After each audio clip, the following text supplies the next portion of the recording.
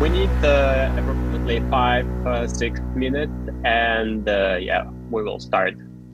We start with our brief introduction about what's going on here and what we'll see.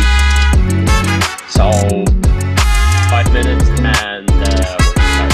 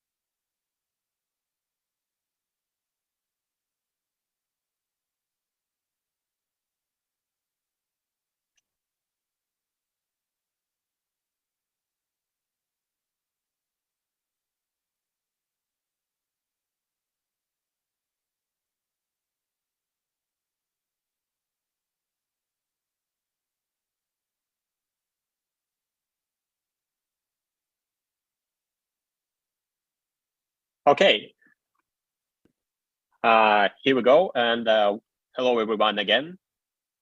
I'm glad to see you here. I'm glad to see someone who already know me and we met. Yes, welcome to our final worldwide beach session. My name is Andrew, and I will be your host with my partners here for this session. And let me introduce our program and what's going on today.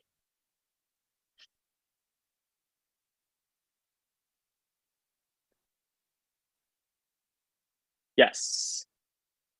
So, worldwide pitch session. It's obviously session with our startups, and the main aim of this event to connect with industry leaders and experts from around the world to discuss and share ideas and find interesting solution for modern challenges in public transport field. We decided to focus on developing countries because these countries present immense untapped potential for innovation investment with growing markets, abundant resources, and hunger for progress. We successfully conducted 4 meetings where we gain insight into the current technological advancement, market expectation, and technological limitation. And we decided to focus on 4 topics: mobility as a service, autonomous transport, and V2X, consumer services, and public transport. Sorry, and alternative transport, energy, and public transport. And we host, as I said, 4 meetings with our experts from around the world, where we discuss about each topics, find interesting insights and interesting challenges for startups. First of all, because they can focus on some markets and find interesting way to solve their problem in these markets, connect with our experts, and easily launch their product in these markets. If you didn't see this discussion session, you can find this records in our YouTube channel. So yeah, I totally recommend you do that. And I would like to provide this mic to my partner, Andrew. He will briefly say something about F-Team, our main partner. Andrew, you're here. Yeah. Do you hear me? Mic to you. Yeah. Yeah, thanks. So, guys, hi everyone. Nice to see you. Thank you for joining these pitches today. To be honest, I really excited to be here and co-moderate this event, because we spent around 2 months to gather really best startups around the world, and as well experts. So we made 4 discussions in a row within our main startup competition, and we've been discussing different topics from V2X, mobility as a service, to alternative transportation and some energy sources. So till our competition in general, we just found a lot of insights that's share it with our audience.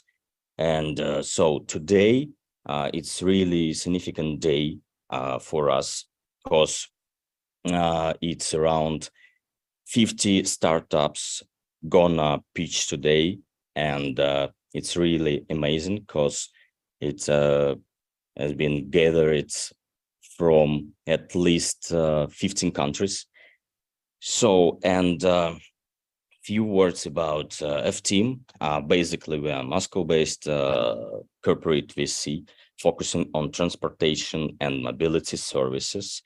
And in parallel, we are really innovation platform that's trying to transform and implement innovation strategy in the public field. So Yeah, the next slide. Oh, yeah, okay. As I said, yeah, today we'll have a really nice opportunity to listen around 50 startups from more than 10 countries, as I know. Andrew, you can say another information if yeah. Yeah, it's true. So and of course the main part and secret sauce of our pitch session, it's our experts, yeah, from different countries, different public agencies such as South Africa, India, United Arab Emirates, Russia, Algeria, Brazil, and so from other different countries. And it's really amazing opportunities for technology entrepreneurs to make their pitches at best way. Yes, guys, it's a hidden message for you. Just try to do it at best way you can, because it just crazy stuff to get access and your ability to scale your products, not only in corporate fields, but in government and public agencies, and trying to get access for huge markets in different countries. So let me share some our small rules of the game. Yeah, and just to have a full picture of our pitches today. Yeah, just to have a understanding what kind of technologies and companies we're gonna have today. So the first part will be about smart cities. The different solutions that could be integrated in public field, and different enterprises who provide services and implement B2G business models. In the second part, we will listen different guys that will share their ideas and solution about mobility as a service. So it's some cloud-based solutions. So in the third part, it will be the most interesting, just for my opinion, batch of our today pitches is consumer services in public transport. Guys will share alternative business models and extra services that really could be integrated in urban transport ecosystem. And finally, of course, we will talk about future of transport in general. It's a batch of companies that will present us so extremely disruptive technologies that can really accelerate the current innovation state in corporates or in cities, and avoid any gaps between next level of innovations. So according to me, I'm waiting for a really brilliant pitches, nice companies, and of course, future new kind of contracts, agreements between corporates, cities, and our startups. So, yeah, Andrew, you back the mic. Yes, thank you, Andrew. Yeah, we have at least 5 minutes to start our pitch session. And before we will start, I would like to remind some important things about our rule. Yes, we have 2 minutes for pitch and 3 minutes for Q&A. So who have already pitched in our discussion panel? It was easier because today we will follow our rule as strong as possible. So 2 minutes, after 2 minutes, we switch off your mic, and yeah, we will just start our Q&A session. So 2 minutes where you can briefly describe what you are doing, what is your product, what is your cases, offer for corporates and cities, and I suppose contacts. So yeah, I guess that's all what I wanted to say to everyone. Be strong, be brave, and yeah, and keep in mind the minutes for pitch session.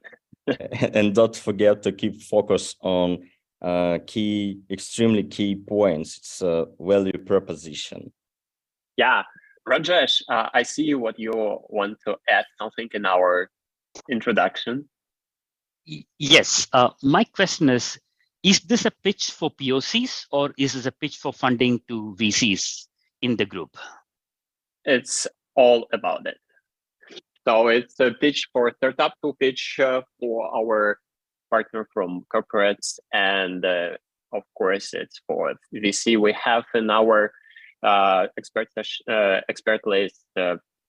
representative from VC, from just individual business angel, corporate representative, and so on. So it can be both, essentially. Yeah. Okay. Yes. Don't afraid, Rajesh. Yeah, I guess it's all clear.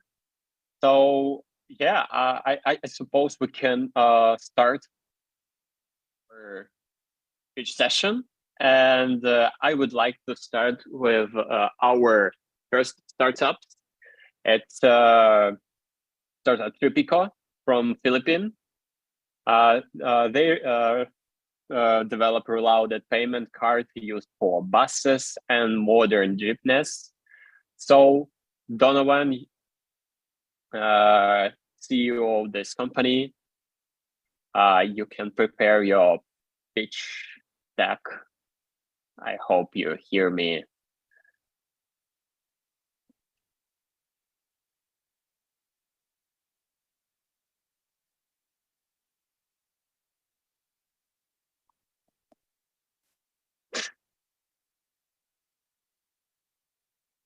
Yeah.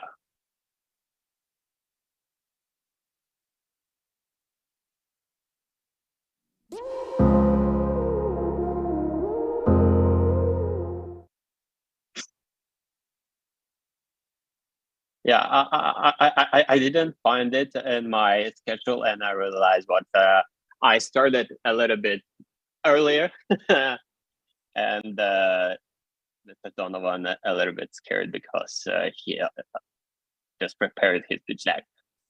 Yeah, we have 3 minutes, 5 minutes to our pitch session, and I would like to represent our experts, and maybe if you're in good mood, you can say something for our startups and so on. Yeah, I see. Let me find some expert.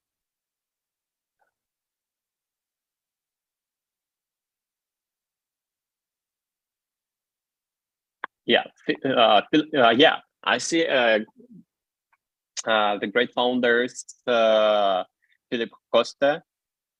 He built the platform which help startups funding, find investment, connect with angels and VC.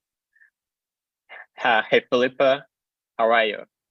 Hello, how are you? Nice to be here. So, quick word from my side, we are a platform for fundraising automation. It's used both by investors and startups. So basically what we do is deal flow matching and due diligence verification. We also help through the investment process. And I just put on a link here on the chat, so inviting you guys to sign up, take a look at the website and give us your feedback. Of course, we're also a startup ourselves, and we're part of the Startup Bootcamp, Inclusive Finance and DeFi batch, so we may connect you with other good investors and startups in the ecosystem. And I'm happy to be part of your network, and my contacts also I'll share with you so you can reach me out directly. Thank you. Yes, thank you, Philip.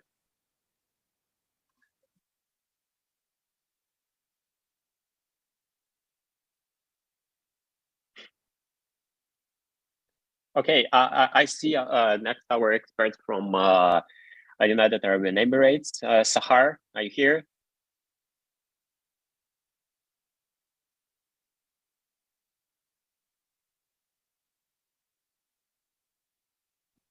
Maybe she didn't hear. Sahar, I know that you're here, so if you want to present yourself, you can join. But maybe she's not.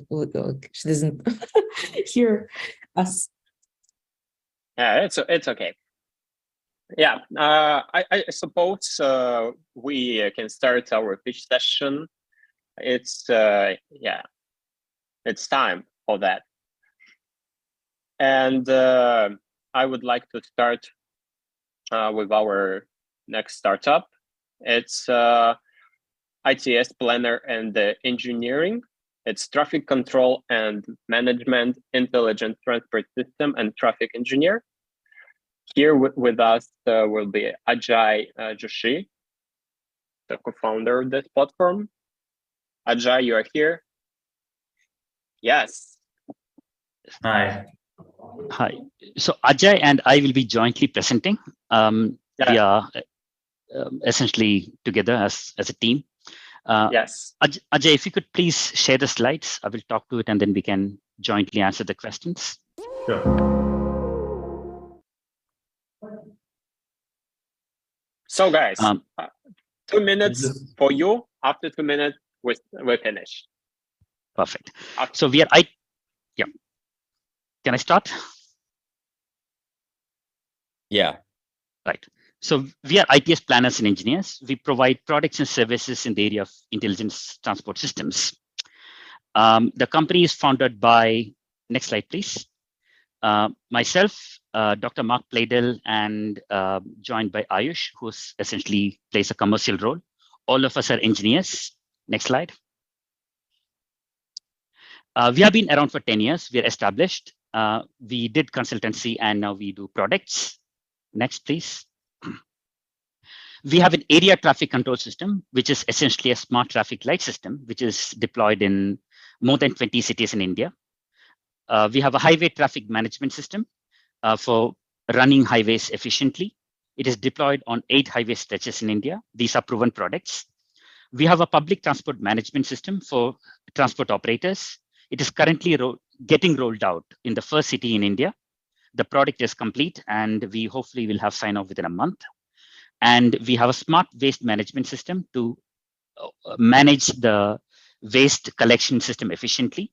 And we are awaiting a first order. We have verbally won it. These are the 4 products that we have. And we have done a number of consultancy services in the area of transport.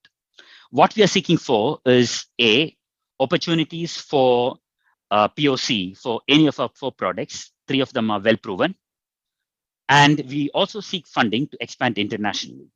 All our product deployment have been in India.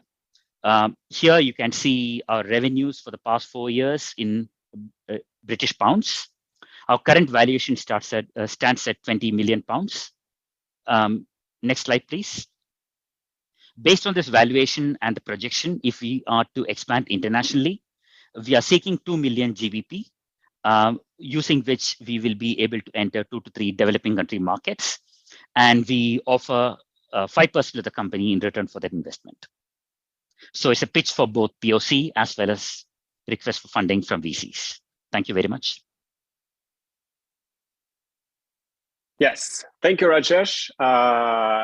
we ready to start our Q&A. So if someone has a question for Rajesh and ITS Manager System, you can feel free to ask.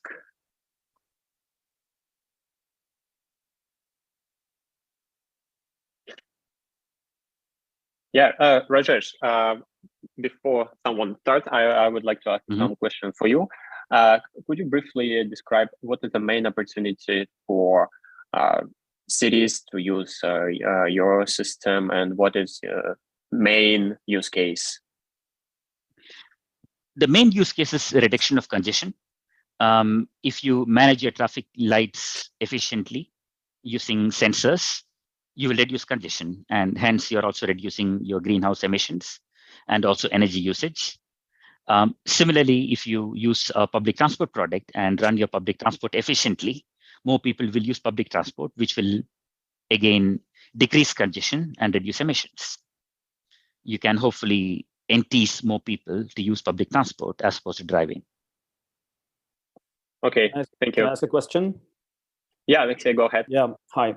Rajesh, thank you very much. The question is about, so the key component that you are managing would be the traffic lights, and that's it, or there's something else, like, I don't know, is there some sort of control over the car itself, the vehicle itself?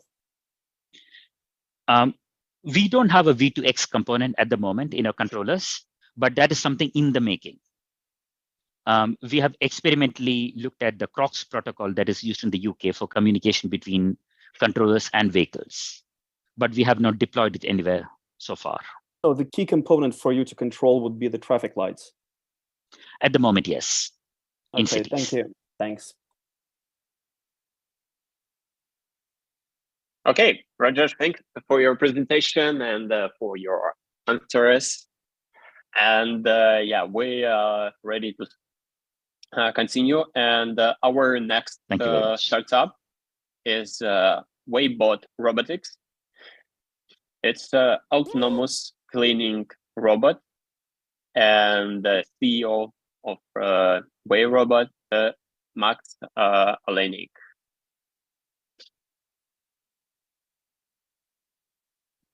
Yeah, hi guys.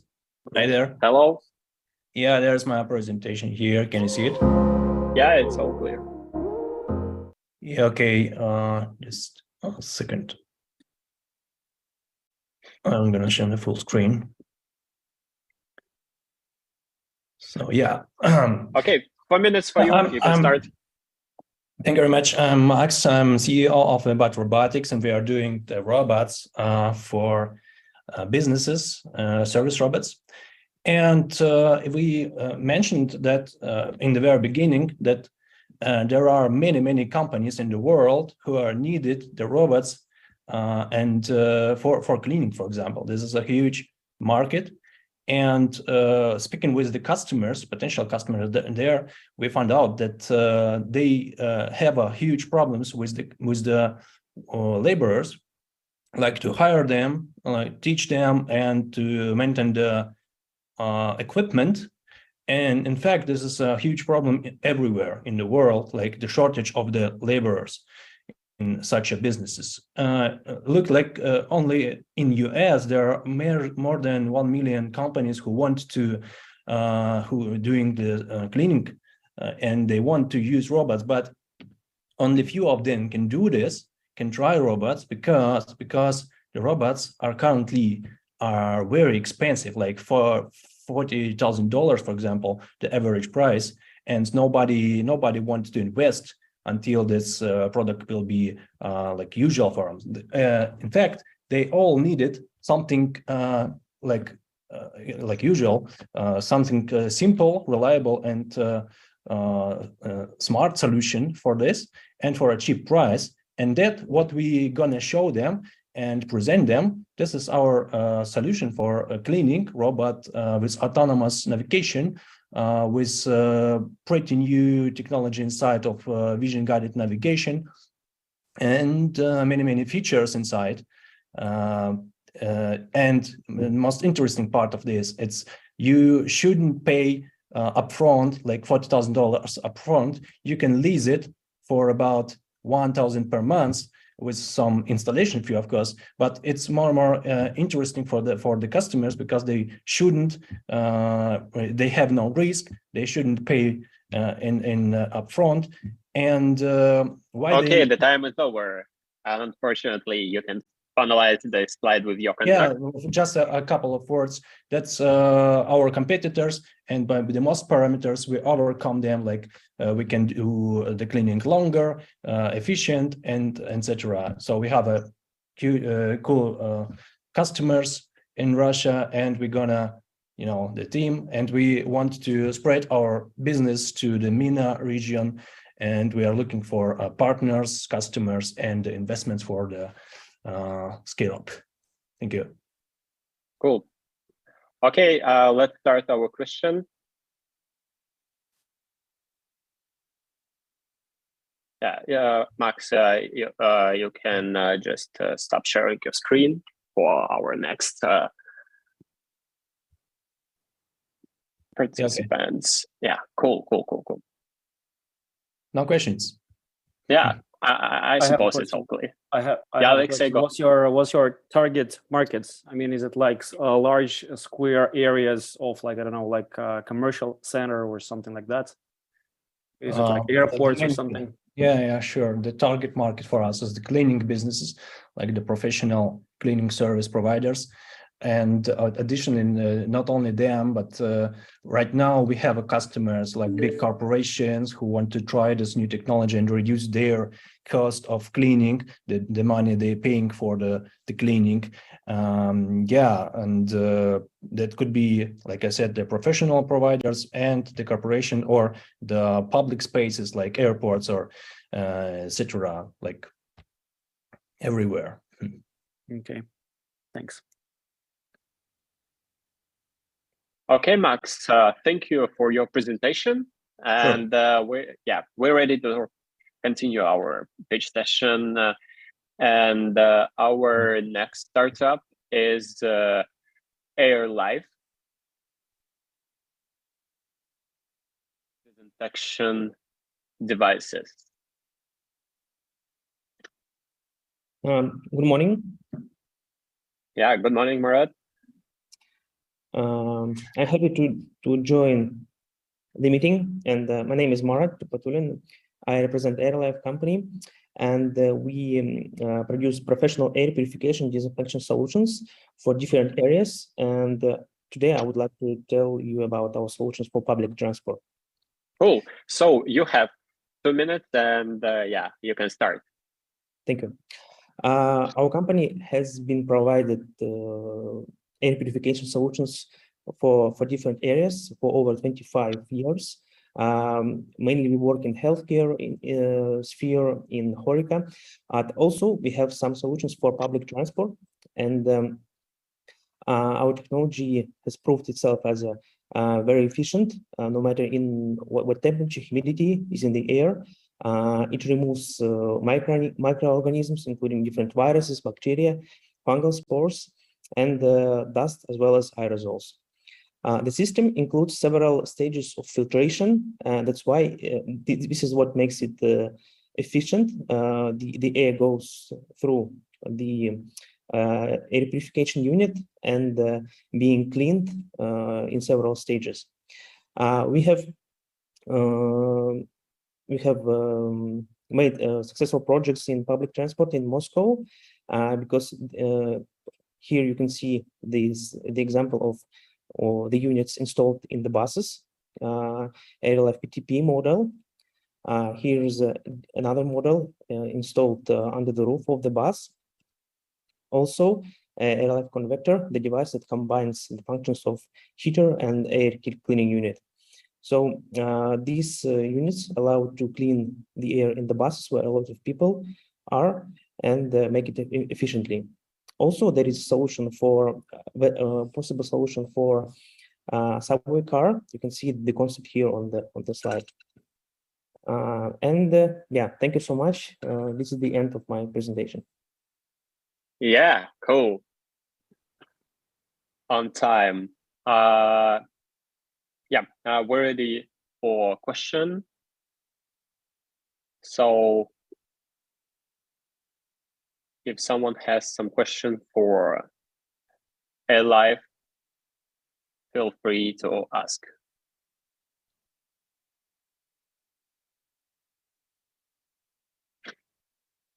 Yeah, I just have one question about price policy.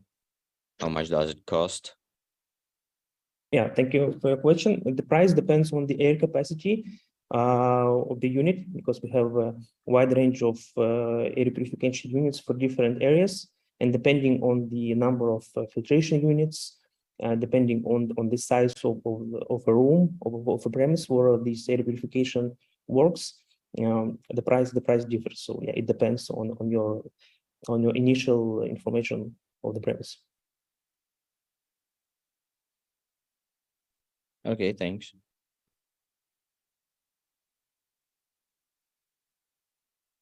Okay, thank you. And let's do our next startup.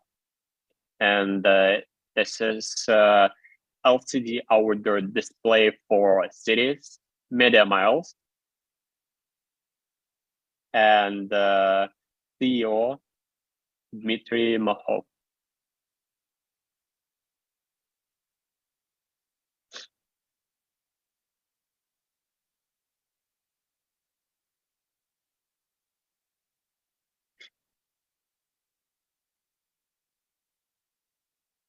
Hey, Dmitry, are you here?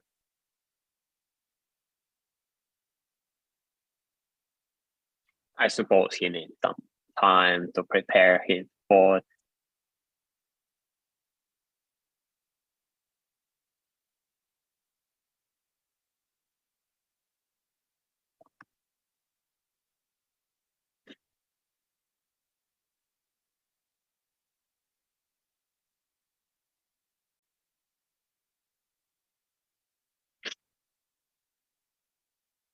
Well, the organization team told me what he in waiting room, and he tried to join us.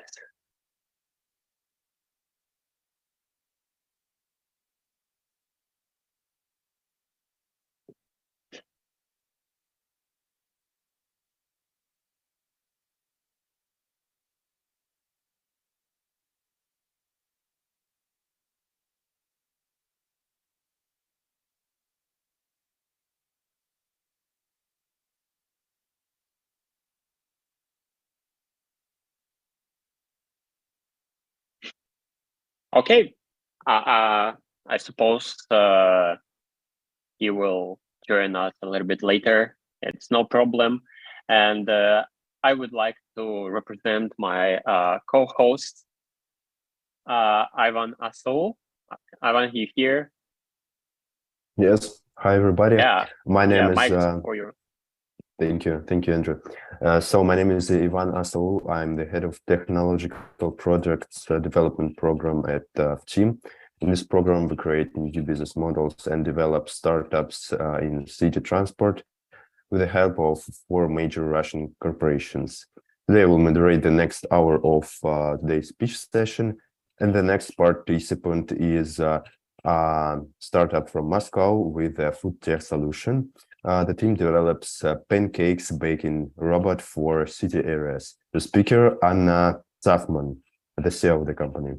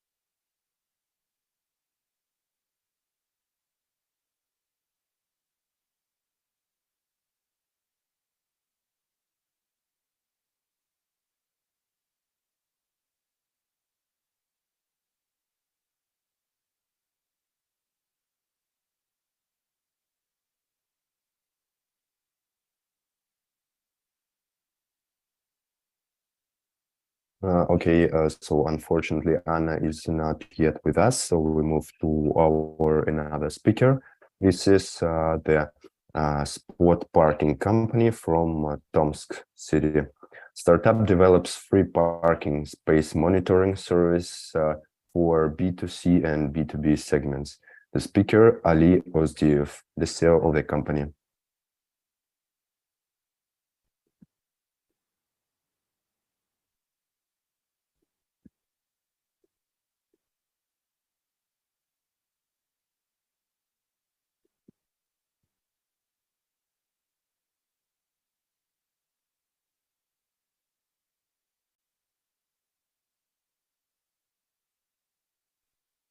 I think it wouldn't hurt to unmute the mic.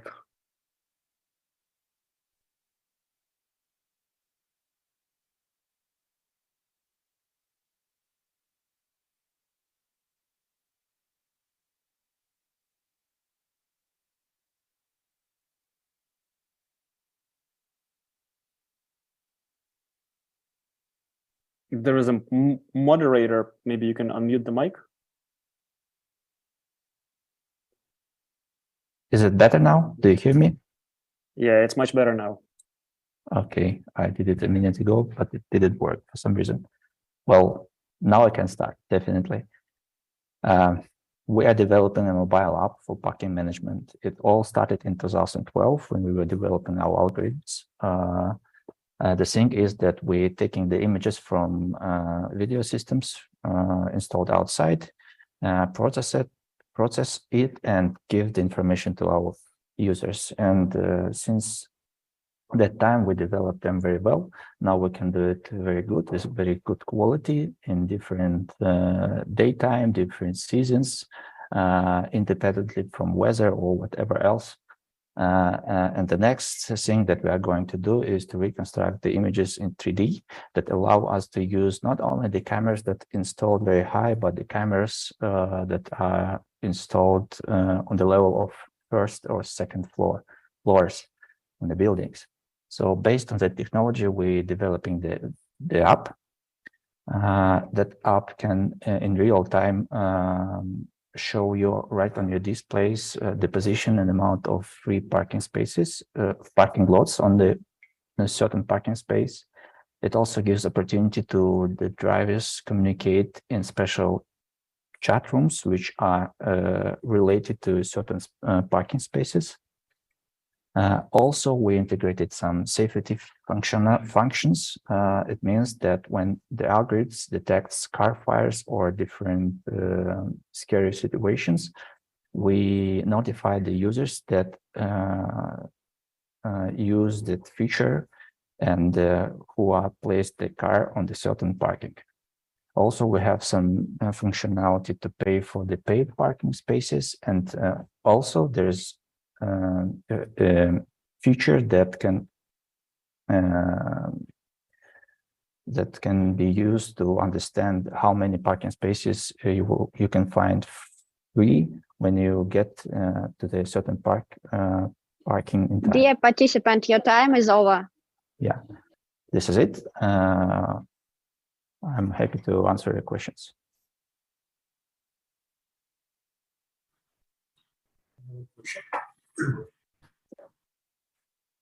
Told your experts your questions. Yeah, thank you.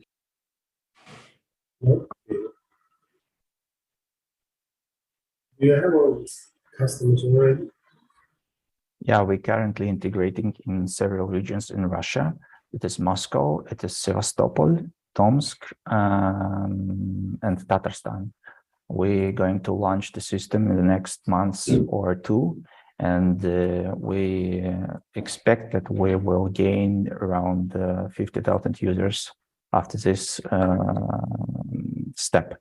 So the next steps are only scaling through the Russian regions and in some times abroad. Thank you. It is a lot of similar solution on the market. What is your truly unique of your application? You are right. There are several solutions on the market. but nobody does it exactly that we do. The thing is that our competitors trying to use information from their users that uses their different services. So if the user don't gives his location via the phone, they cannot detect the free parking spaces. This is the first type of competitors. The second type of competitors trying to do the same, but the level of the optimization of their algorithms and the level of the quality of the neural models is quite weak.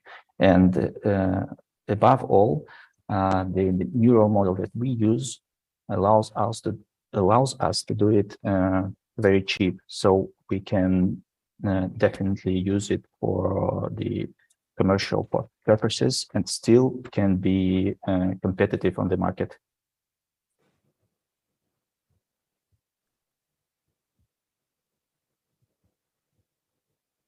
Okay, thank you very much. Maybe some other questions. Okay, thank you everyone. So we are moving to the next participant, the Digital Roads company from Moscow. This startup develops road and infrastructure digital twin services. We have already digitalized all Moscow roads. The speaker is Peter Stroganov, the product manager.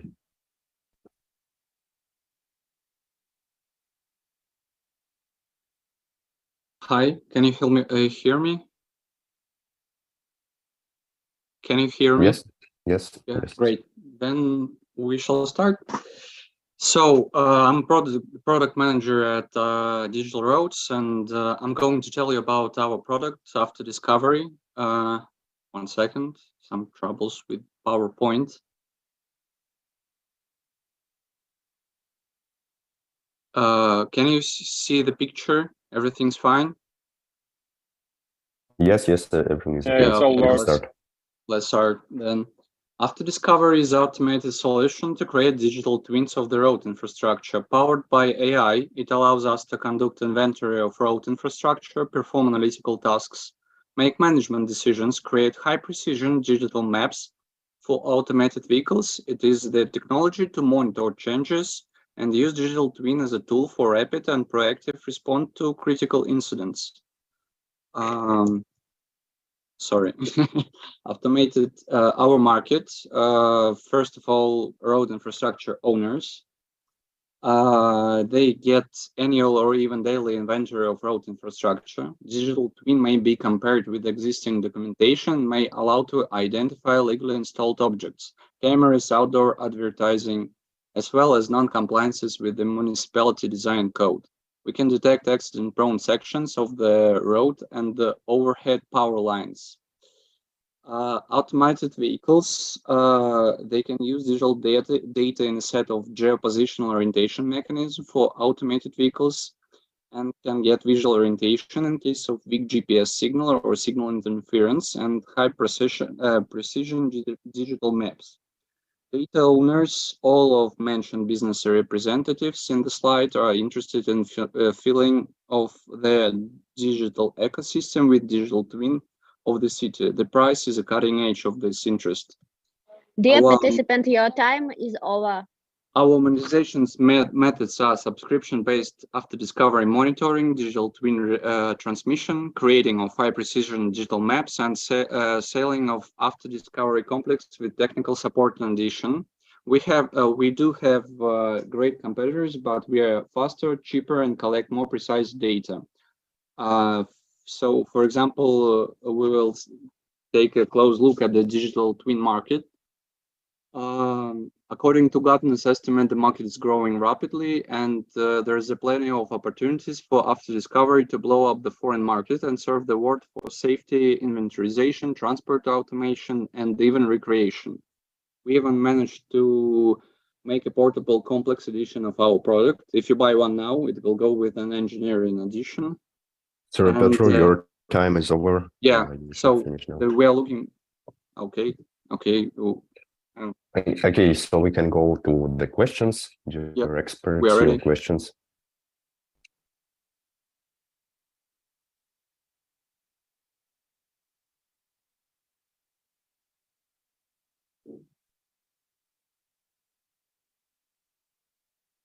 Okay, so then yeah, could you okay, yes, share Andrei. what is the average time for pilot project start? So I mean, what we need to, how time we need to invest? How much time we need? Yeah. Yeah. Okay.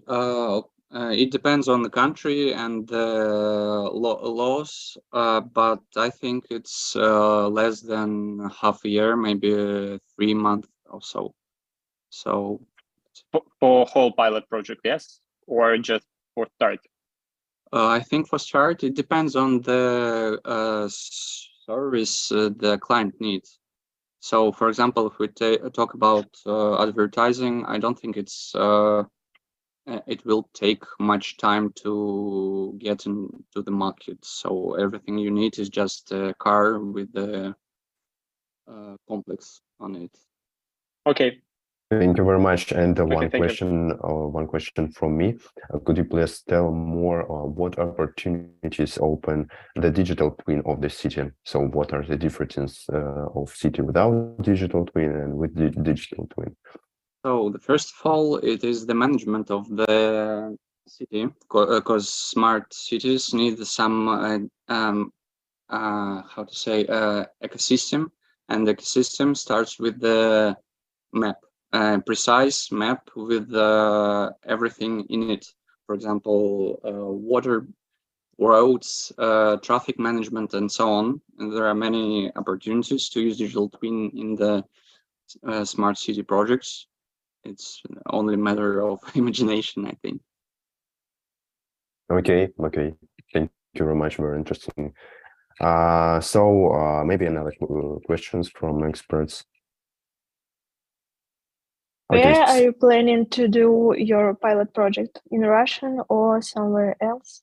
So now we are doing, we already have many projects in Russia. We already existing. We had a pilot project with Moscow. We managed to make a digital twin of Moscow infrastructure. It's about 750 exile kilometers, and we are willing to explore in our region, but we hope we can find partner in different countries. For example, South America is totally fine for us, maybe Iran, to start a project. It depends on the country and the so-called we are looking for a strategic partner with several potential clients in the road infrastructure segment or automated vehicle developer segment. That's it. So if you have one, call me. I'm ready to start the pilot project. Okay. Thank you very much. Thank you. So we are moving to our next participant, our last participant, the company Media Miles, which develops LCD outdoor displays for cities. And the speaker is Dmitry Mokhov, the CEO of the company. So, mic to you.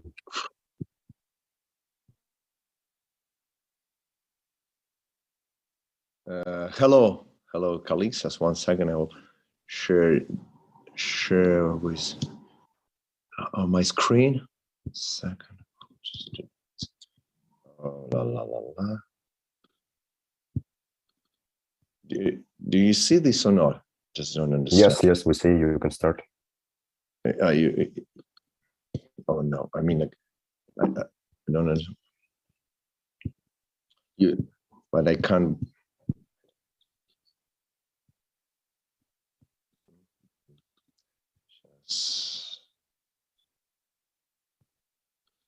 I don't understand. Try to exit in full screen mode, because you launch full screen mode and it go to another screen and we see just first slide. Oh, your was freezing. Huh? I mean, I don't understand how to. I just don't know. Just 1 second. Sorry, colleagues. I don't know how to do this. Demo. It was much easy. And here.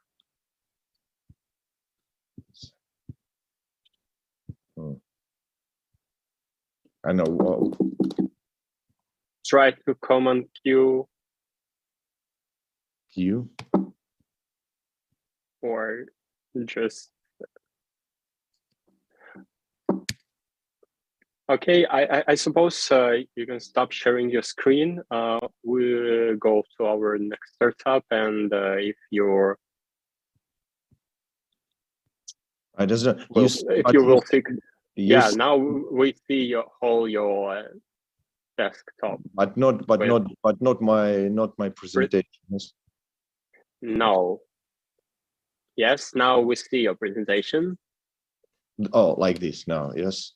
Okay. Yes, it worked. Okay, Yeah, it's worked. Okay. I will be quick. It's no problem. Yeah. Hello, dear colleagues. Good afternoon. My name is Dmitry Mokhov. I'm the CEO and co-founder of Media Miles. We are the only one manufacturer in Russia for outdoor monitors with LCD display for use in transport and urban infrastructure.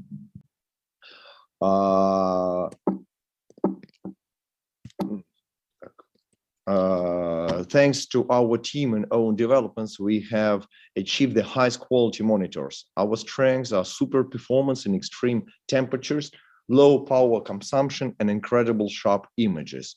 Also, our cost for much low than competitors like LG or Samsung, and also we use here it is about monitors. It's about our importance we have, and here is that we use most of all Russian components. To date, we have 1,000 taxi roofs in Moscow are equipped with our monitors. Also we have a pilot project with buses, bus stops, subway, and other objects. We offer a full solution, software and product line with unique characteristics. The market for outdoor monitors is development at a rapid pace throughout the world. The numbers on the screen is only about Europe, but still it speaks for themselves. We open for cooperation and are ready to jointly turn this trend into a successful business in your own country. And so I'm ready to answer the questions. Okay. Thank you very much, Dmitry. Very interesting and promising product. Dear experts, your questions. I don't know which one is better, like this.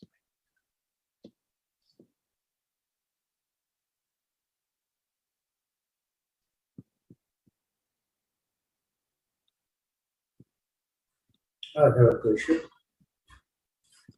What is the uniqueness of your product regarding the other screens, and also what's your price margin according to the other products? No, if to compare where we're comparing with LG and Samsung, and with them we are in 3 times cheaper, at least 3 times cheaper, even more than 3 times cheaper than the LG or Samsung or other huge manufacturers. That's our unique. We have of course a lot of unique characteristics and patents, but our main how say competitive achievements is price, because all price. And also we have very special monitors, as you see on this screen, for transport, and they look very nice. Let's at least like say. What do you want to do with the funding? What do you want to do with the funding when you get the funding? Excuse me? When you get the funding, what are you looking for funding? Fabry, no, we produce in St. Petersburg. No. Funding. With the money. When you get the money, what do you do? Переведите на русский. With the investment. We don't need investments. In generally, we have in general we are looking for partners, not even for investors, because we can use assembling. We can open assembling in your own country. It doesn't matter where in your country. If you have consumption, that's the main stuff. We know how.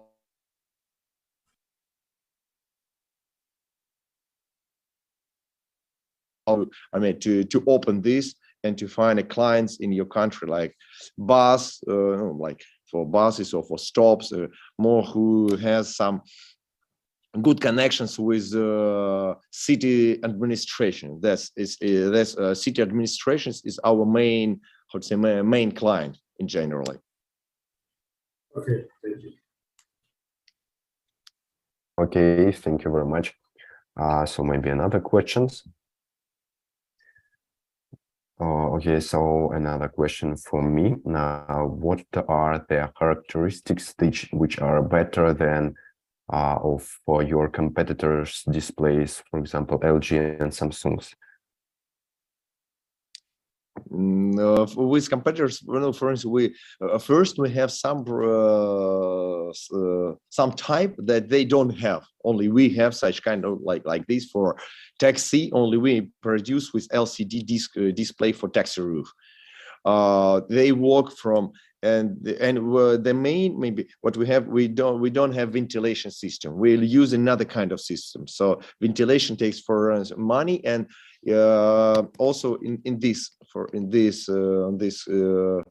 advantage we use. So our service life is at least 10 years. We guarantee 10 years. 10 years at least, like LG or Samsung, they at least 2 years guarantee, and 5 years or the life of their monitors. We say at least 10 years a life of our monitors, because we use different different technology.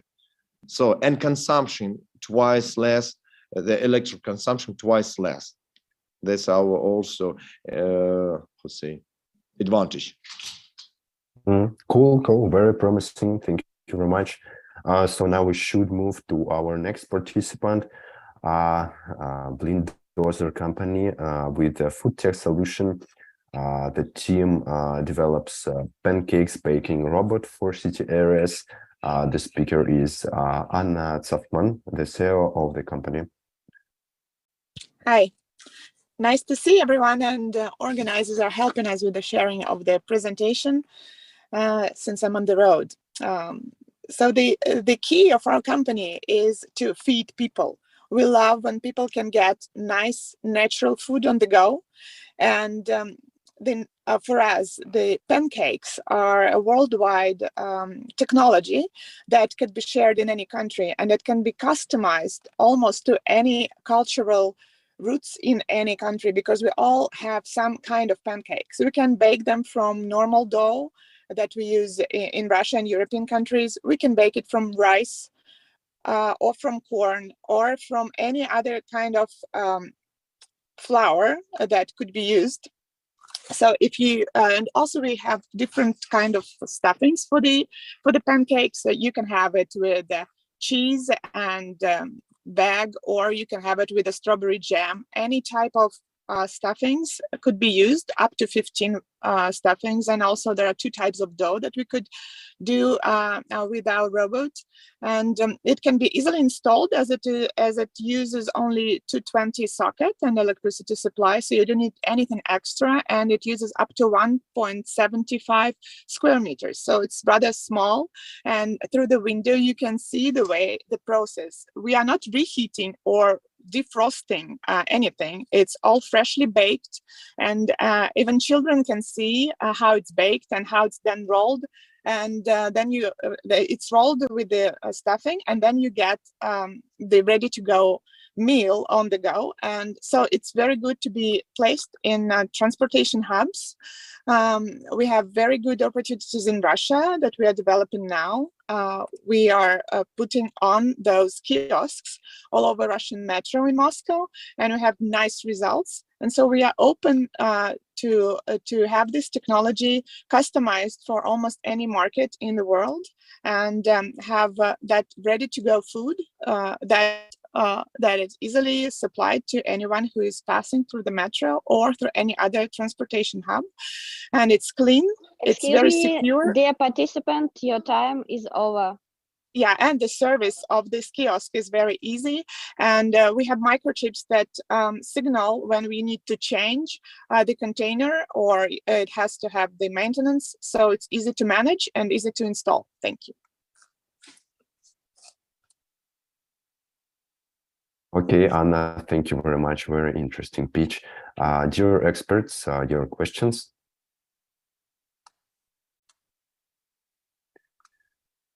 Okay, so then question from me. Could you please tell us how the dough of the pancakes is preparing? Is it in this robot, or you cook it in some kitchen which is not in the robot? No, the dough and all the stuffings are prepared at the kitchen, at the dark kitchen, and the servicemen, they get the SMS when they need to replace the dough or any kind of other supply, and so they can come and change the dough pack, and then it can start serving again. Okay, okay, thank you very much. And how much time should you change the dough in a day or in a month?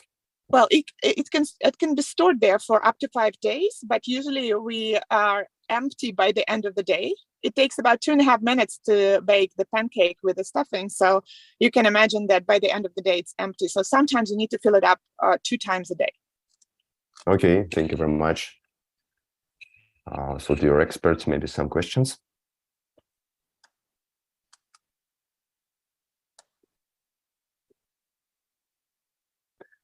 Okay, thank you very much.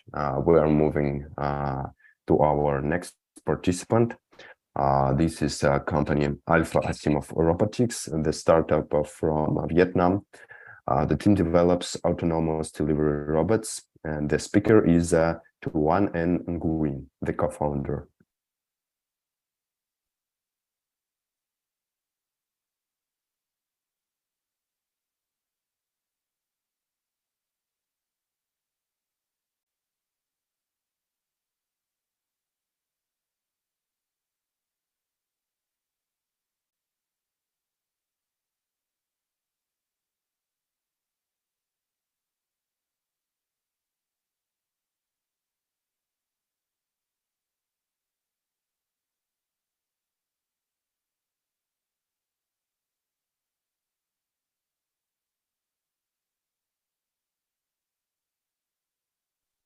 Okay, unfortunately, the participant is not with us yet, so we're moving to our next participant. This is Swayat Robots company from India. The team develops self-driving technology that based on highly stochastic traffic and in unstructured environment condition. So the speakers, Sanjeev Sharma, the founder and the CEO of the company.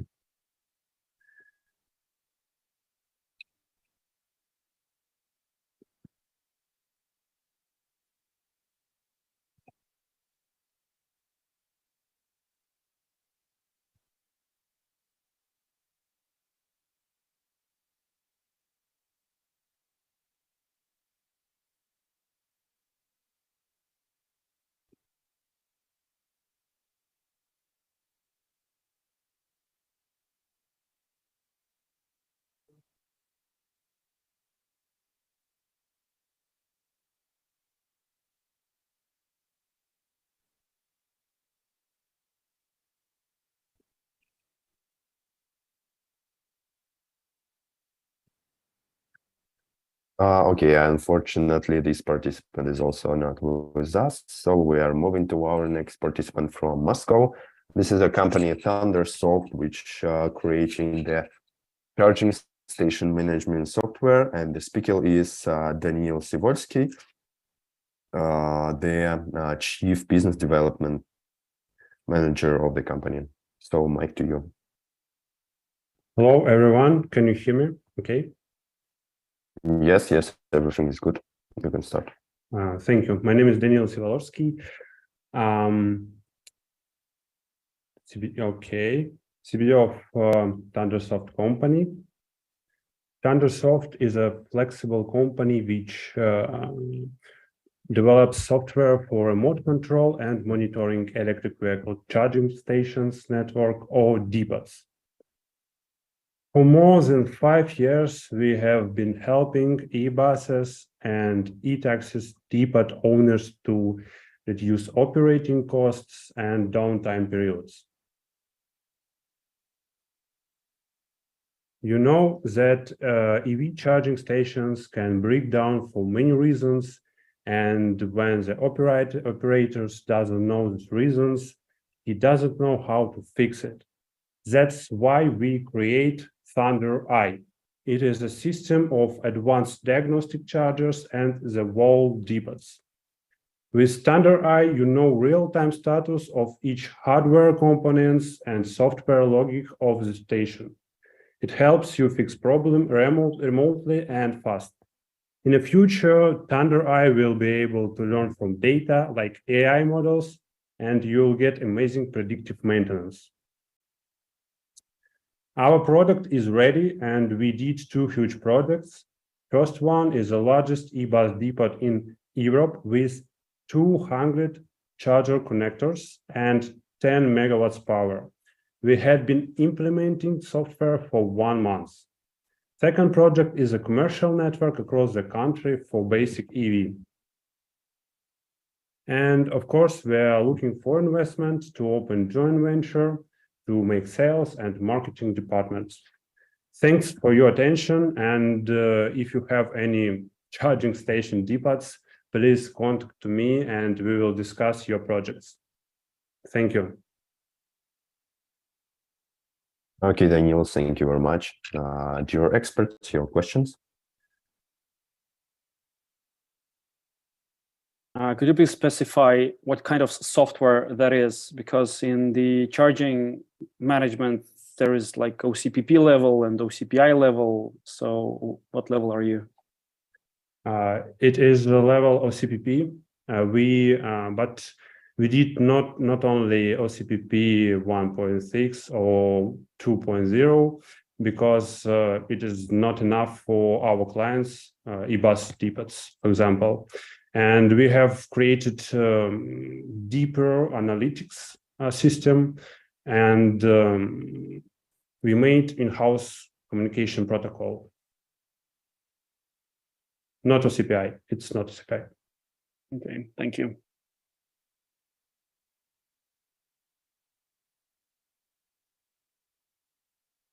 Okay, thank you very much. And could you please share us a little bit more about cases where your product is already installed?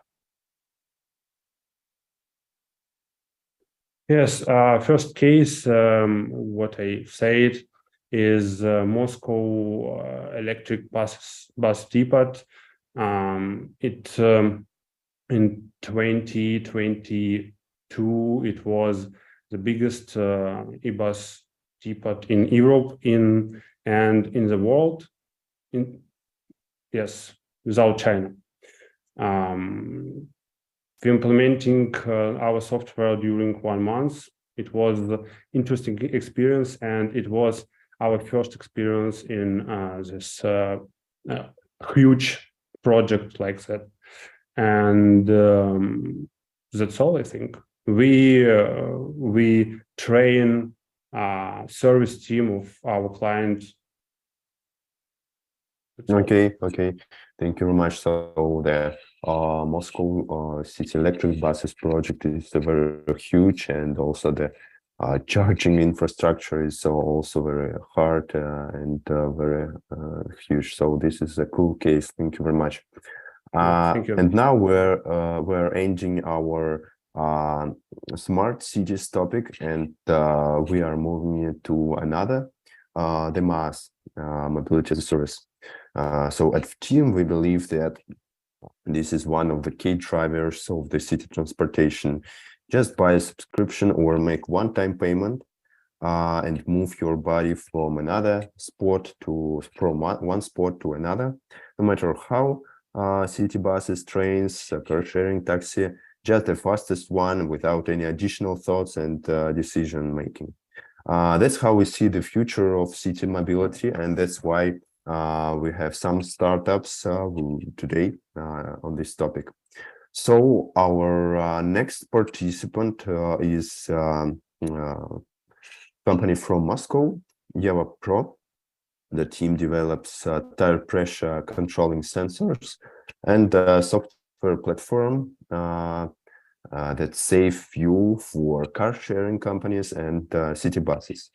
The speaker is Zavyalov Nikita, the CEO of the company.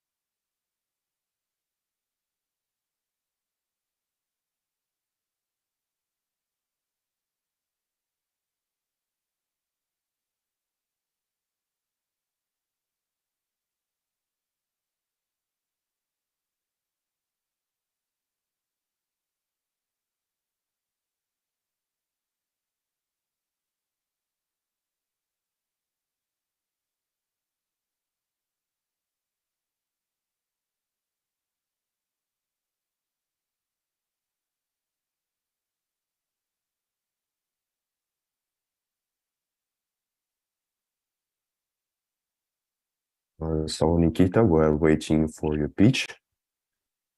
Are you here? Are you with us? Hi everyone. Yes, I'm here. Super. Yeah, you can switch on your monitor and show us your presentation.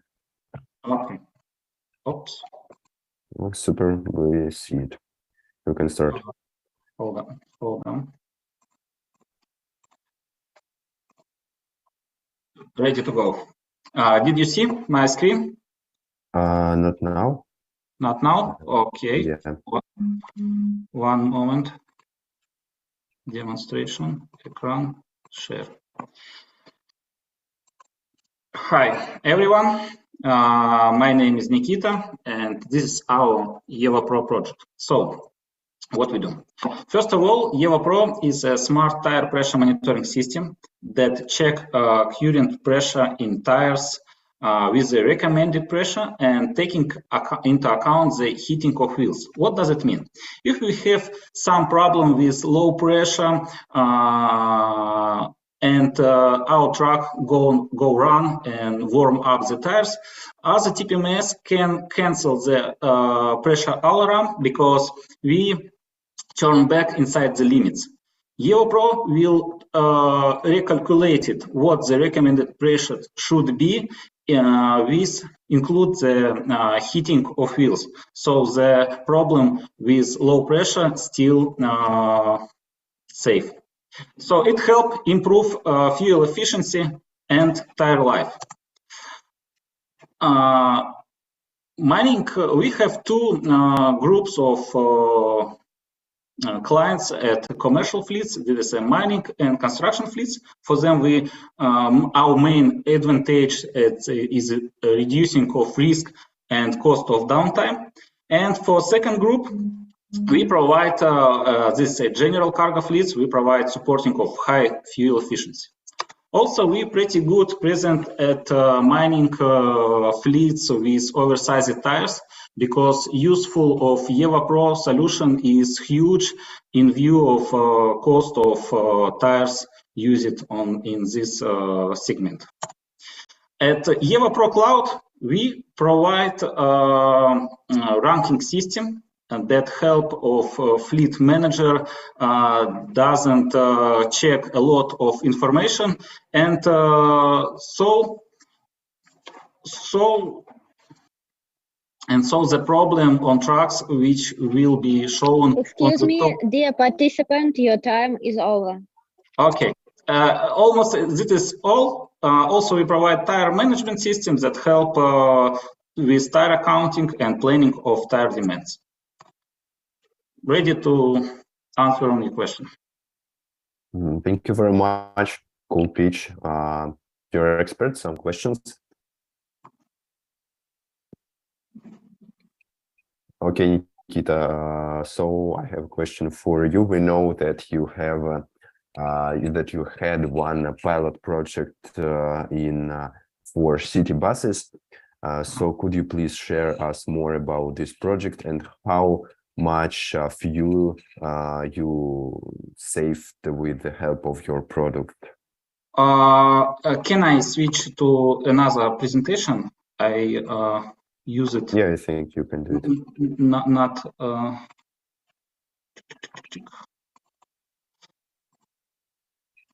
So yes, we have some pilots in bus segment. And first, useful for this segment, as we saw, is decreasing of service time, because checking the pressure in wheels each day when our bus going outside of garage take a lot of time. So we spent a lot of time on this during a year. It's about 50 years or 50 hours each year on each truck, each bus. And also we check and get about 8% of fuel efficiency on bus, which will be with high EVAPRO rating. So we have two buses. One use as usual when we have mechanics make some do is only when we have critical situation. And the second one work and the mechanics make correcting of pressure, and we get about 8% of fuel efficiency. Okay, cool, very interesting. Thank you very much. So we are moving further, and our next participant is a robot2b startup. This is the engineering agency for last mile delivery vehicles, robots, electric bikes for different purposes and loadings. All this is the robot2b expertise. So the speaker is Oleg Yevseyenkov, the co-founder of the company.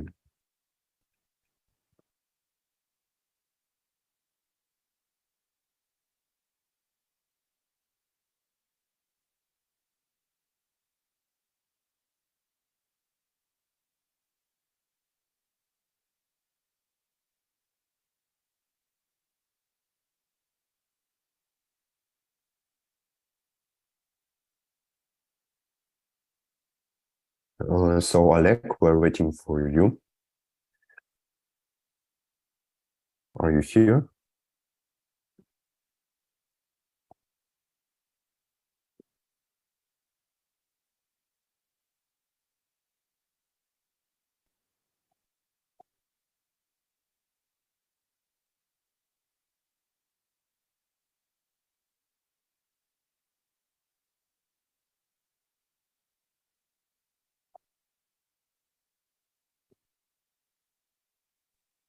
Okay, so unfortunately, our participant not with us, so we are moving to our next participant. This is the company Tango Vision. It creates digital twins for improvement of the visitor and experience. The speaker is Zhukov Dmitry, the head of the sales in the company. Oh, sorry. Yes, okay, Pavel Shashnev. Yeah, I'm the founder and CEO of company Tango Vision. We're creating a low-code PropTech platform for digitizing buildings and the surrounding areas, and we improve visitor, property, event, and facility management experience. These are some of our clients, some of the most innovative buildings in Moscow. These are more clients, including some big business centers. Shopping malls is our main customer segment. We have very many of those. And now we even have hospitals with the Department of Health of Moscow and universities and This is how it looks inside the hospital. We basically have QR codes stuck on the walls, and all the visitors and the staff can get wayfinding, asset management, and other tools for the building. So what we actually do, we have a low-code platform where we can easily and quickly build customizable tenant, manager, and visitor interfaces, web, mobile, and touch. Floor plans can be easily updated within our software with a few clicks. Buildings get an API to be integrated into the smart city infrastructure of their cities, and we can host on-premise or in the cloud. The steps to get our software going are really easy. The first step is to give us the floor plans and all the data that you have about the building. From 2 weeks to a month and about $10,000 to $20,000, you get the digital map and all the data inside an easily searchable database. Then we give you QR codes to place inside your building to solve different tasks depending on building type. Step 3, we analyze the data of the usage of the people, and we tune the software to adapt and fit your needs more closely. Our business model includes a setup fee, as I said, and a subscription. We can also do on-premise, which is a one-time setup fee, basically, but a big one. The impact of our software is we improve visitor experience by about 23%, tenant experience by about 16%, and facility management effectiveness by about 9%. These are some of my cases if we still have time. So before there was a PDF map. Dear participant, your time is over. Okay, great. Then we go to the last slide with my contacts. Please reach out. We'll be happy to help make your buildings more advanced in terms of technology.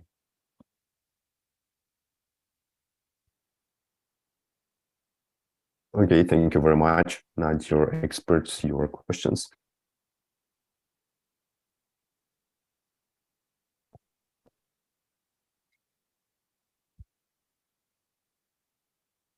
Okay, so could you please tell us about the market and what are your target clients now?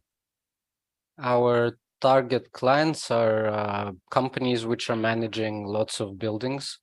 Our primary entrance point would be the marketing director, because visitor experience is on the agenda of many buildings. They want to be visitor friendly and more efficient to get the people to come back and recommend them. So marketing managers of large buildings and companies managing lots of different buildings. It could be transport hubs, airports, bus stations or train stations, hospitals, universities, shopping malls. Basically any type of building where there are lots of people and lots of tenants is our potential client. Okay, thank you very much. Very interesting. So unfortunately, we don't have enough time, so we should move to our next participant, our last participant, the Robot2B company. As I said, the team develops last mile delivery vehicles, robots, electric bikes. So the speaker is Oleg Yevseyenkov, the co-founder of the company. So Oleg, mic to you.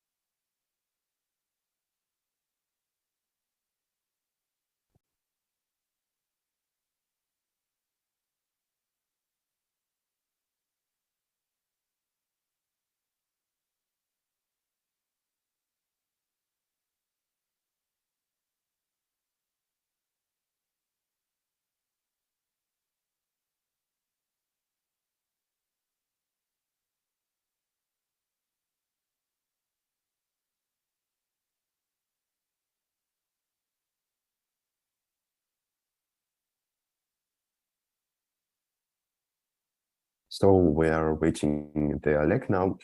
I can share with you some traction of this startup, which is going to pitch now the Robot2B company. So they have they had already the pilot project in Moscow. They create the bikes for moving batteries for kick sharing companies. So they used bikes to move these batteries from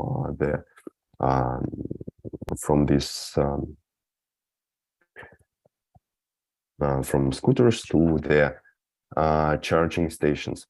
So I think our speaker will share this story. Okay. So Oleg is not with us.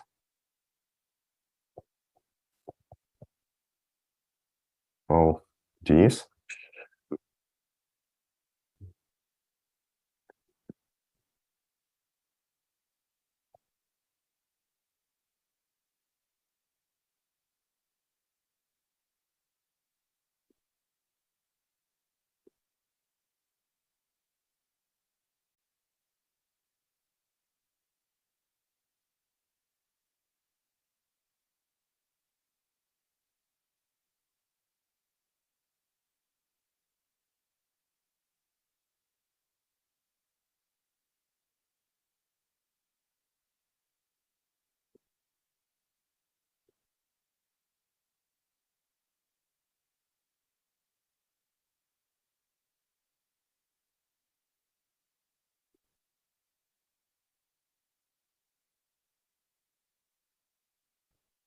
Okay, so unfortunately, Oleg is not with us yet. So we are moving to our next participant, the company GetPark. They create application which helps to reserve and pay online for parking spots, like the car sharing, but for parking spots. So the speaker is Voronin Evgeny, the CEO of the company.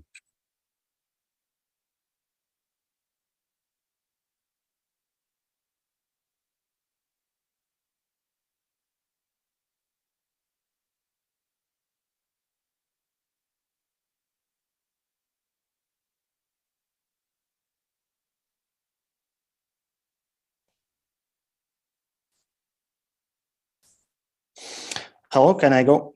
Can I start? Yes, we're here. You can start. Okay. Hello, everybody. My name is Evgeny, and I'm a CEO of GetPark. We make an innovative service with a sharing economy in parking lots. A common situation when the local area is full and the parking lots are empty. We do the convenient service that would allow the drivers to park and pay for parking, and owner for parking lots to earn money. So we match drivers on different closed parking lots.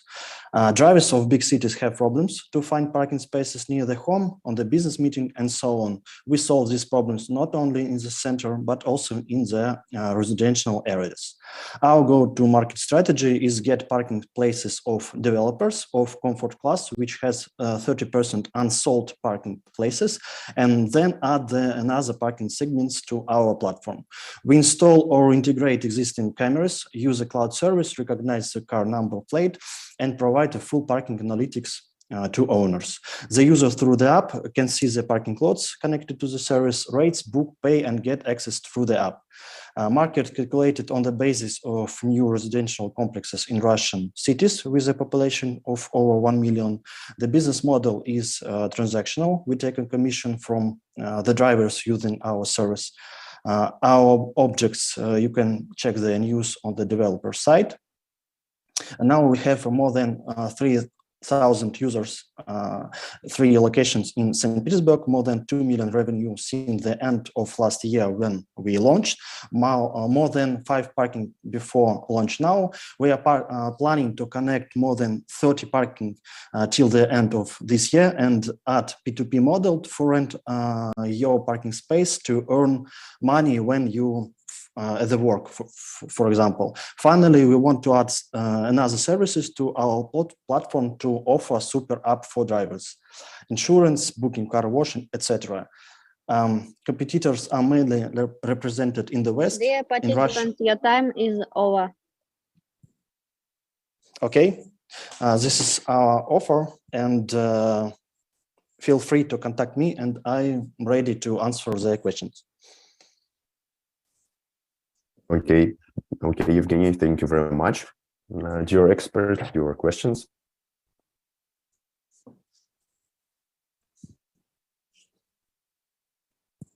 Okay, Evgeny, so maybe you can share with us the real cases of.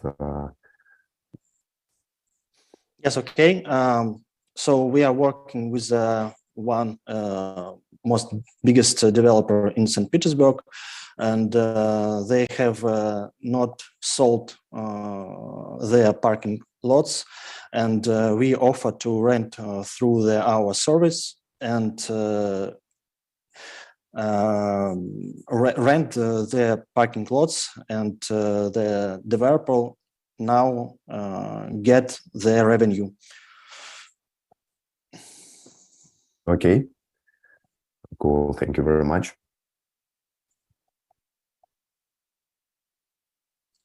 So maybe another questions.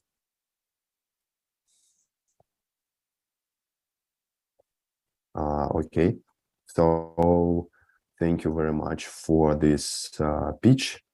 And we are moving to another participant, the Robot2B company. Oleg, are you here now with us? Yeah, hello.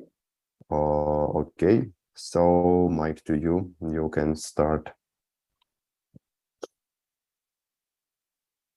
Okay, yeah.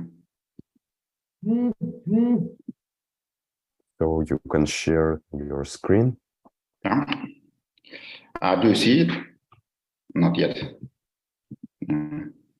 Okay, do you see it now? Okay. No, yes, now it's okay. So I can start, yeah? Yes, you can start.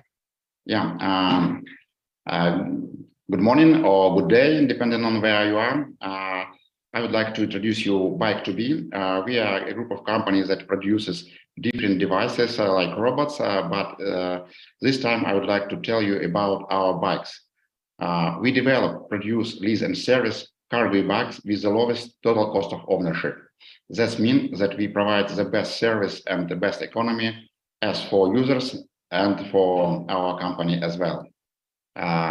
E-bike, as many of you can know, are the best last mile solution for delivery in cities, especially in megapolises, because it easily overcomes traffic. It creates very little noise, and it has much more bigger energy efficiency that leads to better cost per delivery and higher quality salary.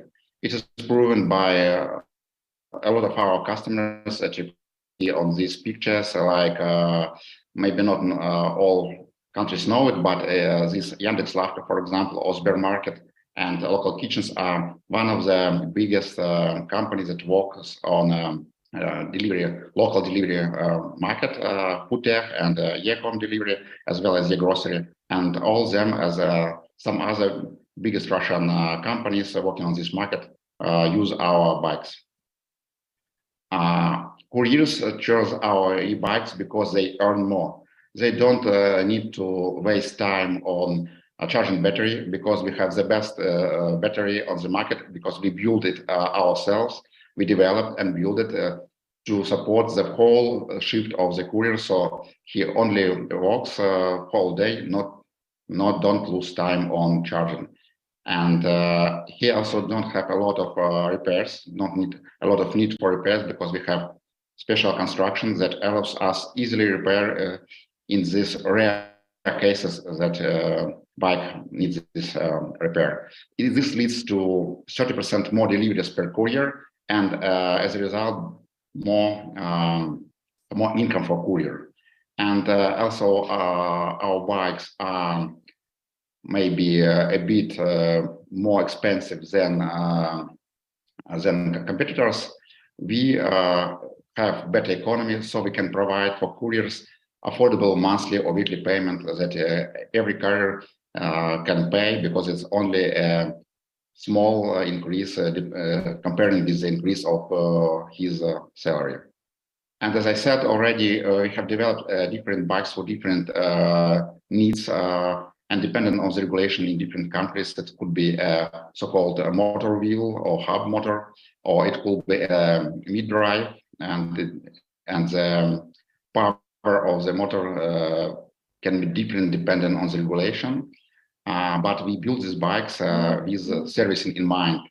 So it helps us to make high reliability and make fast repair, so couriers don't need to waste time as a whole day or 2 days waiting while his bike is repaired. We just change different parts just on the road, I would say.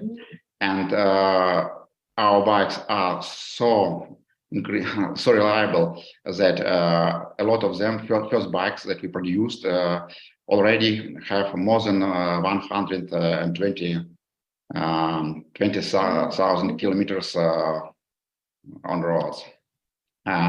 We are searching for partners in different parts of the world, in megapolis mostly, to start this service and production. We can organize production in your city because it's very, let's say, useful. We can combine servicing and production. And we also now raise money, we raise some investment to increase the number of bikes that we lease in Moscow to 10,000. Thank you for your attention. I will be glad to join partnerships with us. Okay, Oleg, thank you very much for your pitch. It was great. So, dear experts, your questions.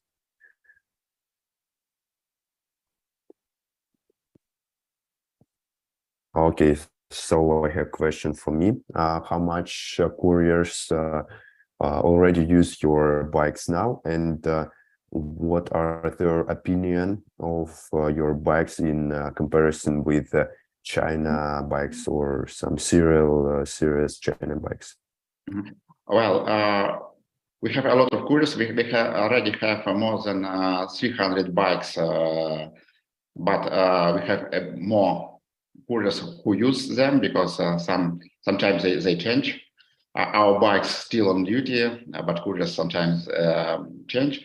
And if compare with even cargo bikes, but that are developed not for courier delivery actually, but for, let's say, consumer use, our bikes are much more stronger. Maybe they are not so, let's say, glossy or not so glam, but our bikes are very reliable, and it provides opportunity for customers to use, as I said, use the whole day spent on walking, not on servicing or charging their bike.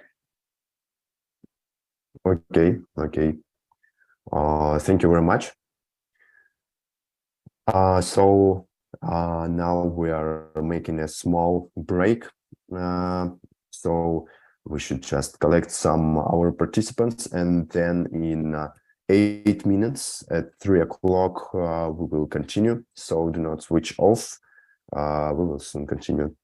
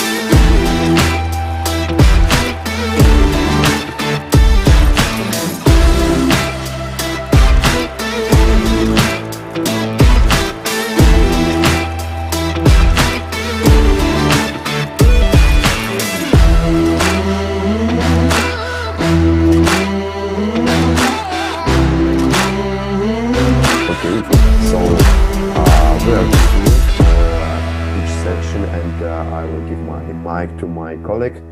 He will moderate the next hour of our each session. Alexander, back to you.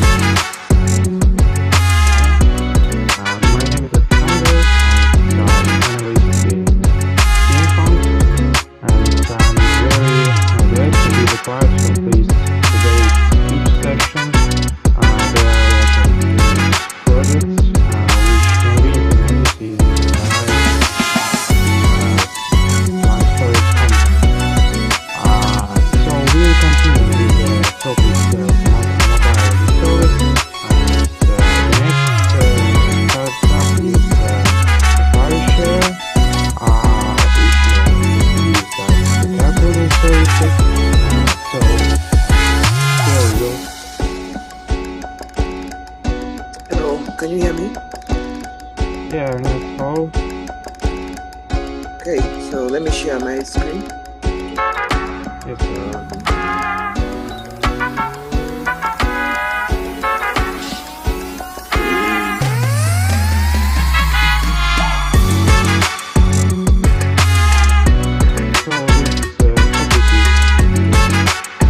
Can you see?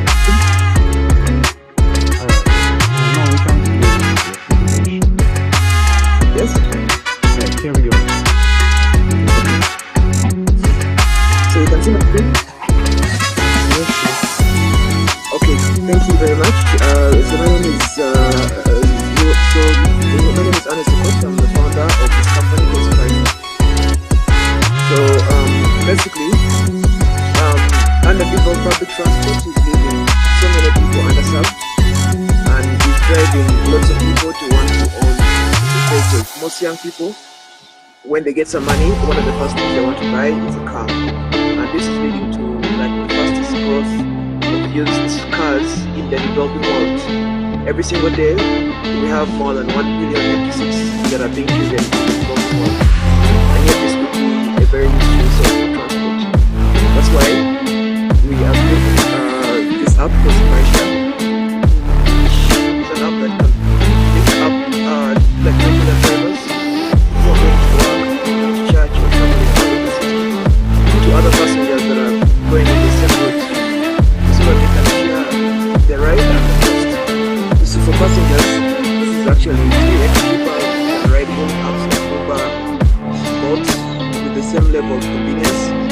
And then for drivers, they get to earn like 10 to 30% of their monthly income without any change in their schedule. And for our cities, we get to have reduced traffic, reduced pollution, and effectively 2x the transport supply without any infrastructure investment, right? So over the last 2-3 years, we have been able to earn over $50,000. We've completed more than 18,000 trips, and we have more than 50,000 users. So this is how it works. When you join the app, you're able to tell us where you stay and where you go to work, on which days and at what time, and then we automatically link you up with the people who are going in that same route.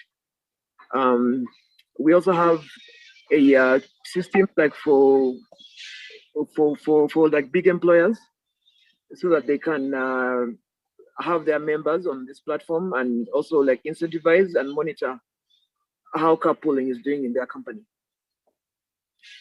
So from what we have learned in the time we have worked, like we have learned that, I mean, this is a two-sided marketplace, but it's not like others, and it needs to be like built in a certain way. And this is how we think that carpooling can be like brought to the market. One, like work with big companies or like closed communities to like create a localized localized density, then bring it to the public through a B2C app, and then from the retention that has been built up from the previous two steps, you are able to have intercity carpooling. So what we need from this, we'd like to meet people who are working in big companies, and they would like to have like a pilot of this carpooling program in their company. It's completely free, and we'd like to invite you to be part of this. And we are also raising $500,000 in seed investment. Thank you so much. That's all from me. I'm ready for any questions. So, does experts have any questions?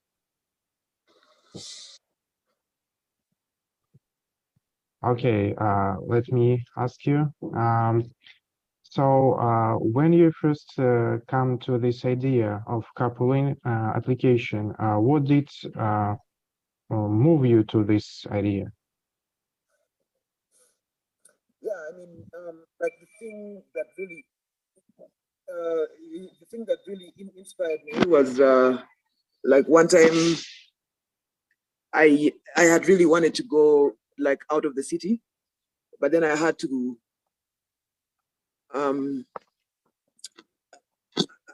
first go back into the city, like to get a bus, and that took me like 2 hours because of traffic.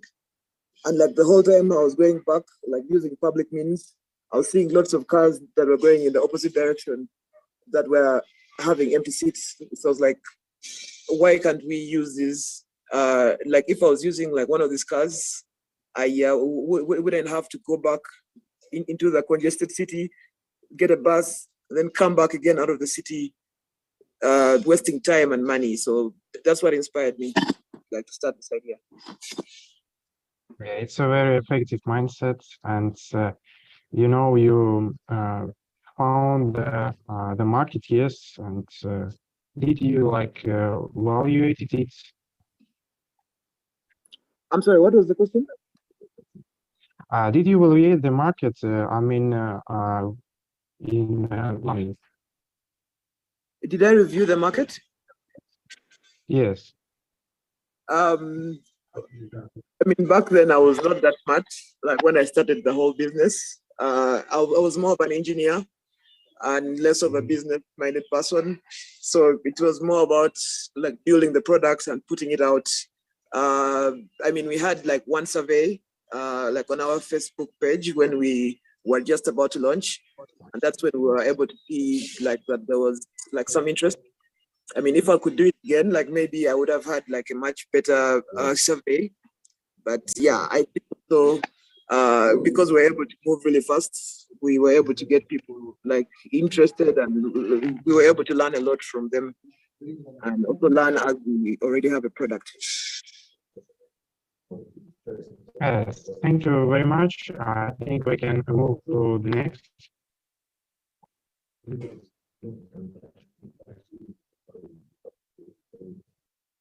Yes, Ernest.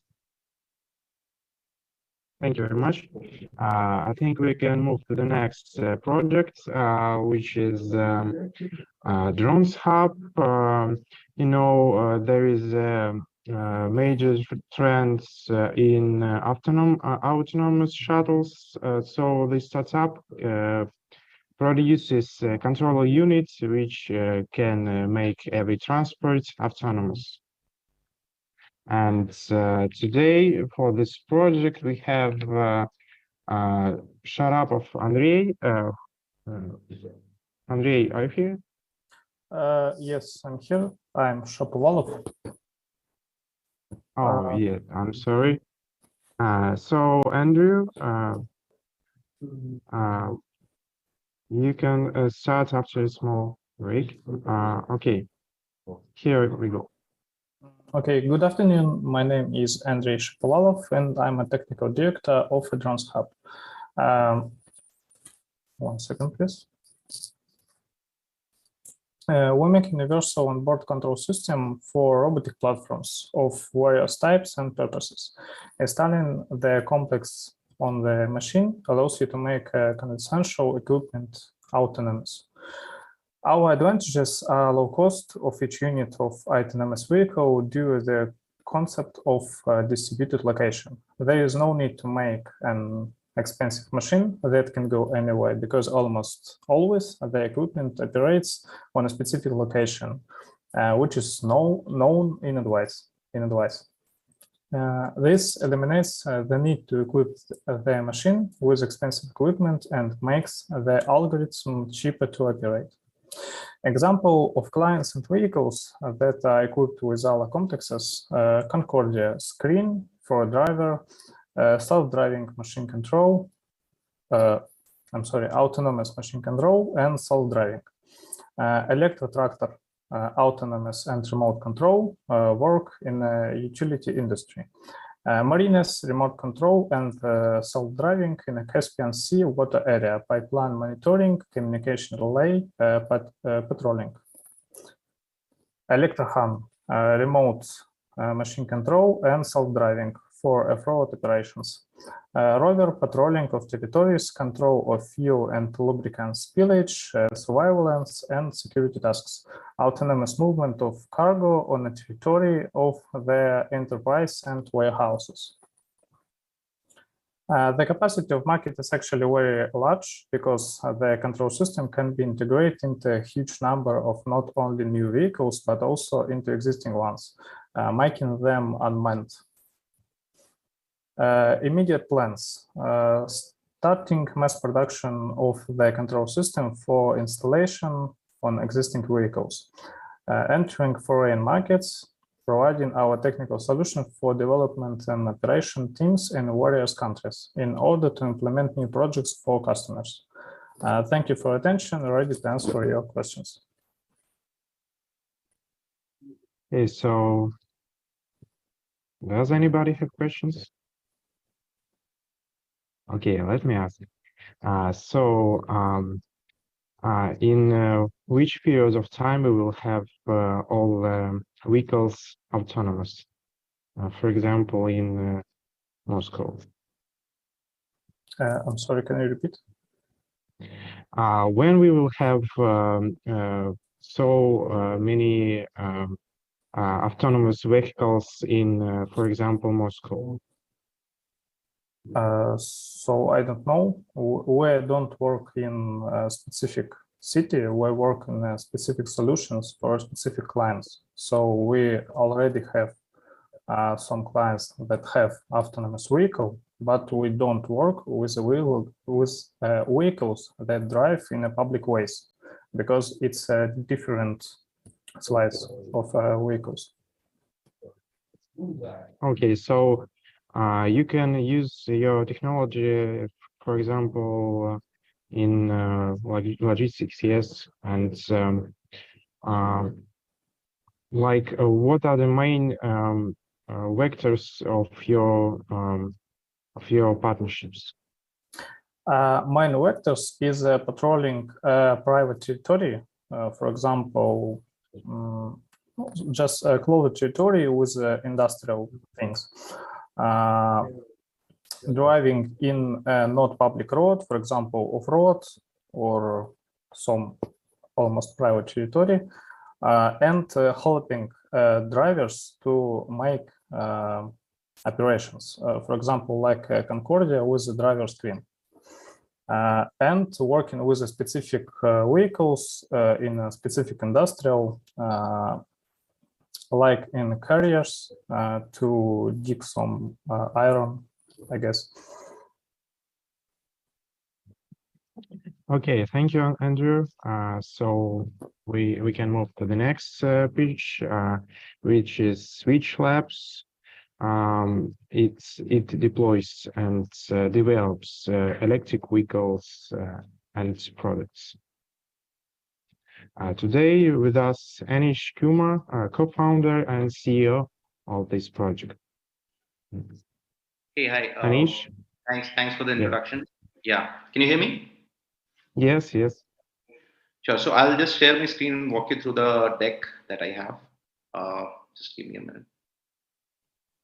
And Anish, if you can switch on your camera, it would be awesome.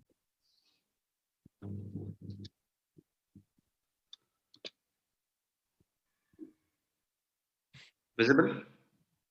Yeah, could you switch on your camera? Oh, just a sec. Oh, yeah.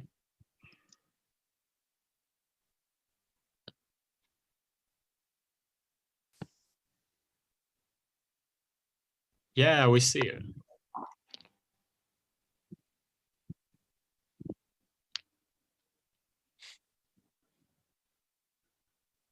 Let me know once my deck is visible. It's just loading,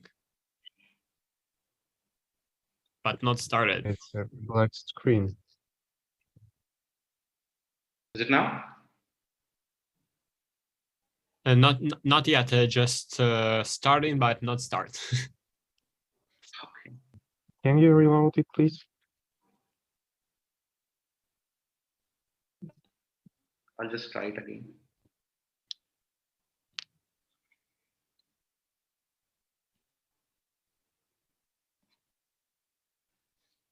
Visible? It's once again black screen and loading process.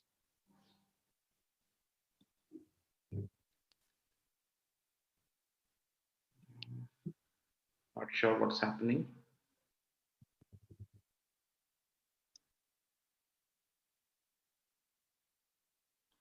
It was fine when your camera was switched off. So maybe you can try. Yeah, sure.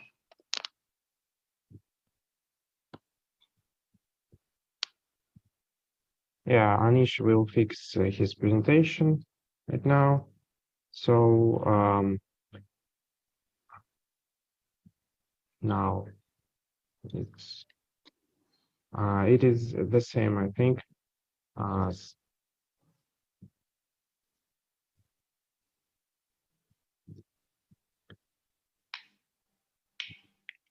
Is it visible now? No, we can't see the presentation. It's like the process of loading.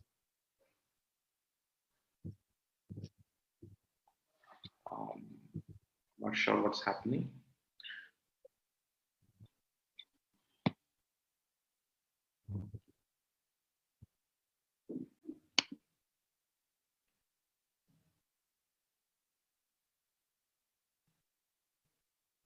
Maybe you need to like exit this conference and return back. And I think it will help. So we will move to the next participant, which is Elbios. It's a digital transformation of fare payments and in public transport, which makes passengers to move more comfortably. And today we have Denisov, who is CEO of this project. Okay, thank you. Hello, everyone. Let me start my presentation. I hope it will work. Can you see my presentation on the screen? Yes, we can. All right, you can go fine. full screen mode. Okay, thank you. So let me briefly introduce you to our solution. We developed Elbios Trinity. It's a cloud-based digital platform that transforms the way passengers use public transport. Instead of doing this, standing in boring lines to buy tickets, validating tickets and buses, our passengers do this. They buy tickets at a convenient time and place and take their seats and ride buses without bothering validating tickets. Can you see my slides moving? Is it okay? Everything is all right? Okay, thank you. Yes. So we magically turn passengers' smartphones into fare cards, ticket vending machines, and ticket validators. By using our mobile services, a passenger can download our free application, choose a ticket, purchase a ticket, and this ticket can be recorded on an existing fare card. This is a traditional way, or can be delivered directly to a passenger smartphone. For that purpose, we developed our independent fare card virtualization technology, which is based on open standards and smartphone independent, and we don't pay any royalty fees to third parties. And the passenger with our application can enter a bus, and by using low-cost sensors installed inside of a bus, we can identify the location of a passenger, and automatic ticket validation is done. We, of course, provide an API to integrate with existing automated fare collection systems, but we also realize that not every public transit authority or public transit company has its own electronic ticketing solution. So we provide a cloud-based turnkey solution to quickly launch the system, which features low implementation costs, low operating costs, flexibility, scalability, and the benefits for passengers are pretty obvious. It's improved public transportation services, loyalty programs for frequent commuters, and convenience when using public transport. But we strongly believe that we should never forget about the benefits for public transit companies. So by providing passengers loyalty to attract more passengers, we also help to increase collection of fares. We help to optimize costs related development of a network of ticket sale offices. We also can help save on expenses related to purchasing fare cards. And here's one of upcoming features we are going to introduce in near future. It's AI-powered fare recommendation service to help passengers save on public transport expenses. And Elbus works serves more than 100 transit operators. Our mobile applications have been downloaded more than 5 million times, and we serve 250 million passengers yearly. We have a story of success. We have an award-winning application which helps passengers in Moscow to purchase tickets and record them directly on fare cards. And we are also a two-time finalist of the Moscow Transport Innovation Hub's Accelerator program. And actually, we're in search for opportunities to, we would like to find a local partner to cooperate with public transit authorities, transit agency, FC system operators to mutually benefit from using our state-of-the-art solutions. So hope I'm on time. Yeah, your pitch is very good and very energized. So if you have any questions, please feel free to ask me. I will be ready to answer if I can. Yes, I wanted to say the same thing. And okay. Any experts? Any questions?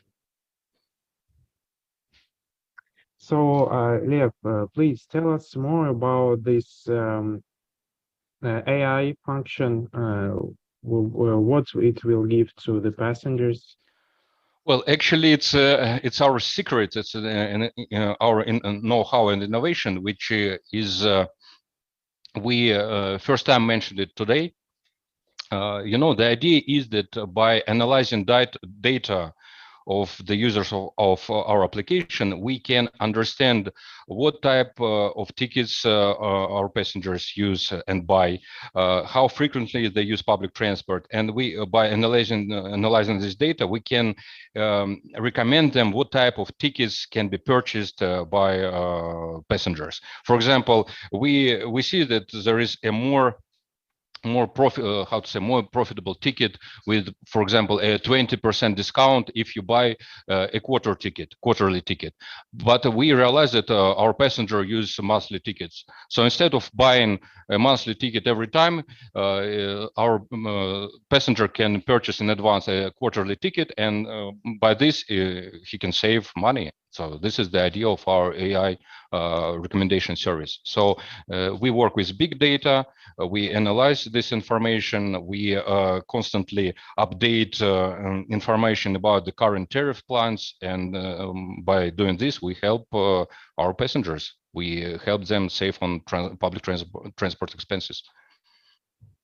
That's a very good case. And what about like government services on public transport operators? What they will get from this feature?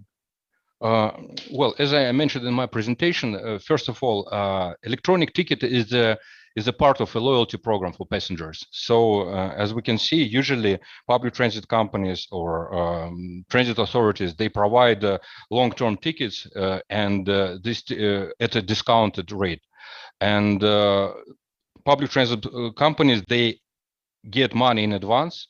So it's a self-financing scheme to finance the public transportation industry. So as you can see, all parties involved can benefit from this solution. Passengers get a discount for buying and purchasing tickets, and public transit authorities and public transit operators get money from passengers in advance to finance their business activities. Thank you a lot. That's a very interesting case. Thank you. We will now return to our previous participants, Switch Labs. Anish, are you here? Yeah, I rejoined. Just let me see if I can share my screen this time. Yes, let's try it. Yeah. Let me know.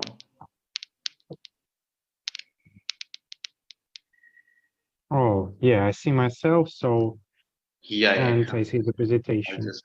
Yeah, it's definitely works. Okay, we will not ask you to switch on the So camera. this is the information tech of our company, which is Switch Labs. And just to give you a view on the things which are happening with respect to the climate. So we are based out of India, and I think we have the most polluted cities in the world. So all our major cities are heavily polluted in terms of air pollution. There are, predictions for heat waves this year, which could be beyond human survival. Now, why truck is an important segment? So basically, by number, trucks contribute only 2% of the on-road vehicles in India, but they contribute over 40% of emission. So trucks are something which everyone should look at when we talk about climate and transitioning it to a cleaner fuel. So that is why we have targeted this segment. So what we do is basically we facilitate the integration of EV heavy duty trucks within small and large scale industries where we have fixed routes. Okay. So how we do it? We basically generate demand through contracts from these companies on fixed routes, and then we deploy trucks with charging infra on those routes and maintain and operate those trucks as well. So that is what we are doing. We have started doing. Basically, we call us as an enabler, where we will provide all the ecosystem for the third-party logistics. So there, at one side, there is a manufacturer who is manufacturing these trucks, and then one side there is demand where people will be deploying these trucks. But in India, the general scenario is where the companies themselves don't run those trucks. They generally outsource it to the transporters. So we are making an ecosystem where it becomes easier for the transporters as well to transit to electric trucks from diesel trucks.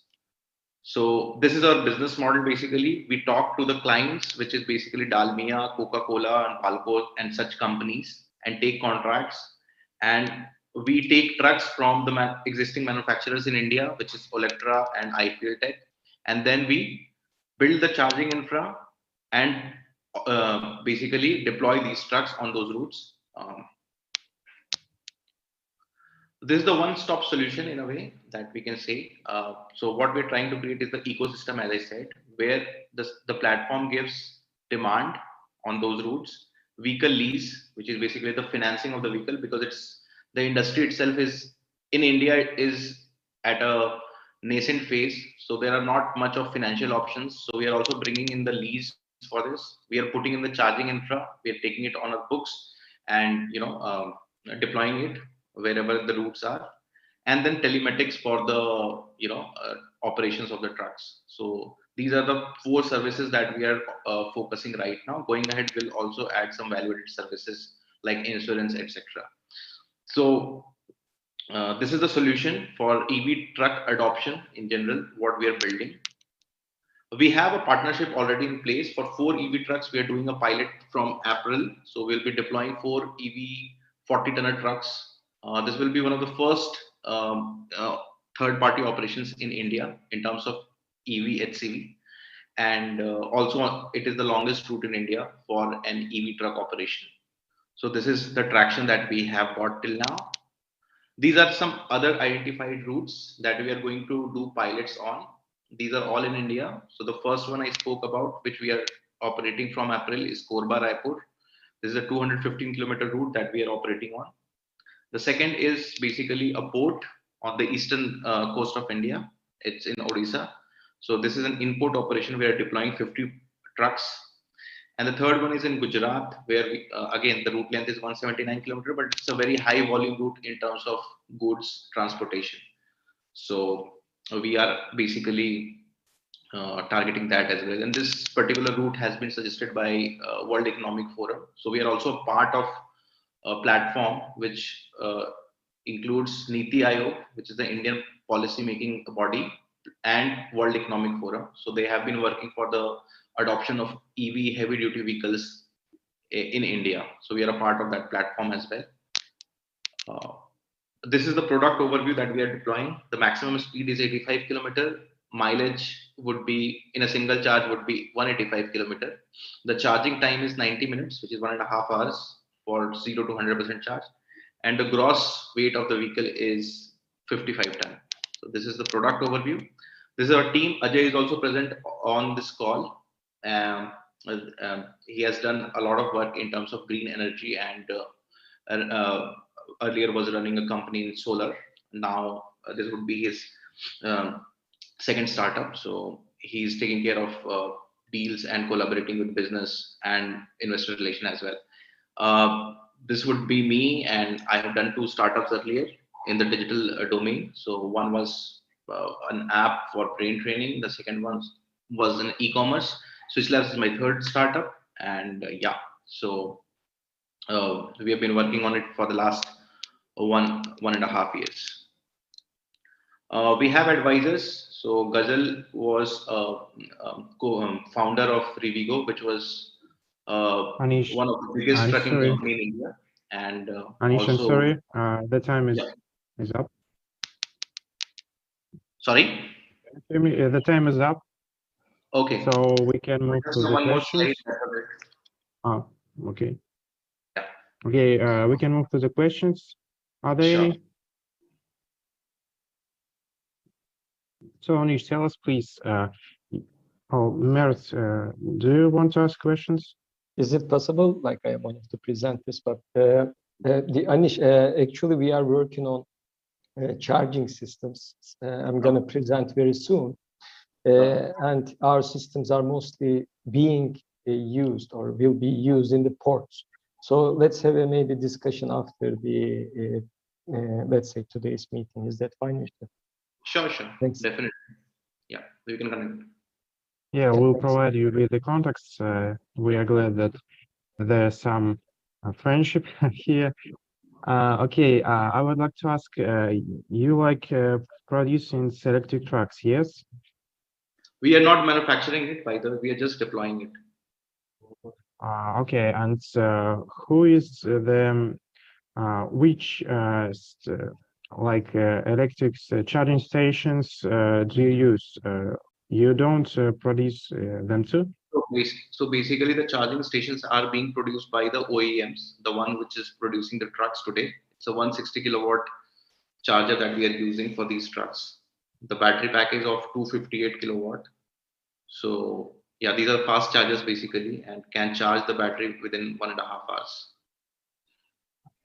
Oh yeah, I got it. And now you are in electrification of trucks, yes. And what is the next step? Maybe you will choose other vehicles to electrify. So we want to focus on trucks only, but maybe we can shift to other segments like, this is the 40-tonner truck, but we are also going to start operations of 1-tonner, 6-tonner, 12-tonner and 28-tonner soon. So within the trucking segment, we are going a little lower in terms of payload. Because for last mile delivery, etc., smaller trucks are used and we want to penetrate that market. Okay, Anish, thank you very much. I think we can move to the next project, which is IDO one. It's a universal charging station to feed any swappable battery of any e-bike or scooter. So here with us, Alex Castillo, founder and CEO. Alex, can you hear me? Hello. Do you hear me? Yes, fine. Great. We can see you. Yep. So Indeed, that's we building distributed charging infrastructure for micromobility, which is electric scooters and bikes.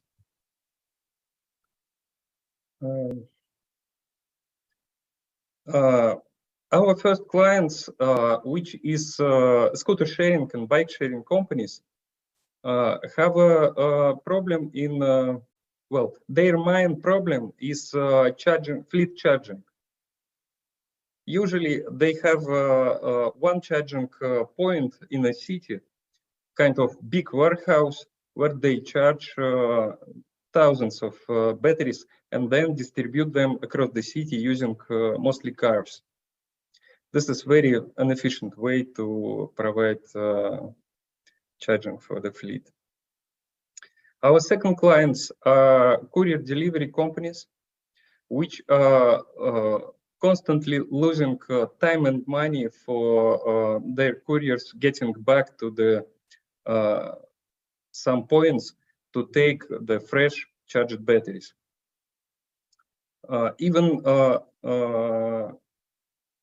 not the biggest companies on this market lose literally millions of dollars or euro every year.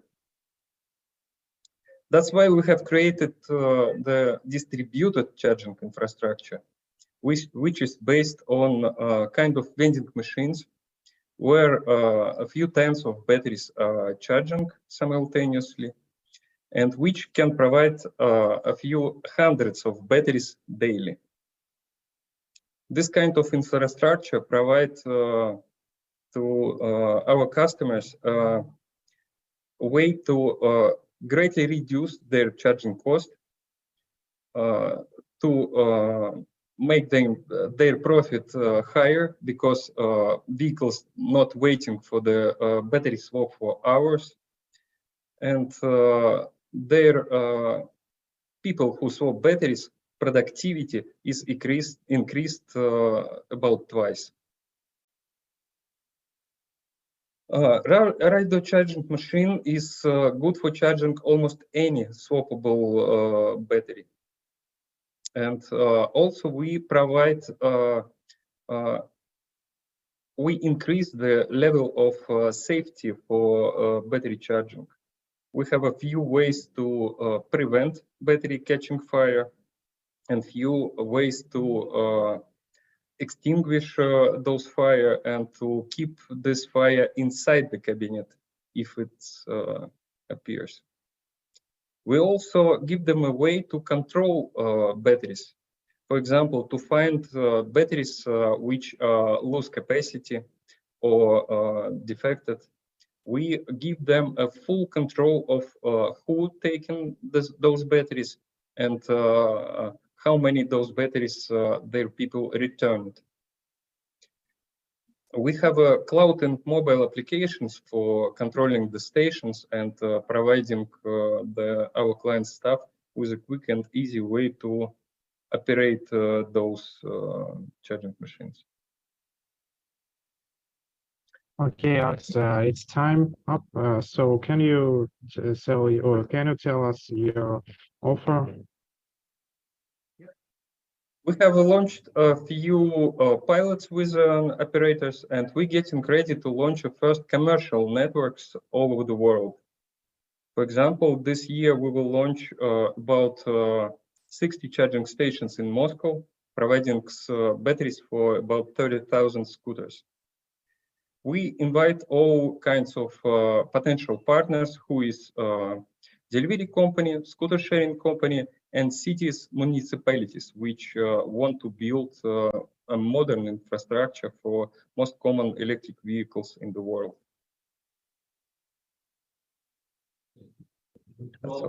Yeah, Alex, it's understandable, and I wanted to ask you about the thefts of batteries. How will you deal with it? You mean from how we protect batteries from stealing? Yes. Yeah, on the picture, there is no glass door, which we have, but batteries are in safe because only authorized personnel can open this door and take the batteries. Okay, thank you very much. We'll move to the next participants. It's Volt2Go, mobile charging solution for kick sharing and car sharing companies. Today with us, Naganov Leonid, who is the CEO of this project. So, Leonid, can you hear us? I can't hear you, but I see the presentation. Your mic is off, Leonid. Please switch on your mic. You hear me? We poorly hear you, but we just see your. Okay. Okay, great. Can you hear me now? Yes, and Yes. see your presentation. Okay. Oh, great. Thank you. Hello, thank you for your attention. Today I present Volt2Go mobile charging solution for mobility as a service providers. Our solution targets kick sharing and car sharing companies facing expensive charging infrastructure and associated cost. The most expensive element of shared vehicles operation system is charging. It incurs high transaction costs, additional vehicle downtime, and capital expenditures. As you may know, traditional stationary charging network have limitations. The main one is the vehicle need to be moved to recharging point, reducing electrical vehicles usage time. Mobile charging saves time for relocation to charging point and decrease charging time, increasing available usage. For kick sharing services, we offer trailer-based and mobile charger. The station have from 72 to 81 watt per day. We have been delivering mobile charging services for electric vehicles since February of this year. Our fleet currently consists of 2 mobile charging stations with power up to 7 kilowatt and capacity, and capability to recover of 12 volt battery. We are doing a fast charging, more fast charging just 5 minutes. Physical of charging models. Our product based on this DNV is an electrical vehicle with mobile charging station up to 100 kilowatt and high capacity. With maximum charging energy 1,000 kilowatt hour per day, this prototype is an excellent solution for our client needs. We are looking for financing in amount around $200,000 for product development and scaling operation. In summary, our mobile charging solution offers effectiveness, flexibility for mass providers. Thank you for considering our company Volt2Go. Thank you. Any answer for my questions? Yeah, Leonid, thank you very much. We have a question from Ivan. Hello, Leonid. I have a question about. Yes. I have a question about the volume of the market for the kick sharing companies. So not for the electric vehicles, but for kick sharing companies. How much is the market?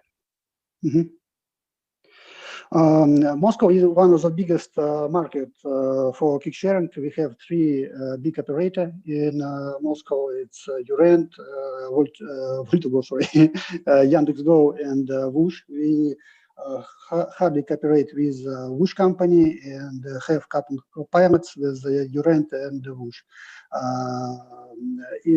From my point of view, in my estimate, mobile solution for charging kick sharing markets, it's around 300 million rubles per year at all.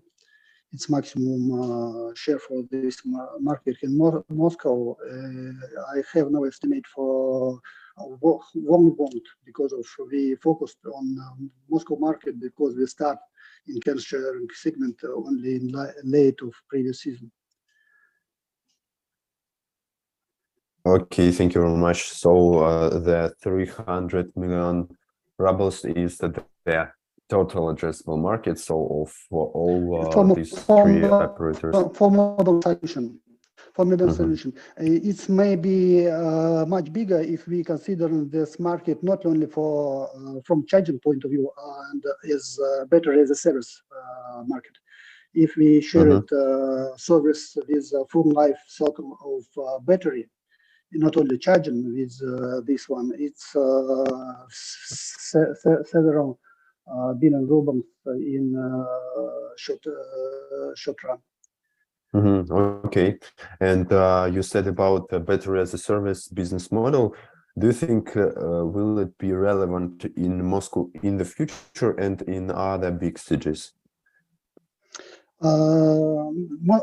Moscow good case because of high density of consumptions and many problems with connections, of connection to the grids and availability of space for preparing charging traditional charging station. And previous startup solved the same problem from other side. We guess a mobile solution is a good suite for we have very flexible demand, so we solve problem by flexible charging point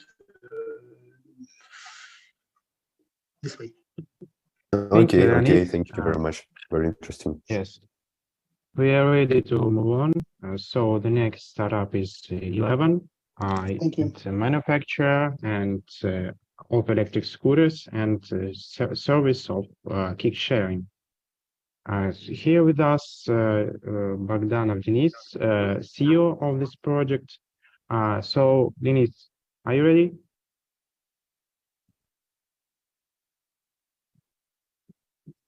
Hello, everyone. Yeah, I'm ready. Yes. We can go. Now you can go.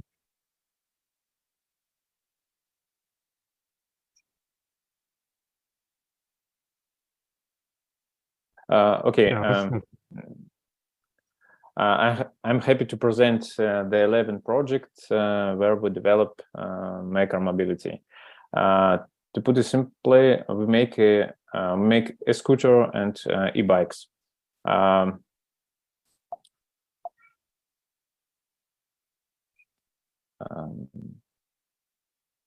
Micromobility solves the last mile problem, and this problem is relevant for the people transportation and also for the last mile delivery. About 60% trips are up to 8 kilometers, and already micromobility is a huge market. At the same time, the capabilities of micromobile vehicle are constantly expanding, and as a result, increasing the number of trips that can be made on these vehicles. According to the McKinsey research, the market for shared micromobility is the third largest in terms of potential after robotaxi and e-hailing. So what we do?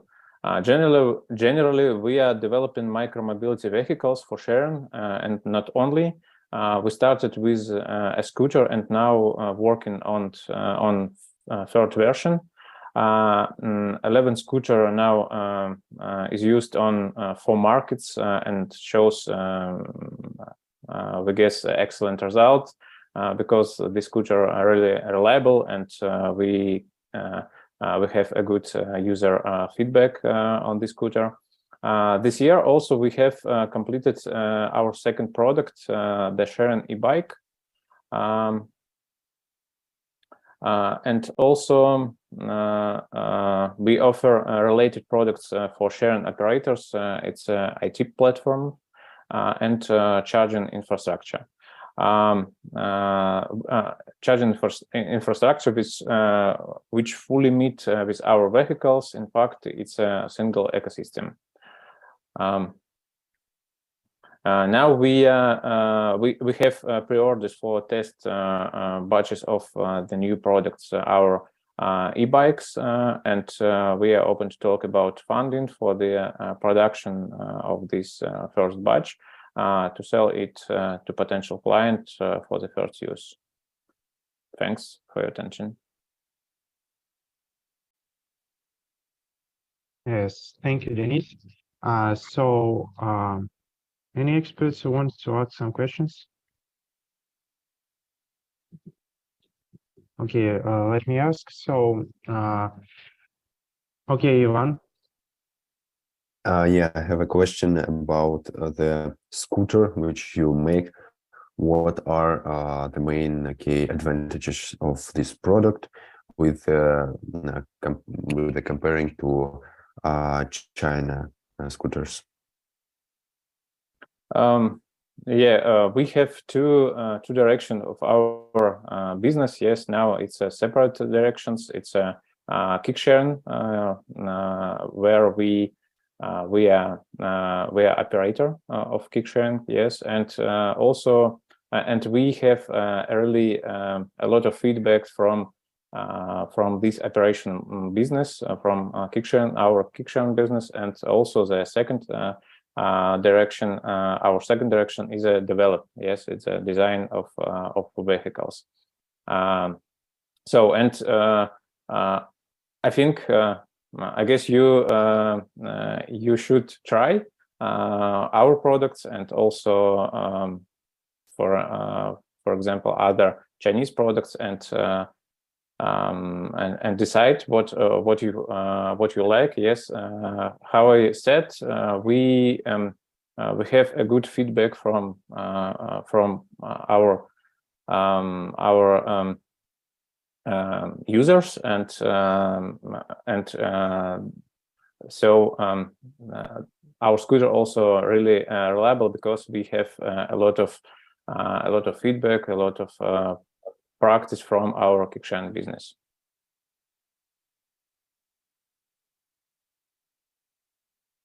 Okay, but thank you. Yes, really, you're really like a user, you should try it. Okay, cool. And where can we try it? Okay. Where do you have scooters? Where? Yeah. We have pilot project in Skolkovo. Yes, and you can try it in Skolkovo. Okay, cool. Thank you very much. Thank you very much, Denis. And I'm glad to announce the next topic of our pitch session. It's consumer services in public transport. So one of the goals of urban transport is to create and control new transport services for passengers to help them move faster with less pollution and more comfortable. New services can create new cash flows and help cities to become more lucrative. So the next project will be linked with this topic, and we will announce it now. The first startup is Just Snake. It has mobility solutions, a solution which lets bus operators to increase revenue, ridership, and go cashless instantly. So here we have a founder, Max Lee. Can you hear us? Hello. Hi. Yes, this is Max. Yes, I can hear you well. Yep. Can you please turn on the camera and your presentation? Okay. All right. Just a moment. Okay. Let me share my screen. Mm-hmm. So that is a very important topic to discuss. Can you see my slide? Yes, we can see your for PowerPoint. Okay. Yeah. I shall proceed right now. Okay. Okay. All right. Hi, everyone. My name is Max. I'm from Malaysia. I'm the founder of Just Night. We actually want to uplift the service and profit for bus operator. We know that it's very problematic for passenger not knowing what time the bus arrives. And passenger paying cash to bus driver also subject to fare cheating. And not able to have full control over your driver means that you lose control over every aspect of your bus operation. Therefore, passenger has no trust over the services. So bus companies also wants to solve this problem. However, when they are searching for solution, most of the solutions out there are mostly costly, very expensive, or they just serve one single function, such as they either serve the payment side or they just do fleet management tracking. What we try to do different is that we want to get bus companies to focus on just three things, and it's very straightforward: go mobile, go cashless, and make use of data to go lean, which I will explain right now. First is that we give the journey planner to the passengers to know what time the bus arrives, and they can also use it to pay for pay for the fare. Regardless, it's open fare or flat fare, dynamic fare is all supportable. Second is that we also mount a device that is acting as a GPS tracker, and it also able to become like a personal assistant to your bus driver. It will alert the driver if there are passengers waiting ahead. And we also help our bus clients to get subsidy from Ministry of Transport in Malaysia here. We actually do data integration with APAT. Then it also able to use to validate tickets. The third component will be the dashboard, where it can churn out a lot of useful, insightful reports. Basically, it's a SaaS business. So we have all this. So to quickly capture the market, we initially target all bus operators that has either no IT department or no big budget, because we advocate a simple and affordable solution for them. How we are in this business where it's a SaaS business, and how we make money is that we want to we charge a subscription fee, and we currently have 40 buses in our platform. We intend to capture 20,000 buses by the end of 2025.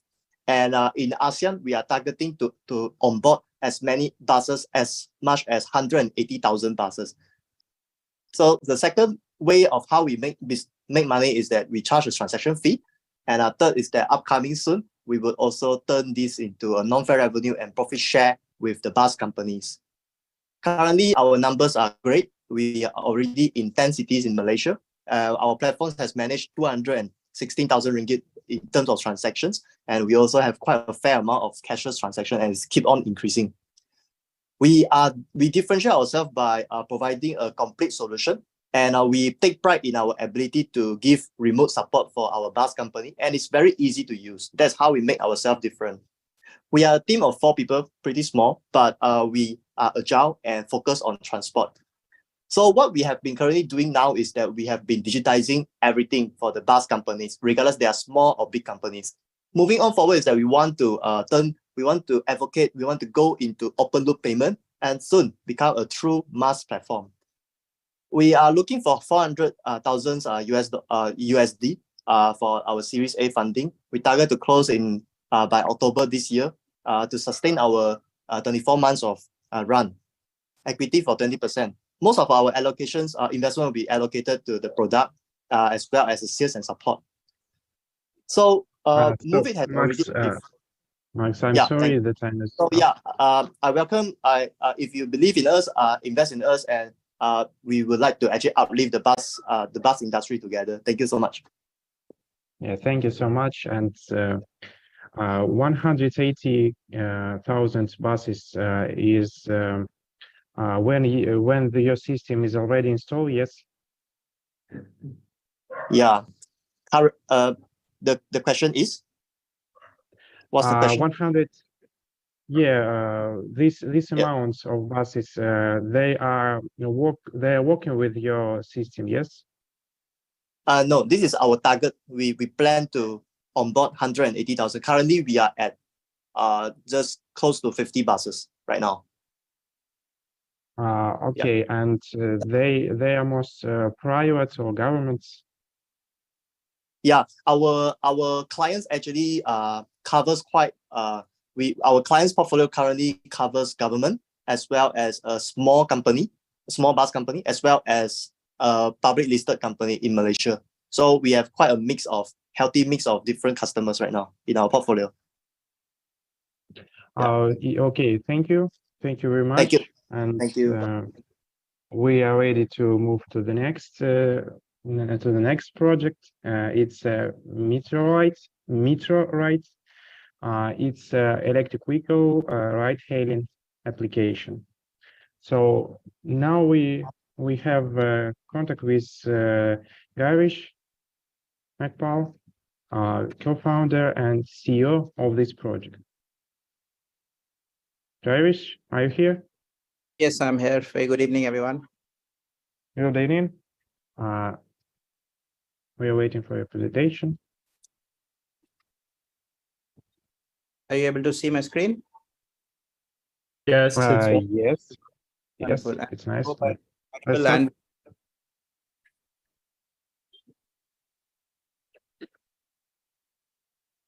Let's start. And I have to start.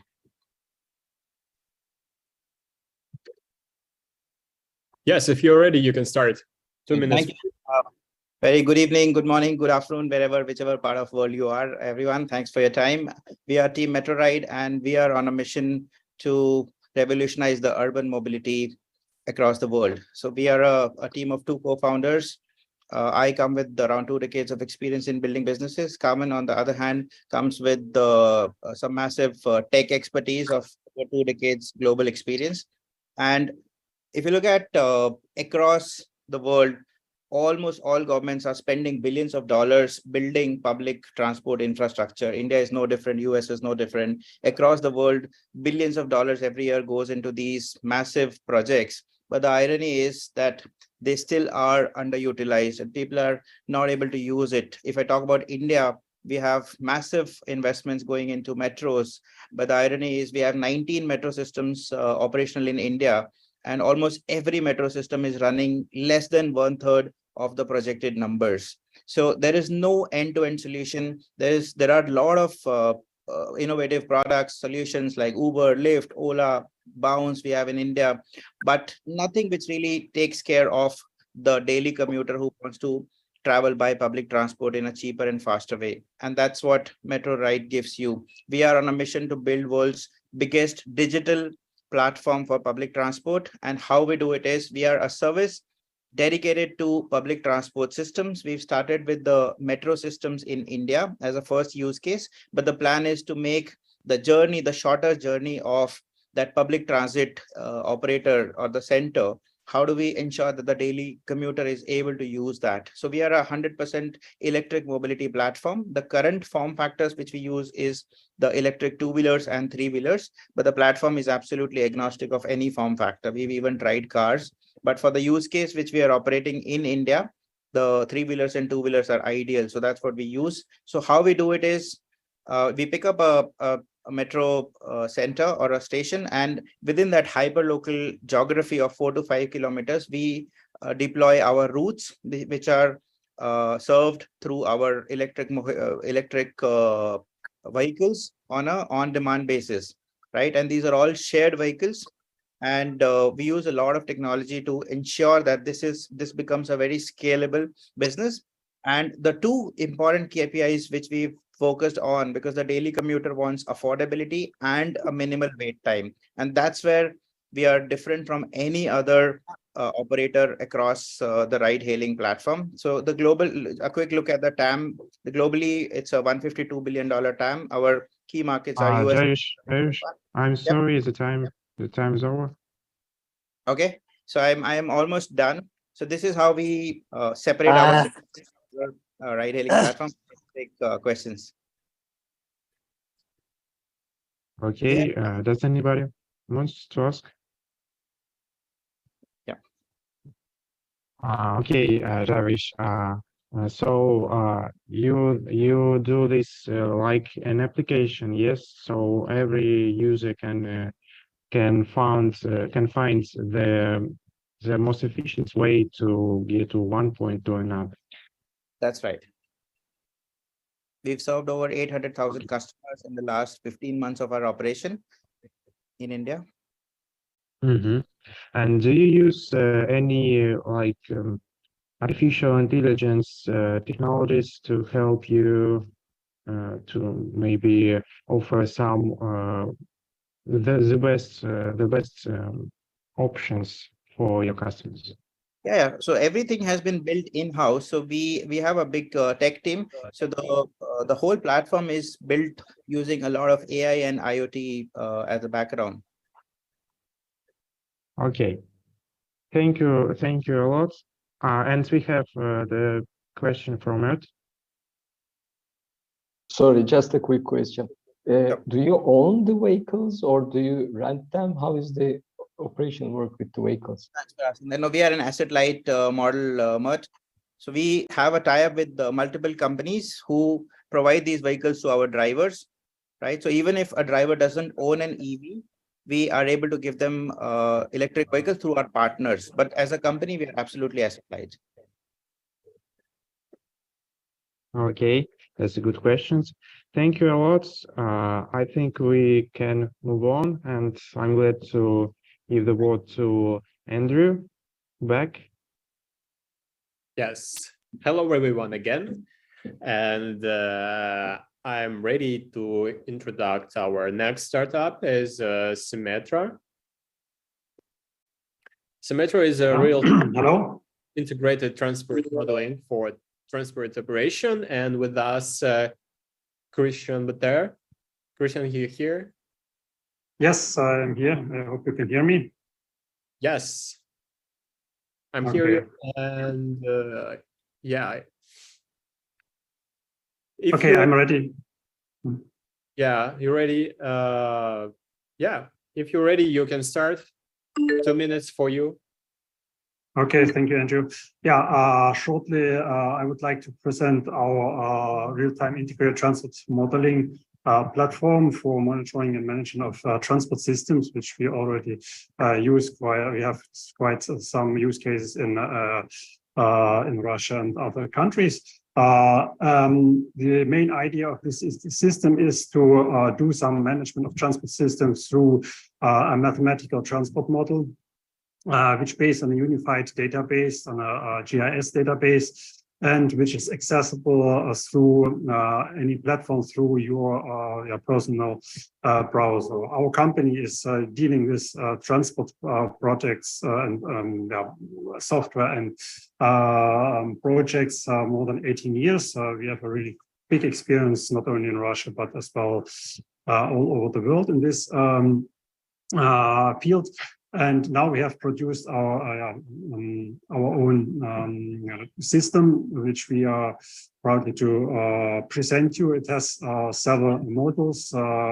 It might be interesting to manage transport systems. And one of the part is you have a network. You have the possibility to manage your public transport with stops, with timetables, with line routes. Further, of course, you have the possibility to enter data about the network, the road network, and even for traffic engineering, you have the possibility to manage your traffic signs.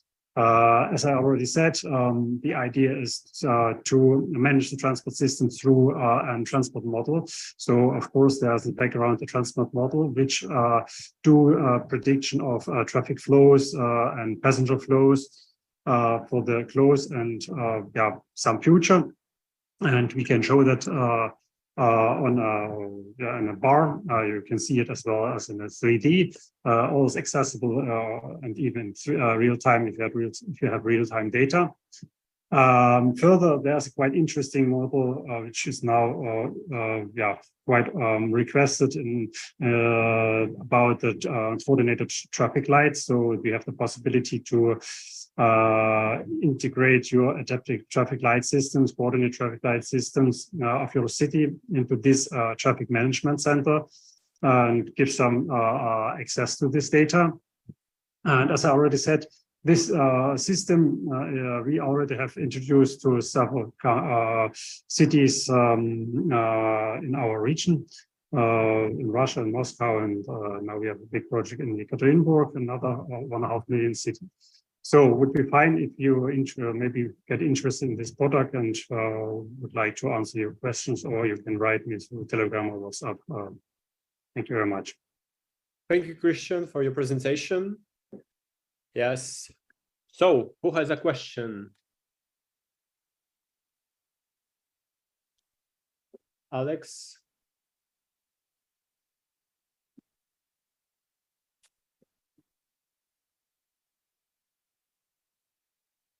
In that case, I suppose usually what it's all clear, totally clear for everyone, and no one has a question. So thank you very much.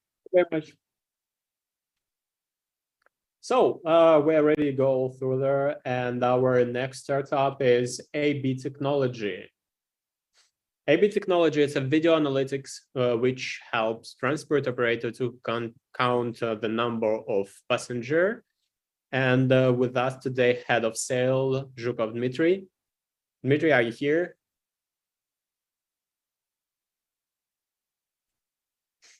I see your presentation, but I don't see your... Hi, everyone. Yes. I deal with the sound, I suppose. So everybody can hear me, and I suppose you can see my presentation. So once again, my name is Dmitry, and I present our IT company, AB Technology. And we together present the artificial intelligence powered video analytic platform, software platform.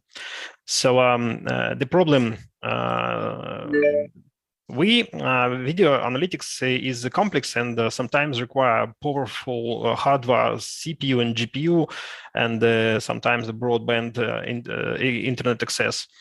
Sometimes video analytics require to set up on vehicle like taxi, buses, etc., etc. So we produce the smart camera.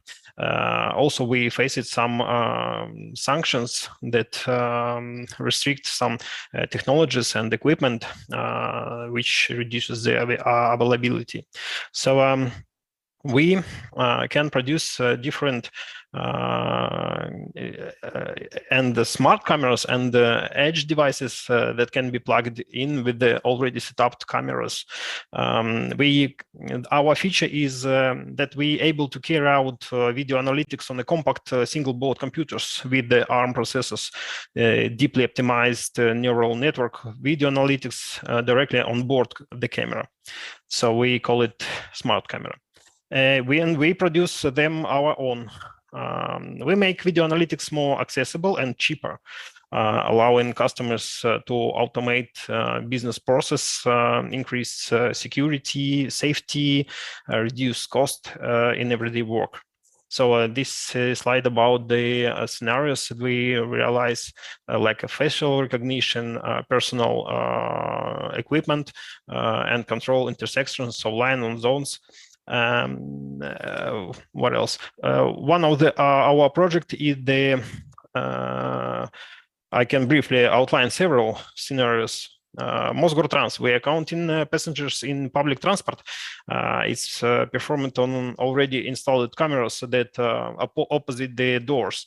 And we count the number of passengers entering and exiting and transmitting these information to the ticket validation system. So in real time, we can compare the numbers so the transport company understand online which road is most of all do not pay for the travel. Passengers are not paying for the travel. Okay, thank you, Dmitry. If time is over, you can just turn on your final slide with context for everyone. Yes, so we are open to cooperation with both end customers and the integrators for the implementation of project in Russia and abroad. We are ready to brand and customize equipment software for our partners. Okay, good. Thank you. So does anyone have a question for AB Technology? Or it's all clear? I think yes. I'm sorry, excuse me, I keep asking questions, but there are very relevant areas. That's why I am asking if we can cooperate. Do you think, Dimitri, do you think you can use this product for localization of autonomous systems in closed areas like warehouses, autonomous forklifts, autonomous robots, so that you can localize them and they can get rid of their very expensive equipment which are used on them? Of course, some of our customers require that it should be fully isolated system with no data leaving from the house, let's say. And the once set up and tuned system can work fully isolated. Awesome. Okay, so I suppose that's all. Thank you, Dmitry, for your presentation. Thank you for your time. Really interesting technology. Thank you. Okay, so we're ready to go to our next startup. And our next startup is Edstein. It's a learning platform. And yeah. And our that's me. Evgeny. Oh, sorry, Sergey Dolya. He is a CEO of Edstein. Yeah, so hi everyone, nice to meet you. My name is Sergey Dolya. I'm CEO of Edstein. We are a learning and development management platform, and we handle the routine with the HR so that you can dedicate your time to most important part, the people.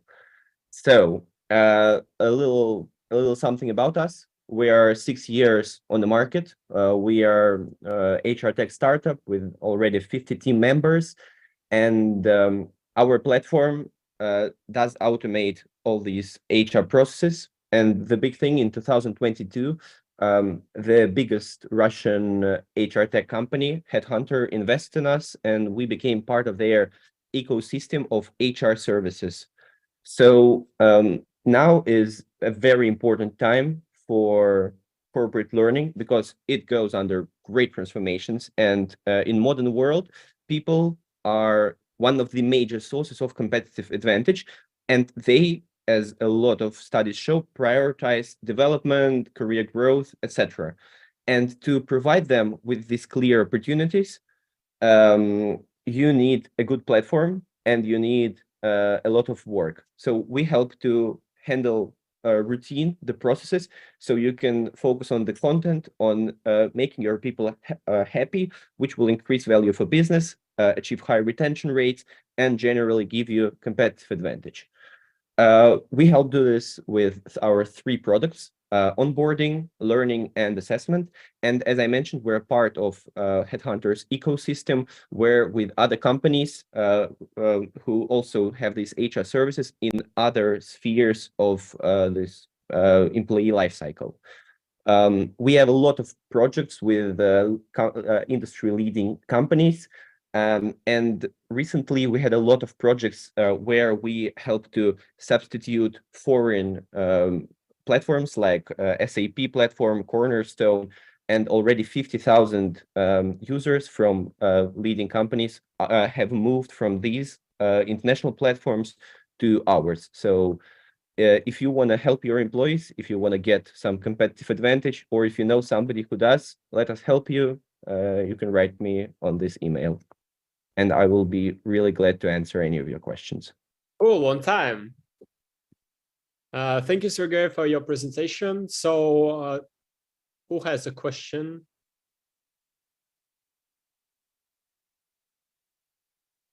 Yeah. I suppose it's totally clear for everyone.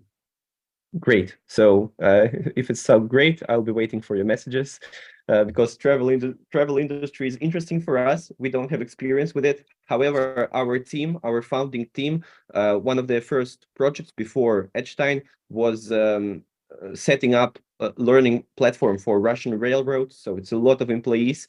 And we know that for transport, it's really important, the people and their training for safety and everything. So I hope we will be able to help somebody. Cool. Thank you. Great. Thank you. Yeah, we're ready to go to our next startup, and our next startup is Symbol. Symbol is a service which provide insurance product for car sharing companies. And with us today is CPO, Evgeny Prihodko. Evgeny, are you here? Yes, thank you. I can hear you. Just give me a second. I can share my screen, my presentation. Sure. Okay. Can you see it? Yeah, I see you. So if you are ready to start, you can. 2 minutes for you. Okay. Hello, everybody. Thank you for this great opportunity. So many great speakers and presentations. I'm excited to be here. And actually, what we do, we are more than a data company. We develop insurance products and work tightly with insurance carriers to bring our products to mass segment. Our mission is to make insurance accessible for everyone. Our business goal is to gain 1 million paying customers and achieve 5 billion rubles revenue within 3 years by targeting a mass segment, especially in Russia, where we see a huge potential for our car insurance products. Less than 10% of car owners in Russia purchase voluntary car insurance. And the main reason for that is that prices for yearly policies are not affordable. We're here to change it and provide affordable protection for those 90% who do not buy yearly casco. I will focus on our core products and our business model, so you can get an idea behind this symbol. Our first core product is on-demand insurance application. It is available now in App Store and Google Play. It allows to purchase car insurance based on the amount of mileage, number of days, or even by the hour. And our second core product is integrated insurance for toll road drivers. It provides protection against car accidents during long journeys, a subscription model with a nominal monthly fee, where the insurance premium is based on the distance traveled. So our business model is mainly Evgeny, I'm sorry, the slides are not moving. Okay, but I'm continue speaking. Yes. Sorry. Actually, yes, the slides are not moving, but I'm speaking. And okay, just our business model is mainly B2B2C. Symbol Insurance. So actually, can be purchased through banks, telecoms operated. I hope you grasp the idea. Sorry that my slides didn't move. It was a trick just to get your attention. So the main idea is Symbol is collecting data to provide affordable insurance coverage. So today we are making pay-as-you-drive products and going further to products pay how you drive. So with our amazing technology on the hood, and we have our in-house great team, which help us to bring this amazing technology to our customers. So we're a startup, but we are on the scaling up phase. So we started in huge bank and in very huge toll road operator. So Symbol is already here, and now our goal to scale up our products. So, and bring Symbol Insurance for 90% car owners who do not buy insurance because it's not affordable. So this is the idea, and we're open for discussions. Now we are mainly work in Russia, but we also have our products in the UK, and our go-to-market is not only car insurance, we're going to car sharing, we're going to kick sharing, we're going to embed our products in other in other products. So if I got right, your product implement in car sharing service, for example, and you provide some insurance plans for customers, insurance car sharing companies. Yes, this is one of our products, not main track. We have already implemented this car insurance with some car sharing operators, and going further with this. But now we are focused on two core products. It's mainly application, which is available in some banks, in marketplaces, so you can download it and buy insurance when you need it. Pay when you drive, or just pay when you need it by simple tap. So there is a link in my presentation. Download it, please. It's great. I like it. Okay, Ivan. Yeah, Evgeny, thank you very much for pitch. I have a question. What is the most popular offer of your product for trips, for parking, or maybe for tolls? What are the most popular? Yeah, great question. As we see, the most popular is parking. It's very cheap, as you see. Price. Oh my God, it's not dollars, by the way. It's we made this presentation just on the go, just on the fly. So this is not dollars; it's rubles. It's very cheap and affordable. It starts from 13 rubles per hour. And this protection is very affordable. And so I didn't expect to see dollars here, but some days maybe. But now we provide extremely cheap and affordable solutions.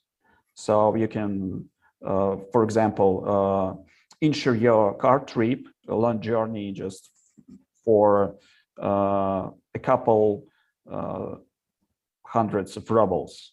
So this is idea. Parking, it's cheap, it's affordable, and we are going to implement our new product soon.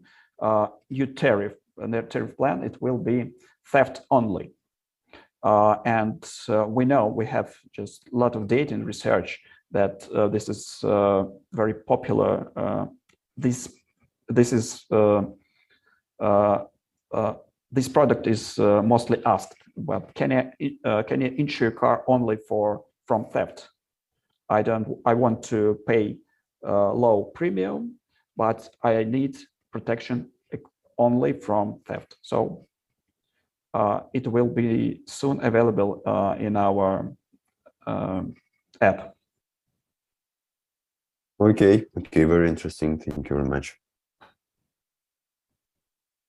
Thank you, Evgeny, for your presentation. And I suppose we can go further. And our next startup is Eco Platform, a device which exchange plastic bottle from transport card bounces. And with us today, Deputy Commercial Director, Perl Gusakov. Hello, everyone. Thank you very much for this opportunity. Let me share my screen. Can everyone see the slides? Yeah, we see your slides and we hear you. And if you're ready, you can start. Okay, great. So this is our reverse vending machine called the Box. It operates quite simply. People insert plastic bottles and aluminum cans into the into the machine, and receive bonuses, discounts, and loyalty program points from our partners. It's very popular in retail. One machine can gather up to 4.5 thousand bottles and cans a day. It's very popular in real estate, where it gathers up to 2,000 bottles a day, and in transportation systems, where it gathers also around 2,000 bottles a day.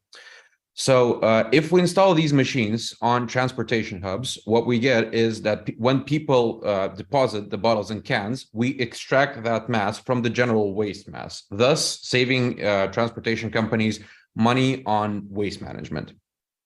So our offer is to install these machines free of charge in any transportation hub in the world and attract local branding partners in order to alleviate any financial burden from the location itself, and provide our branding partners with the opportunity to highlight their eco initiatives in a well-populated area. We currently operate in 6 countries.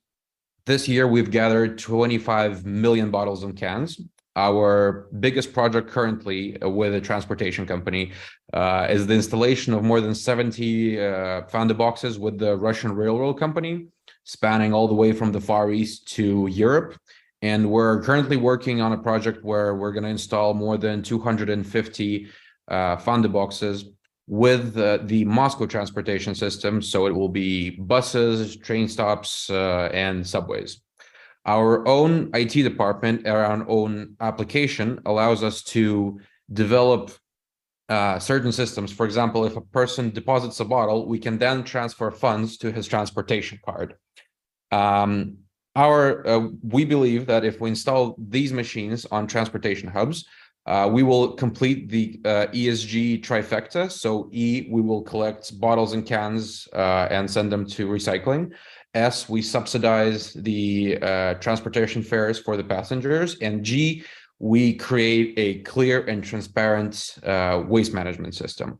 So I believe that any transportation hub or any transportation infrastructure can be the backbone to a very accessible, sustainable, and efficient waste management system for any city or country. So thank you very much.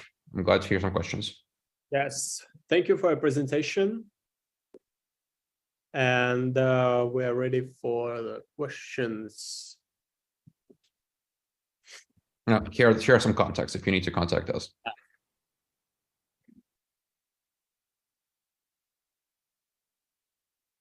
So I suppose it's all clear. And we obviously send all presentations from all our participants to experts and corporate representatives. So yeah, thank you for your presentation, Ivan. And let's go. Oh, I see. I have a question. Yeah. Go. I'm still here. Piotr. So what kind of offers do you have for city transportation companies? Maybe for, yes, what are the offers for them? Well, as I said, basically, if it's a local subway or rail, if it's bus stops, we can install these machines free of charge for the company. So it will just provide a free infrastructure for waste management, and most of the monies will be recouped through branding programs. And maybe you can connect them to the loyalty program of this. Yes, our own IT department allows us to do basically any IT program. Again, we work very well in retail, and we basically last year we did an integration where people can deposit bottles and cans, and they get a discount on their utility bill with a real estate company. So again, we're basically more of an IT company than a production company. So we'll be glad to do any sort of integrations. Okay, thank you very much. Very interesting. Cool.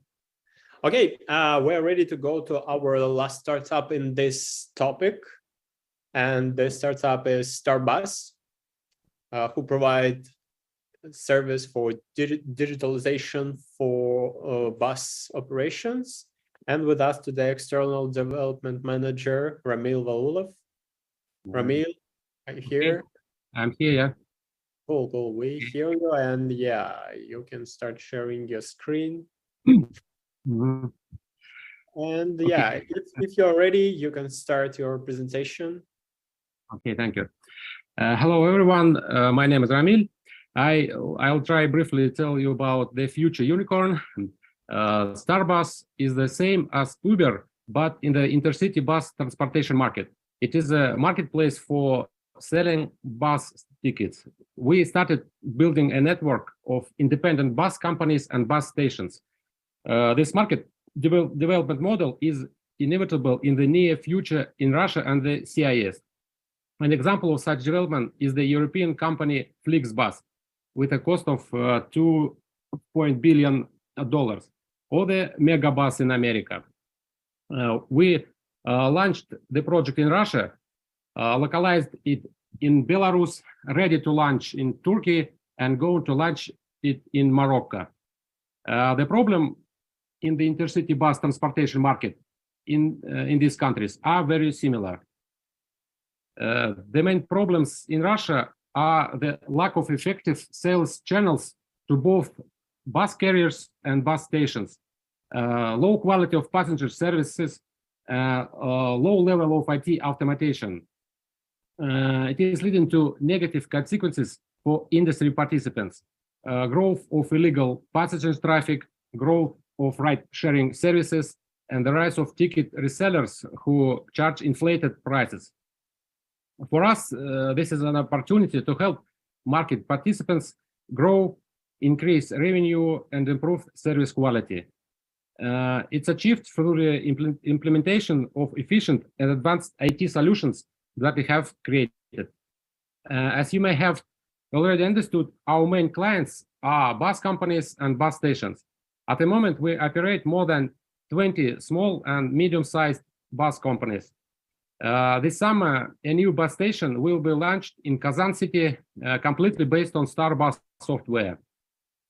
Starbus offers a comprehensive set of efficient solutions for carriers and bus stations. This includes the best IT platform, call center, customer service for passengers, powerful marketing, rating system, drive control system, and legal assistance at all stages of cooperation. Our commission is only 10% of the revenue. In return, we increase the carrier's profitability on average by 55%. Such results was calculated on current partners. It's achieved by implementing dynamically adjustable tariffs, taking care of all marketing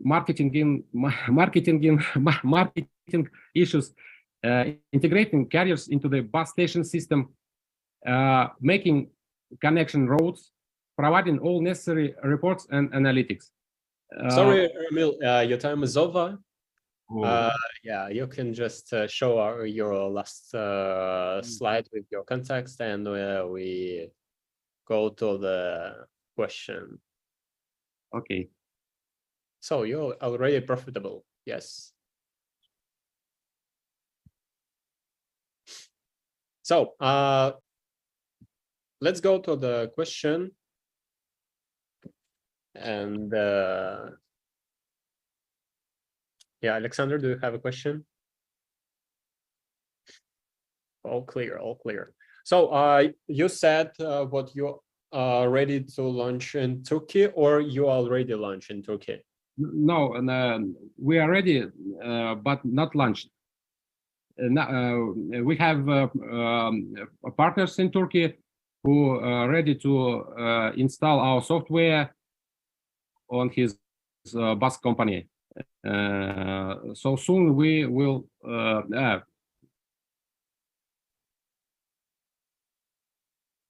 Okay, I understand.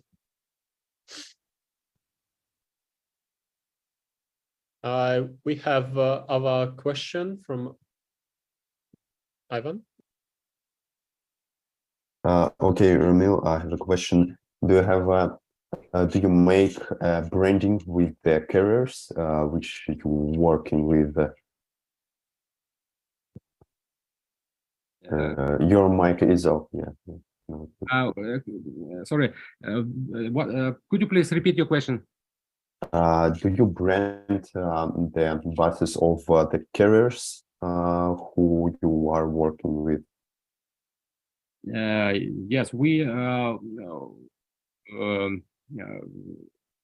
already work with them. So rating system they have, they do have. And I just know that Flixbus, which is your competitor in Europe, it brands all buses with a green color, and this just brand. Do you make this with your bus carriers? Yes, our buses have brand colors too.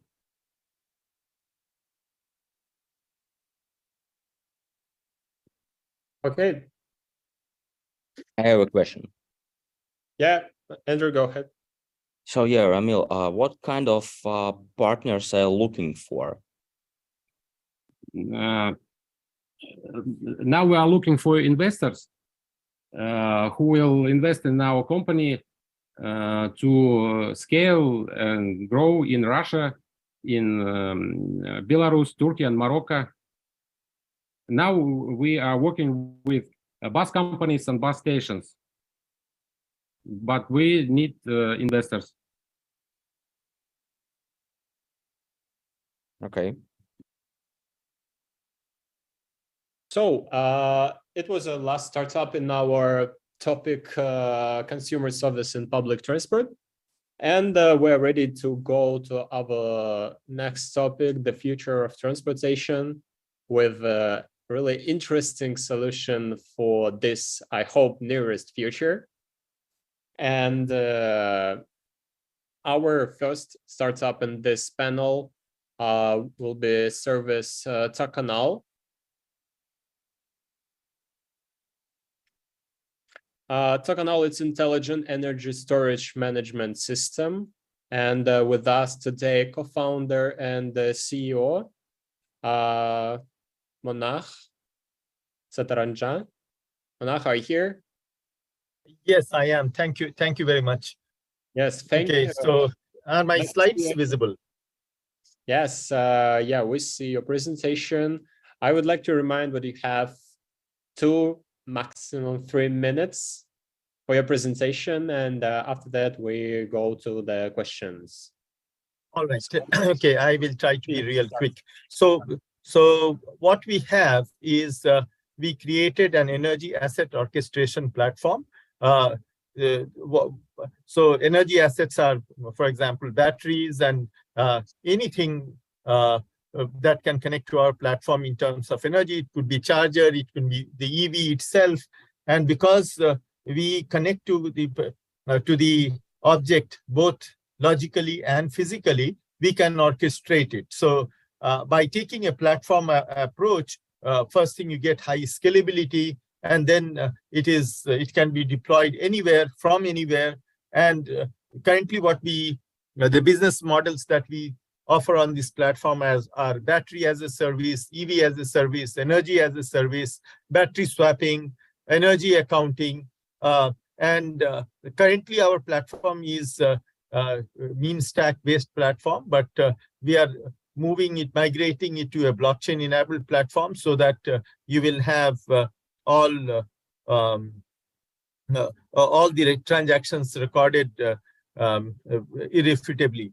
Now, we see being the ability to orchestrate energy assets as a prerequisite of sustainable living. And through our platform and our unique business models, we do this profitably. So we make your energy assets earn some money for you. So that's our USP. As I said, we connect energy assets physically and logically to our platform, and all the ecosystem players in that business segment, and then we can build business logic and applications, custom business logic and applications to enable any kind of business model you have. And as I said, right now we are doing battery swapping, energy as a service, battery as a service, etc. Logically, this is how our solution looks like. So whether these are you may have a stationary UPS or a mobile or a charger or whatever, any kind of energy asset, we connect it to our platform. you have energy consumers, energy producers, you may have the regulator, you may have the finance company. They also connect to our platform. And then once all these ecosystem players are on our platform, the rest is the matter of implementing the business logic. And then finally, you deliver it on a mobile app. So that's what we do. We offer battery as a service, platform as a service, energy as a service kind of business offerings. Our customers are OEMs, energy asset owners, consumers, prosumers, and so on. We typically work with OEMs and we are B2B. We have not done B2C yet, but we are open to that. These are three. Quick Swap is battery swapping service, which is getting some traction in India. Quick Charge is our version of EV charging, and then energy asset monitoring is a growing business for us. We are there at various forums, and your time is over. Okay, so I am done. Okay, we are looking for partnerships as well as investment, and as I said, our platform is global. So any of you have interest in our platform, please get in touch. We can offer you very unique and differentiated services, and of course, investment is welcome too. Thank you very much. And this is myself, my co-founder Pradeep used to work at Tesla and then at NIO. And then we have Dr. Mohan, another co-founder. He has done research in lithium-ion batteries for 30 plus years. Thank you. Thank you, Mohan. So let's go to the question. Who has some question to Mohan? Hi, Mohan. I have one question. Was your traction according to sales and maybe some agreement? Give us some numbers of your business. Yeah, so at this point of time, we have more than 1,000 assets connected to our platform, and 90% of them are commercial deployments, and remaining 10% are trials going on, which hopefully will convert into commercial deployments. Through this year, we expect the number of connected assets to grow to about 100,000. That's the visibility we have, and 100,000 paid subscriptions is what I'm talking about. And maybe at any point of time, we'll have few thousand customers doing trials, early trials, which may be offered at a discount or free. And what is your financial expectation during the year? So this year we expect to make a revenue of about $3 million US. That's what looks guaranteed. We will try to push it higher, maybe 5. And our gross margin at this point of time is about 65%. Okay, got it. So, and some points about your technology stack. As I saw, you're trying to use Web3 technologies. Yeah, so we are moving to Web3 now because what we learned from our current shipping platform uses mean stack, a very standard Web 2.0 scalable model. And what we learned is disputes are common about when you do these kind of large number of transactions involving multiple different parties. And so the solution to that is to move to a system where every transaction is irrefutable. And so, yes, we are in the process of moving to Web 3.0 solution, but that would ship only about, say, Q4. We should be doing early trials in August, September timeframe, but deployments from October maybe. Okay, thank you. Thank you. Okay, thank you, Mahan, for your presentation. And we are ready to listen our next startup. And our next startup is Rugbys.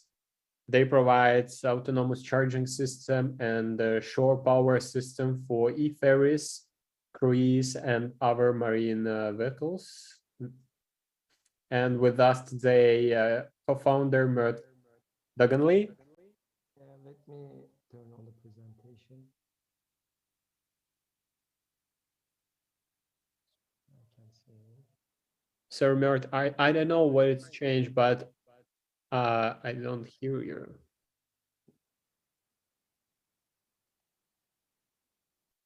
Can you hear me now? Yeah.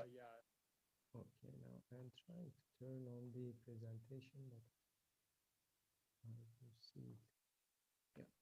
Yeah. Okay, there we are. Sorry for that. I'll try to be quick. Can you see it now? Yes, I see your presentation. That's cool. This is Mert. I'm the CEO of Rugbys. We are based in the Netherlands. Now, all our friends so far have presented about the electrical opportunities on the land side. We are working with the big whales on the seaside. Let's see what we are doing. Our solution is also a charging system and the connection solution.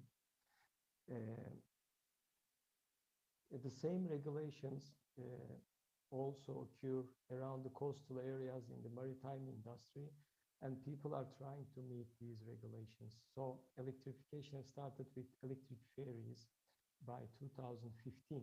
The cost savings were valid, so people started ordering electrical ferries. Sorry for interruption, Mert, but please. We very quiet hear you.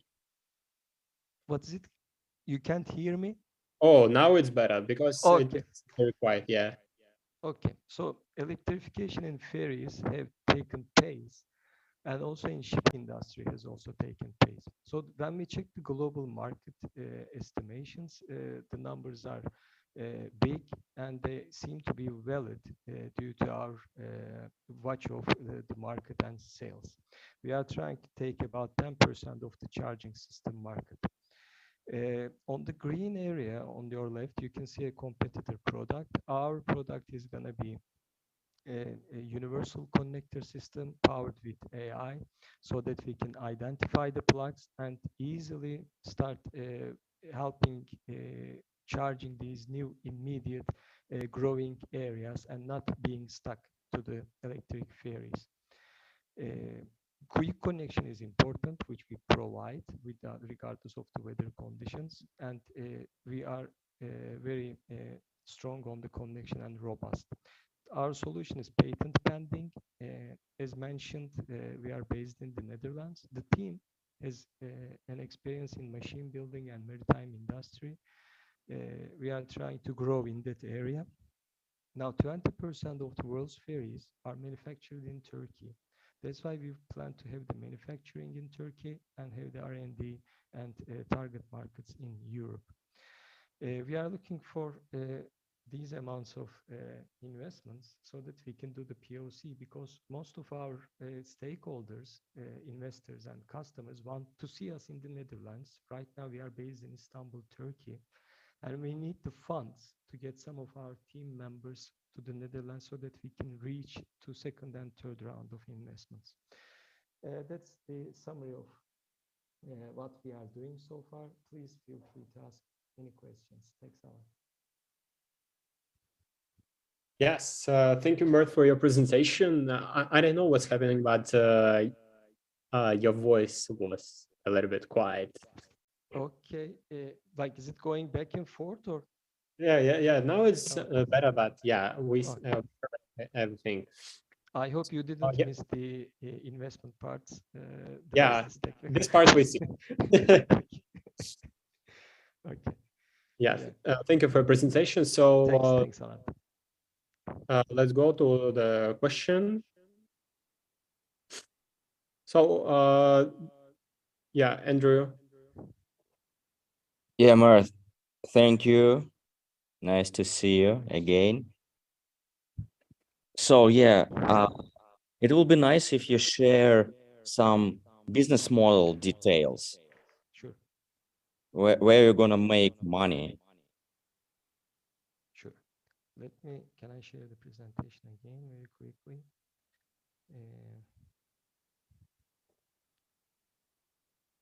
I think it's coming up now. Let me share some analysis. Okay, this is a micro analysis where we can make money.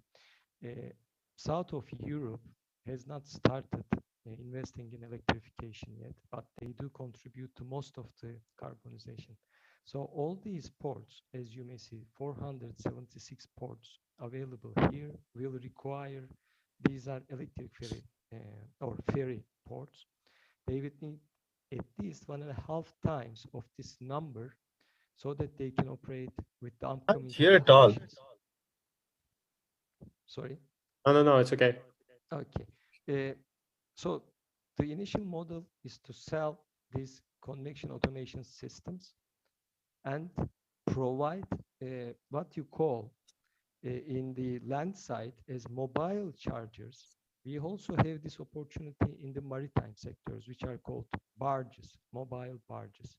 So all those units need connections and connector units, and we will be providing them. So we will be selling initially the connection units.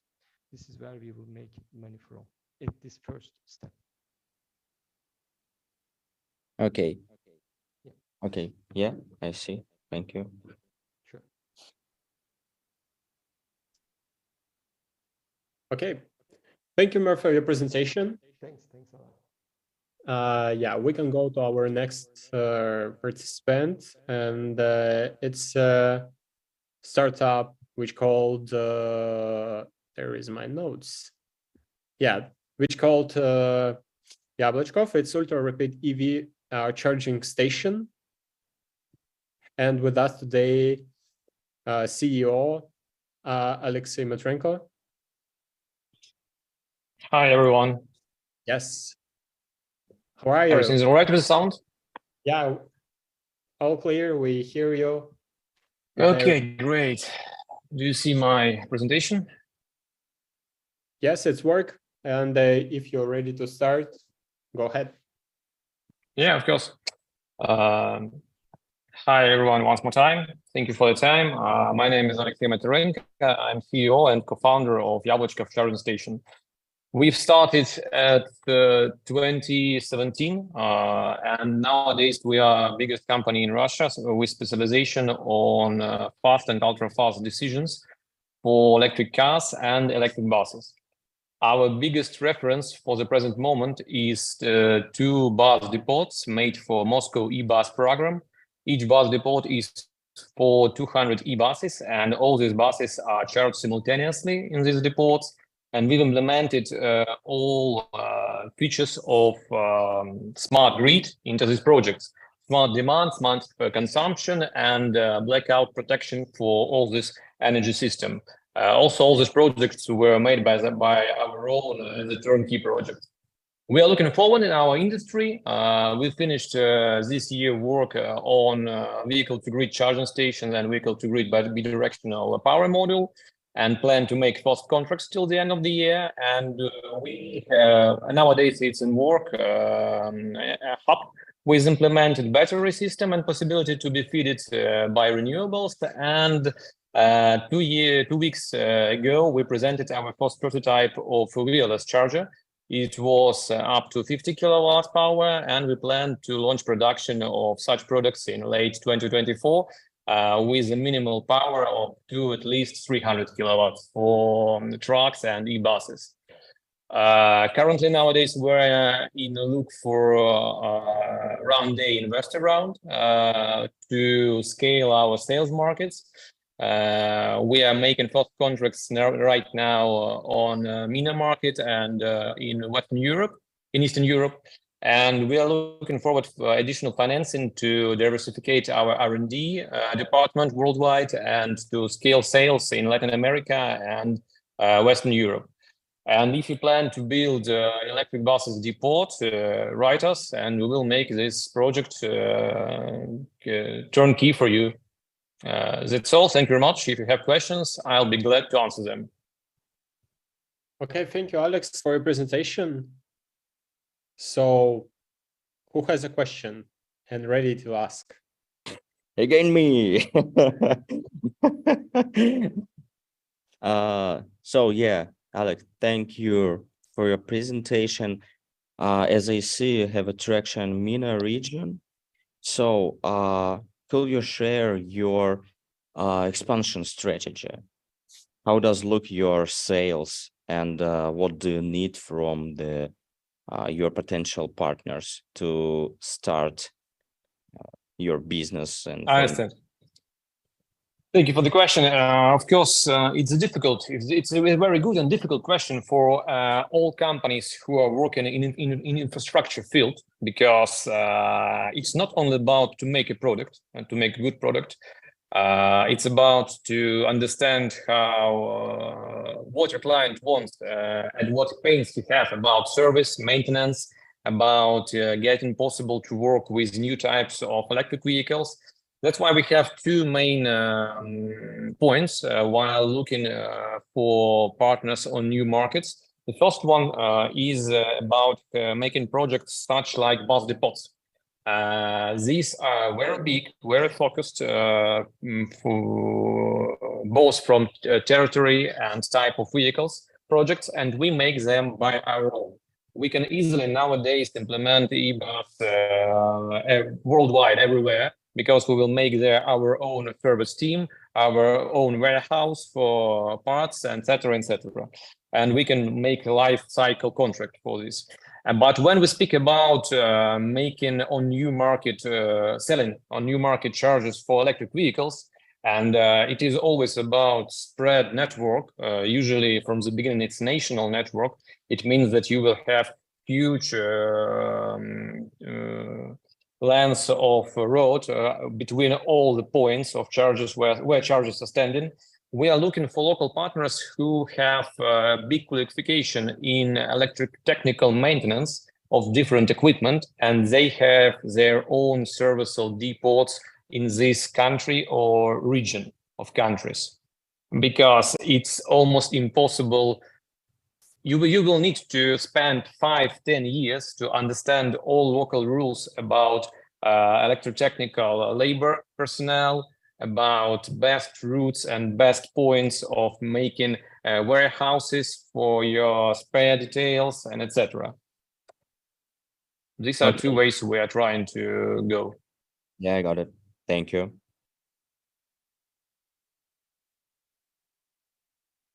Okay. Anyone else? No. Thank you, Alex. And let's go to our next startup. Thank you. Have a nice day. Goodbye. Bye. And our next startup is Auto NXT Automotion. It's a electric tractors and self-driving technology.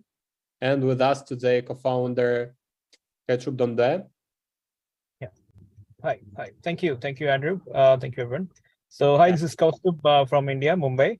So we are a startup which is working on high torque electric powertrain and off-road automation technology. We are starting with tractors. Tractor is our first use case. Going forward, it can be extended to earth movers or lawn mowers or material handling trucks. So we've already built 3 different variants of these: 20 HP, 35 HP, and 45 HP. The horsepower range of tractors, which are very popular worldwide. 60% of the people are using these range of tractors, and in India it's 80%. So we are trying to address a very big challenge here. We have about 394 million acres of permanent crop here in India, and tractors are used heavily. The diesel tractors are very inefficient. They have a lot of operational expense, and the maintenance expense is very high. Even though we say that people are everywhere in India, but skilled labor especially is a very big shortage here, especially in the rural scenario. Most of the young people are moving towards urban areas, which is why we're falling short of labor in rural scenario, which is why we are working on the off-road automation. The cheaper the labor, more unreliable it is. That is what we are experiencing here. That is why, especially for farming activities which are time sensitive, we're making them completely driverless with our electric and self-driving tractors. We have a mobile app also, which connects with the farmer, which trains him on how to improve the performance of the tractors every time they go on the field. We have made a better tractor. Earlier tractors were burning a lot of cash for farmers. Now this tractor generates revenue. Almost in Indian rupees, we can say it's almost about 13 lakhs. 30 lakh rupees is something that the farmer is making every year, every 8 years, just by switching to electric. What we are doing in this is the electric powertrain and the automation controls. The mechanical components are sourced from the existing vendor network. We're using the economy of scale to keep the price very low. We are focusing on electric first, and then we do the driverless part. We introduce AI as a second step, and then the data that is getting collected from all of these tractors will be used for helping the farmers that improve their efficiency on the fields, and also while transporting different goods from different places. We are going for B2B first. We already have orders in hand from large corporates. We have orders worth 5 million LOI and 150K PO we've already got. We have already started production of these tractors. After 2 years, we'll be entering the D2C market, where we'll be attracting more distributors and dealers across the country and across the globe to sell these tractors. We have huge demand coming from outside India as well. We've got requests coming from conglomerates in Canada and large corporates in Africa as well, which are now going to be using our first few models of tractors for securing their orders. It's a large market, $67 billion, about to hit 100 billion very soon, growing very fast, faster than what we estimated, and we are right at the cusp. So this is how the competitive landscape is. We are basically won multiple startup awards till date in startup agri-tech space. We've got a LOI from Lamborghini family, the family that founded Lamborghini company, to license the name Lamborghini to the tractors once we start production. We're raising a funding round of 2 million, out of which 1 million is already done. 1 million is balance, which we are currently raising for setting up the assembly line and then securing more of these orders that we have. And then we'll be raising a larger round of 10 million in coming 8 months. So yeah, that is where we are at. If you have any questions, we can take those. Yeah. Okay. If you're asking questions, I'll just play a video as well so that it's in the background. Yeah. I'll use the time for that.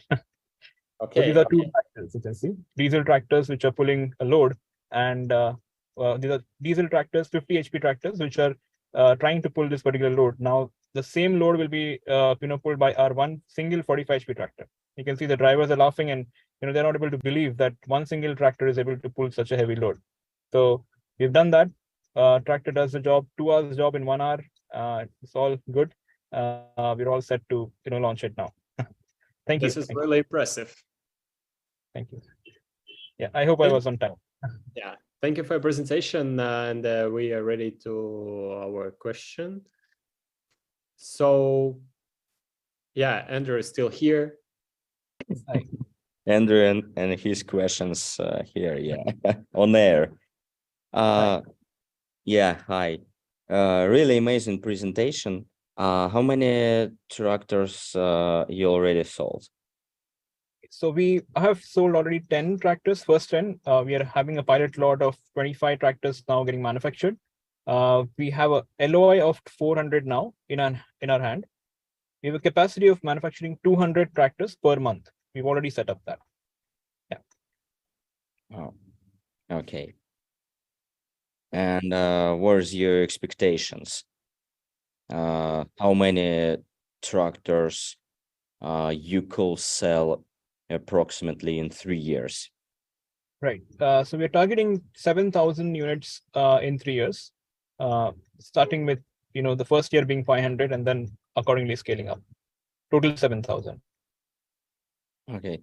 Have you thought about some service model, not only just tractor sales, maybe some subscriptions, maintains, and something like that? Yes, we are already working on one. Our app can actually help the farmers rent out the tractors as well, because here in India, most of the farmers they're having less than 5 acres of farm plot. For them, it doesn't make sense to own a tractor. The large farmers, they own it and then they rent it out.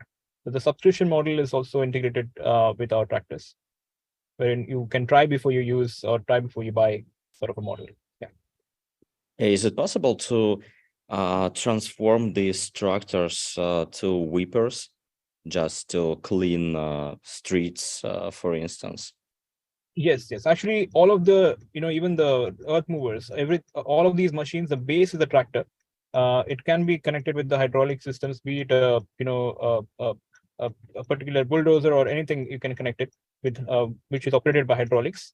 The tractor will be able to do it. It's a multi-utility vehicle. Yeah, and what the price for one tractor? Yes, it's 17,000 US dollar currently, without any subsidy or without economy of scale. Once we hit the economy of scale, we'll be able to get it down to 12,000 US dollar for the electric tractors. Yes. And just for your opinion, what do you need instead of just investment to build a really huge distribution network for now? We need connects, actually. We need right connects in the right market, people who understand EV, commercial vehicles, and that is what we are looking for to increase our order books, apart from the funding. Okay, thank you. Yeah. Thank you, Andrew. We can connect offline as well. Yeah, I'm on LinkedIn. Yeah. It will be great. Yeah. Thank you, everyone. Thank you for your presentation, and we're ready to go. Our next startup is SmartVis. It's a smart autonomic operation for trains. And with us today, CEO Leonid Zhebrak. Hi, I'm Leonid Zhebrak, CEO of SmartVis. And today I'd like to present to you a solution that saves railways operators up to 20% of cost on fuel, or about 200,000 annually for one locomotive. Owners and operators of locomotives annually incur enormous cost to provide their fleet of rolling stock with fuel. Modern mainline locomotives consume on average $1 million worth of fuel per year and emit about 300 tons of carbon emissions. Smart automatic train operation designed to reduce this number and can reduce this number up to 20%. Worldwide energy consumption market is at least about 60 billion annually. Smart automatic train operation is a software platform with cloud and onboard part. To calculate the optimal control, SATA use not only measured parameters, but also these that are not measured directly. The technology protected by 11 patents, including the United States and China. There are a number of competitor systems on the market. Unlike other systems, SATA provides energy saving up to 20% without neither having to install additional equipment or capital costs. We offer innovative, no-risk business model. The customer pays for SATA from the energy saving from its use. This is a new approach to the market. Traditional licensing is also available.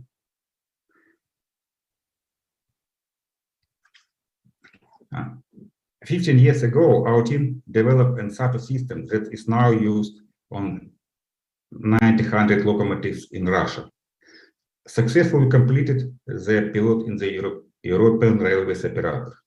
Our team together for 17 years have a unique expertise and achieve great things.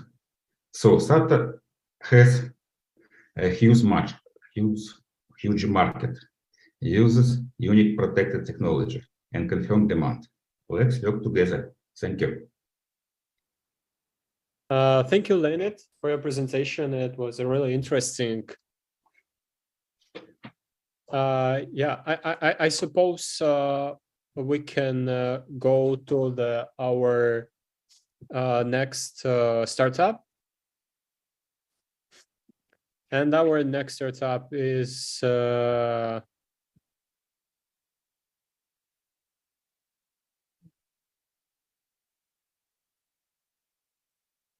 Yes, our next startup is Montrans.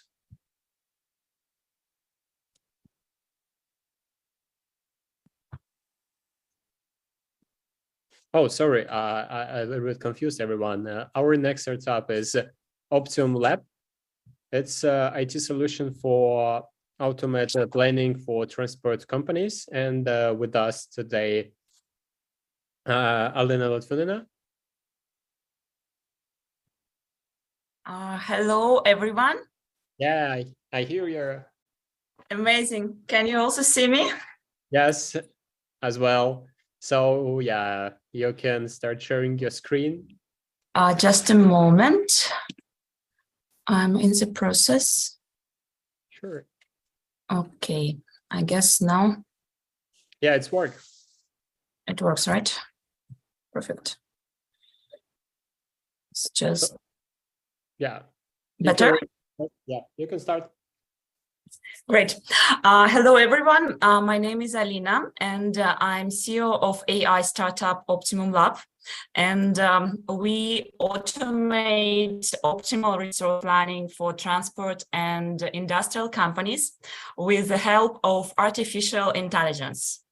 And we successfully solved the case of crew scheduling for Russian railways. And you can see on the screen, it's done just in a few seconds based on the destination and departure with some limiting parameters in the beginning and also time period that is inserted in the beginning. And for now, this crew scheduling is done manually, and with the help of our software, it's done automatically. And it helped to reduce the number of crews as a passenger by 4 times and up to 15% the cost of Kuybushov region. This is where we had our pilot project.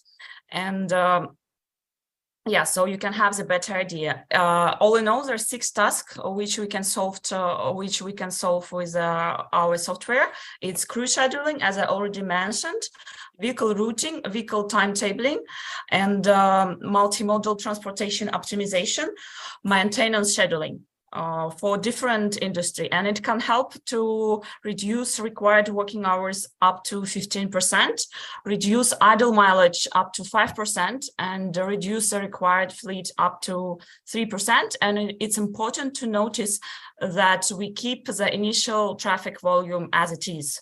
So you're basically saving millions of money. And we are looking for pilot projects and further implementation of our software. So we're ready to discuss the opportunities. And you can see about on the screen about our team. And my partner, CTO Kirill, he's also online. He will be happy to answer your questions. And thank you very much for your attention. You can see our contacts on the screen. Feel free to ask me any question now. I hope I'm on time and ready to answer your questions. Thank you. Yeah, you're totally on time. Yeah, we are ready to hear questions. And our main asker today, Andrew, are you here? Yeah, sure. I have no choice. So, Alina, great to see you. Just want to know some details about your business model. Where is the money and your growth strategy? So our business model, it works, it depends on the requirements of our client. It can be subscription based, but in most of the cases, since they're like big complicated systems, we provided like initial package and then also supporting service, because there are always some changes and there should be some updates. So it's rather a combination for the business model, and the cost for that is based on the economic effects that they get from applying our software. And the growth model, it's basically covering more industries and more regions, more countries. Mm-hmm. And initially, what do you need in foreign country just to launch your business? Since it's quite big, complicated systems where our software should be implemented, so we start as experience with the Russian railways. So we start with a pilot project. So we're testing in one specific region. It could be airlines, it could be railways, it could be companies owned a lot of ships, because we can also optimize the routes for the sea delivery, for example. It can be just like a huge industrial company where it could be like a lot of points and even different kinds of transportation where you can need to optimize the routing of them. And in some cases, it can be even a distributor company which has like a lot of points on the map, and they need to optimize how they distribute the resources, or basically it's like allocation of resources. Okay. And what are the key metrics are you focusing when you're implementing your pilot projects? So we aim to reduce the costs of our client. So this is our key metric. It can be, and depending on the company, it can be working hours if they need to measure that. It can be this idle mileage if we're talking about transportation. It can be the maintenance hours if we're saying about the covering, like the service of the transport of different company. According to cost reducing, could you share some examples like before, after? Can I share again the? Yeah, sure. Screen, right. So as the case that I could just come back to the case that I mentioned before, that it was by 4 times we reduced the crew as a passenger. So that is our key target. So the crews of the trains were traveling as a passenger, and that's basically not maximizing the capacity. So we could reduce by 4 times after it was not calculated or planned manually, but automatically, because there are so many options and it's so difficult and so limited time to figure out what will be the most optimal one. And yeah, all in all, it's like 15%. And then depending on the, again, on the company, it can be 3% for the fleet or for the crews, or for the transport 5%, and again, working hours by 15%. Okay, yeah, I got it. Thank and if you got questions, like you were also asking me like about industries, this is our industry application. So it's, as I mentioned, maritime transport, railways, airlines, public transport, factory production could be as well, or even construction industry. And this is what we can solve. Okay, and how long time do you need to achieve these results, like 4 times decreasing? Do you mean how much time do we need to implement, or what do you mean? We just need the data and set up, like figure out the structure of the process of the client, and that's it. Okay. Okay, thank you. Thank you for your interest. Thank you, Alina, for your presentation. And I suppose we can go through there. And our next startup is Montrans. It's a driver monitoring system. And today with us, manager partner, Stanislav Emelianov.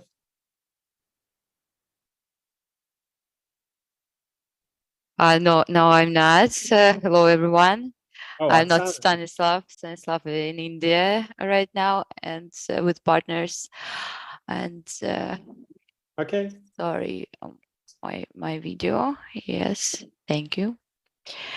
Oh, hello. Yeah, we see you. Yeah, if can you see me? you're ready to start, And yeah, can you hear me? Yes. Okay, thanks. I'm Oksana. I'm a marketing manager of Montrans company, the best company of the world. And I want you to know about our solution. Nowadays, Montrans have a lot of solutions, the transport sector. And I want to present you one of the most important solutions for the transport companies and saving drivers' life. It's a driver monitoring system, Montrans DVR. Montrans DVR is a high-end system that helps both of your drivers to prevent to prevent road accidents and you to save on fuel, consumables and repairs, as well as avoid controversial situation when investigating accidents. This system consists of 4 components: camera DMS, ADAS system, and remote display for the driver, IP camera external, and IP camera internal. A range of tasks, I think it's reducing accidents and related risks, improving driving discipline, and reducing maintenance and repair and fuel costs. Timely alerting for the driver and operator or dispatcher in case of emergency. Creating an evidence base if something wrong. Montrans is Montrans Analytics for 10 indicators. For example, it's absence of driver, talking on the phone, smoking while driving, distracted driving, all other things. That's examples. Key features of the Montrans video auto uploading photos and videos on validations to the server. Online viewing of traffic situation, remote uploading of video from the vehicle for any period of time by the dispatcher.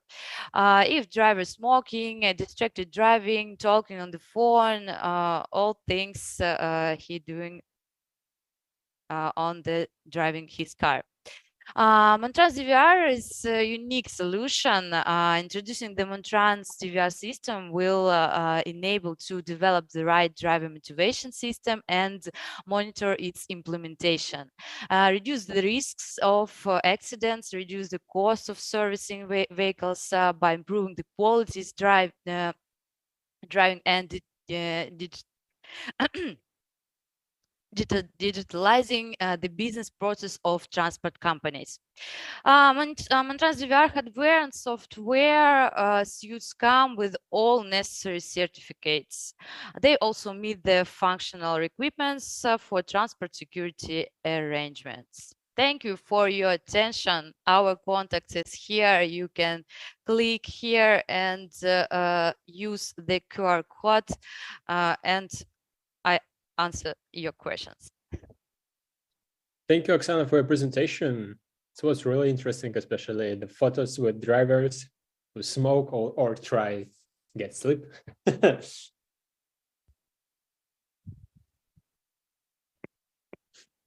seems to me that smoking drivers is not bad sometimes.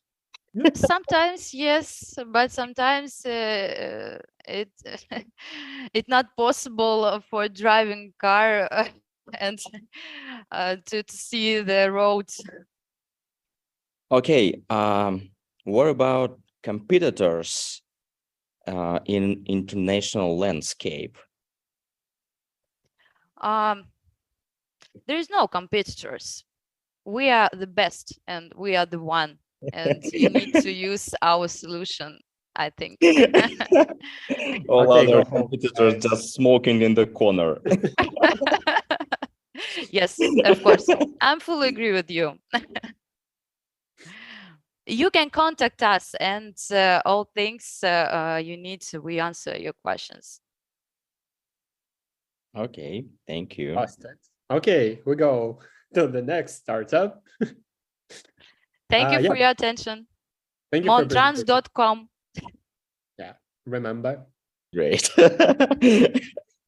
No question, just contact. Yes.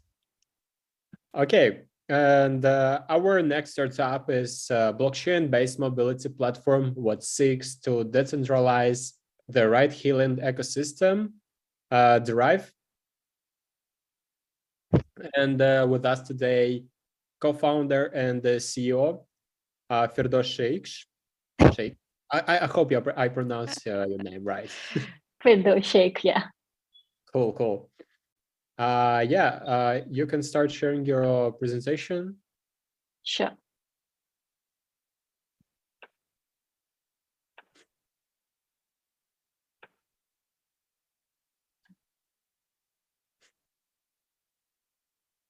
Yeah, hello everyone. My name is Firdaus. I'm co-founder and CEO of Drive. Drive is a decentralized ride-hailing platform. A lot of time we get to hear this question that imagine Uber on blockchain, where Uber can be decentralized and we can connect driver and rider directly without a middleman. Now, this is something that has been spoken about for a long time, but with Drive we have already made it a reality. Drive is the world's first decentralized ride-hailing platform, which is not just a white paper but a live product in Bangalore in India, where we have 20,000 drivers onboarded in the platform, 98,000 users in the application, and where we also make money and revenue generating company.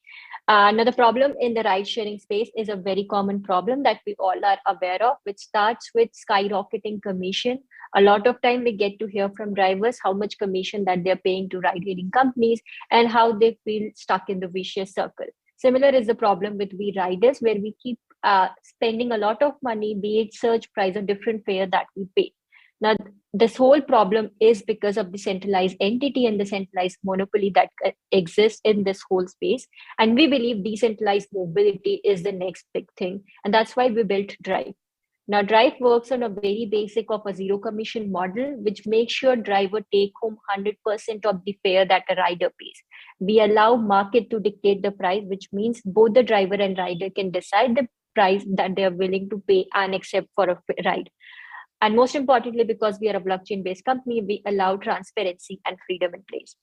A key difference is where you as a rider can choose your fare, choose your driver, and also can earn while riding. Similarly, driver can earn 100% of the fare, can know about the trip details, and can choose what plans works for them best.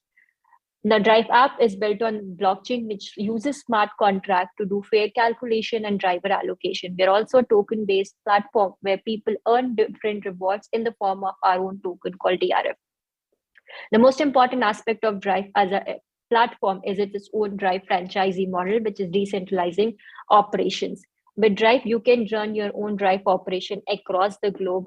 You can be a government or an individual or ride-hailing platform or a corporate to run Drive operation. We have already received 90 plus requests across the globe to run Drive operations.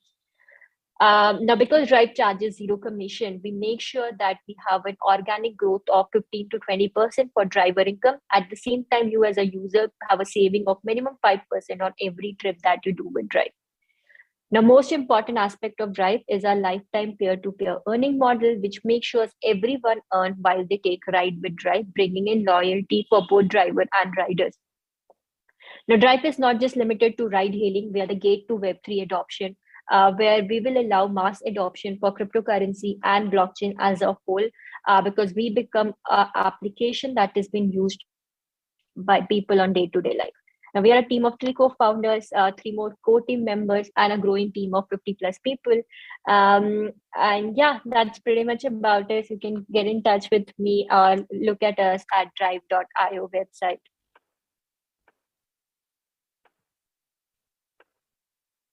Okay, thank you for your presentation. Thank you. And yes, it's just coincident, but Andrew really love blockchain technology, and I hope, and I'm really sure what he has some question for you. Yeah, sure. Please show me the money. Show you the money. Yeah, How we make money is we charge subscription from drivers. So Drive is, among very few blockchain-based products that actually make revenue and money. So driver pays a subscription fees. It's like, how Netflix or Amazon charge you subscription to get access to the platform. So we work on a monthly subscription plan where driver pays subscription fee to get access to the platform. But after that, every ride they do, the money belongs to driver. Okay. And what the price of this subscription for driving? The subscription that we charge in India is a $50 per month subscription fee that a driver pays. And it doesn't depend of any amount of rides, yeah? We do have different plans in place. The plan that I'm speaking to you is a basic plan. We do have a daily plan also. Daily plan is dependent on the number of rides that you do in a day. So driver can choose between different plans. Mm-hmm. And on which part of your product you really use Web3 technology? So smart contracts is something that we use in the ride journey to do the fare calculation and driver allocation, because that's where most of the manipulation and exploitation happen in the existing system, where you don't know how much you're paying. So we use smart contract to do the fare calculation and allocate a ride to the driver. Now that's where we are getting started with the whole Web3 aspect of it. Apart from that, the whole tokenization, where we are changing the basic redundant, reward system to a tokenized reward system. Okay. Is it possible to become a driver investor and buy some driver tokens? Yes. We are publicly traded token, and anybody can buy a token. Okay. Once you buy token, how it also works is you can actually stake your tokens for any city operation, and the city shares the revenue with the people who actually stake for that city. So everybody can actually be a part of different city that goes into operations. And as a token holder, what kind of advantages I can have? So, token holder first, they can participate in the whole governance. We do have a DAO, which is a council that we have. So you can become a council member, participate in different level of decision making, be it, vetting the franchisee, being a part of starting operation. Where you also earn when you become a council member for the franchisee fee that we get, we share it with the council member. But if you're just a token holder, every time a city goes live, you have the opportunity to stake your token and get a revenue share from that city operation. Okay, sounds really nice. Okay, thank you so much. Thank you, Andrew. Thank you, Firdaus, for your presentation. Thank And let's go to our next startup. It's Yaku Robotics. It's a computer appliance for vehicle automation. And with us today, development manager, Vladislava Kisaya. Yeah, can you hear me? Yes. Okay, just a minute. And yeah, see your presentation. Yeah, can you see it well? Yes. So, hello everyone. Thank you for opportunity to be here. My name is Vlada and I represent Yaku Robotics company. We have created a computer appliance that will make any vehicle automated. So for now, 99 of the companies you hear about today use SLAM technology, which do not work in large areas, and moreover has such problems as bumping into mirror surfaces, expensive equipment, and the SLAM technology can collect system errors, making the time and quality of the robot's work suffer. So, and we can call our product a solution of these problems because we take the RTLS technology as a basis and improve it with our own code.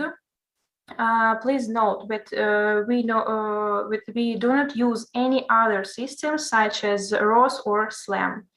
So we hang beacons on the area, put a tag on the robot and draw the route in the app. And finally get self-driving robot or car, and its main goal is to accurate route following, which gives us 100% coverage of the whole area, and speed still equal to human without long reveals from the robot side, of course. We know exactly what we are talking about because it's already working. We have two products. First, it's automated scrubber dryer and self-driving car. First pilot shows us wonderful results. The robot moves safely for others, move confidently in area, and it's very, very easy to use.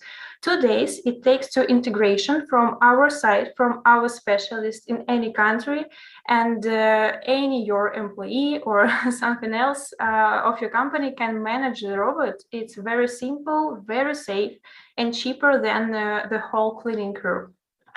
So now we have a stage of piloting with the Moscow subway and Gazprom company, which gives us a possible order of the more than 300 robots.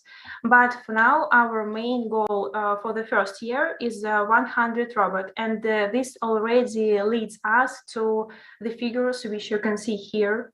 And tomorrow we are planning to expand our company in MENA and something like this spreading. So we are open for any kind of investment and cooperation, like investments financial and non-financial, and we are ready to call everyone personally to discuss terms and conditions. So please contact us, please keep in touch. And thank you for your attention. It was a perspective team, Yaku, and we will be glad to answer your questions. Thank you for your time. Thank you, Vladislav, for your presentation. Yeah, we have a question. Yeah, I have a question. Thank you for your pitch. Is it profitable to change the real human cleaner in, for example, in the shop or somewhere in public areas? Is it more profitable? So we can surely say yes, because we can reduce your savings for cleaning up to 18%. So for example, now you have for cleaner, and if you will buy a robot if you will buy a robot and subscription and start to use them, you can cut the half of your cleaning crew. So that is why you can use only 2 of them instead of 4. So I also can not just buy a robot, but only take it in the rent. So sure, we can think about all the cooperation. So for example, the first time we will give it to our clients in something like rent to try it, to use it, to work with it. And after that, we will discuss more cooperation with them. Okay, thank you. And maybe one more question from me about the sensors. You said that you develop not only the cleaning robots, but also just the systems of autonomous driving. What do you think about the future of sensors, and what are more promising? What is the most promising technology? Using lidars, radars, or just one camera with computer vision there? We're sure that the lidars can be more perspective, because it's very, first of all, accurate, because nowadays it's very important for self-driving cars to detect such surfaces as mirrored or people or animal which is moving already, and lidars can do it more accurate and more faster than other items, for example. Okay, thank you very much. Yeah, one question from me. Could you please describe a little bit with more details about economical efficient using your robot? Because I tried to calculate in my mind the average salary for cleaning staff around, I don't know, $600 per person. And you said what one robot can just remove 2 persons. So just short and brief calculation show what your robot return of investment around 25 months at least everyday work? Yeah, sure. And my question, what is average time what your robots can work? So every day for 1 year, 2 years without service, or we need additional service? Yes, I see your question. Thank you for your question. And our robots, we guarantee, give a guarantee for 1 year, but we give you the whole life, the endless subscription for making for maybe some improvement of this robot. So in 5 years, in 10 years, we will be keep in touch with you. And if anything will be broken, we remove it or improve it and buy them by ourselves. So you can, you will not pay anything for improve your robot and for keeping it working, for example. Okay. Okay. Thank you. Thank you for your answer and your presentation. Thank you for your time. Please contact us and we will clean your area. Okay. Thank you. Okay. Our next startup, they built electric vehicles for last mile connectivity. It's Ozone Cars. And with us today, shareholder and, oh, sorry, with us co-founder, Ajesh.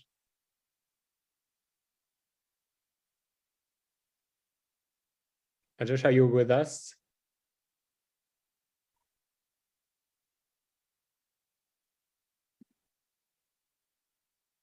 Unfortunately, I don't hear you. I see, but I don't hear you. No, I don't hear you. I don't know why.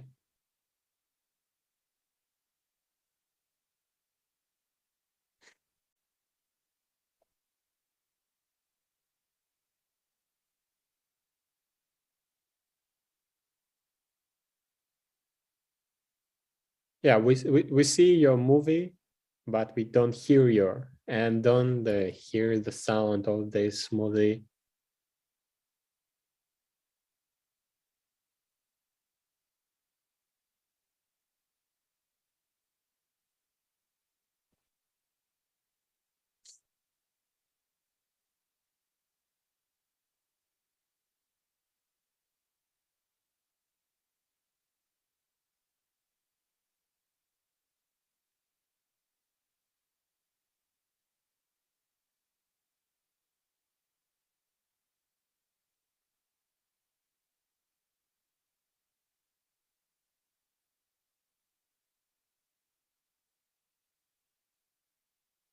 Yeah, just let's try to reconnect to Zoom meeting.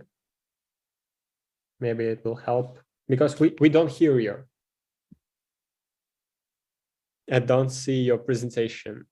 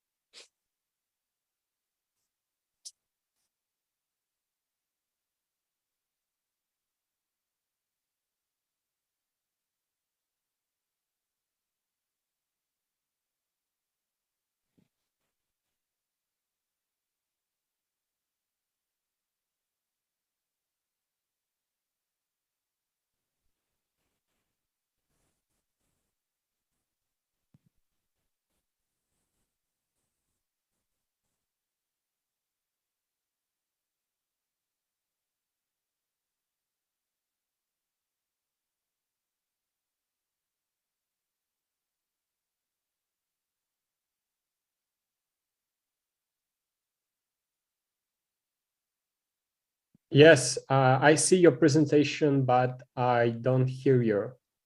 I don't know why.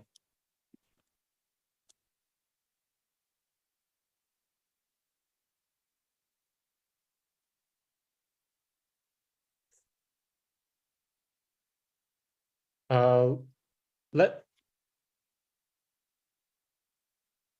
try to reconnect to Zoom, and we will go to our next startup. Yes. Can you? Yes. Yes, we hear you. It's better. Okay. For some reason, it's not working from my system, I guess. Turn off your phone's headphones on the MacBook or notebook. Okay, now you just turn off speakers on your laptop. Yeah, I'm trying to do that. Yeah, now it's better. Okay. Yeah, you can start sharing your screen. We saw your presentation and your video. All right. So right now I have I'm showcasing my vehicle in there. So what we have built is a very small micro car. Indian standards. It's a family car, what we would call. It comfortably seats 4 people. It's practical, it's intelligent, and it's affordable. In interest of time, I'll quickly go to the specifications. In terms of what we have done right now is we are looking at the 3 offerings that we have built. One is the platform. It's just like the Tesla, Lucid, and others. What we have concentrated on building is a platform, a drivable chassis. The second is the entire data science and aspect of it in terms of making sure we build our own operating system, including the vehicle dynamic system and battery control unit and vehicle control unit, as well as the connected car system. And beyond the car, we have also tried to, as a startup, we have gone beyond and tried to also disrupt the manufacturing process, where we call ourselves into a micro factory, where I can build a car in about 6,000 square feet of a small factory. We use recycled PETs, recycled material, recycled steel. So this is again a process of decarbonizing, as well as using as much of material that's already available and trying to get a carbon credit for it. And in terms of vehicle, its top speed is about 70 kilometers per hour. It gives a range of about, we have 2 options, is 150 and 210 kilometers. As you see, it's a touchscreen on the car, which is actively connected and gives about multiple data points, and it's connected with about 20 plus sensors. It can go autonomous, but we are not right now in that.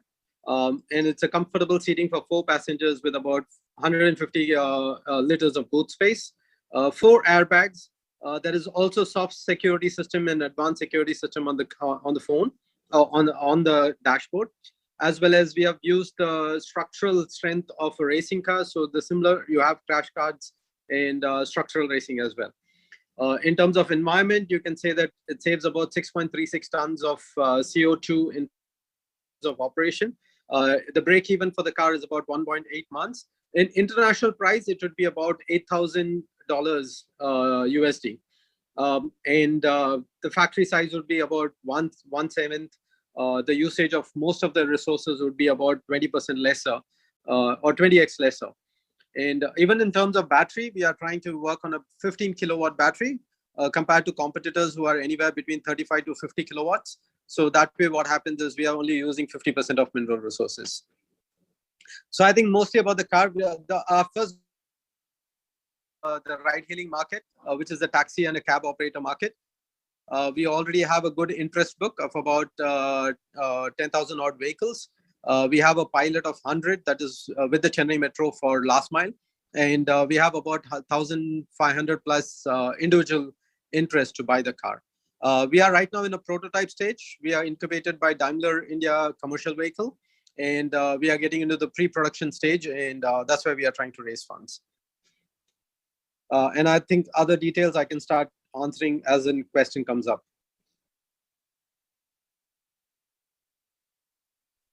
Yes. Adesh, thank you for your presentation.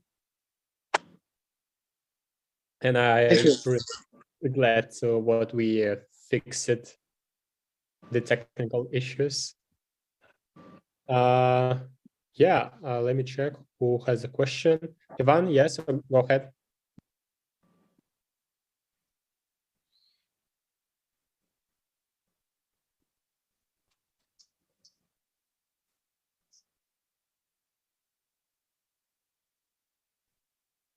Can I ask the question? Yeah, go ahead. Okay, so thank you for your pitch. You said that your electric vehicle is more affordable, and why is it more affordable? Maybe there is some technology or some production process which make this final product cheaper. Yes. As you can see in the screen, we have a USP, which is basically similar to any other architecture, which is a skateboard technology. Thanks to electric, we can actually pack the entire battery pack on the floor. We have also come to the point of most of the other control units and everything can be on the floor of the car. And the advantage is, again, IP69. So it becomes robust usage. So what happens is this is our core strength as a USP, and we have, including this as well as the OS, we have about 6 patents and 50 plus to file. This chassis is structurally usable between 8 different models. So what you saw right now, Alice Urban, is the first version of a car or a CSUV style vehicle. Eventually, we have designed a 8-seater SUV as a shuttle, as well as a cargo vehicle and a sedan. And we have multiple use cases that can be built on top of it. So that is one part of it where I will be able to get volumetrics in terms of the chassis, which is the highest cost. And most of the body panels can be actually assembled in a local place. So what this gives me is a parent-child architecture for my manufacturing. So my parent can only manufacture the chassis, and my child plans can just do an intelligent JIT of assembling the chassis and the body parts. So my size of the factories come down to about 40,000-50,000 square feet each. So I don't need to make a 2,000-3,000 crores, which basically a few $1 million worth of investment, a few $100 million of investment. So if you take my operating cost is very low. Okay, I understand. Thank you. And another question: what are your targeted client segments, the biggest client segments which you are oriented? Yeah, so we are looking at the passenger segment, but the first go-to market is going to be on the taxi and ride-hailing market. Because before designing the car, we went and did an entire research with the ride-hailing market in India and figure out what is the use case. So they run about 100 to 120 kilometers a day. That is a use case of a ride-hailing company in India. So a taxi driver, we spoke to him, what is the necessary thing? So 66% of them use about 1 to 2 passengers a day. So that shrink the entire package of whatever others are doing. Make sure the battery is 150 kilos. Our chassis weight is about 550 kilos. That means the weight of the car before the battery is about 550 kg. So we are about 60% lesser weight than any other vehicle in the same segment. And the battery is about 50% the size. So this saves a lot of energy and unnecessary resources used. And that is where we have been able to get it to the market at this price. As I said, for the ride-hailing market, it becomes a use case because they make the money back in 18 months. So ROI is very important for the ride-hailing market and drivers. Okay, I understand. Thank you so much.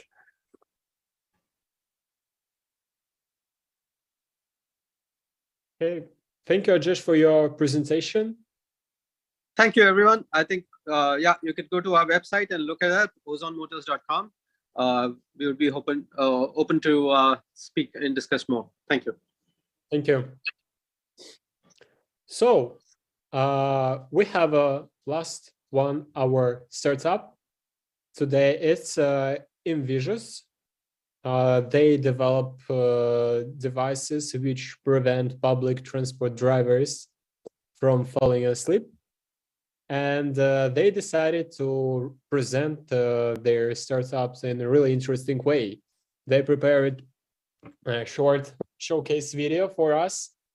And after that, we can ask some question for my name is Alexander. For business development manager, Alexander. So yeah, Alexander. Yeah, let me start this showcase video and screen loading. Yeah. Roads are the arteries through which the life of human civilization runs. However, in spite of transport system improvements, the road is still a high-risk area. 94% of accidents on the road in the world happen because of human error. 7 out of 10 incidents are caused by driver distraction, resulting in an economic loss of $39 billion USA. How could we minimize the human error and improve road safety?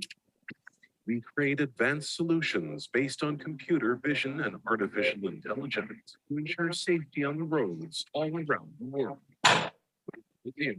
This complex system for drivers stay confident, control and tracking the real-time situation on the road.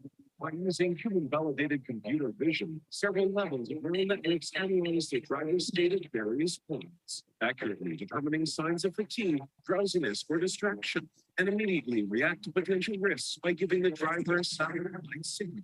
Real-time information is sent to the 24-hour situation center, where the experts analyze the data and validate the incident.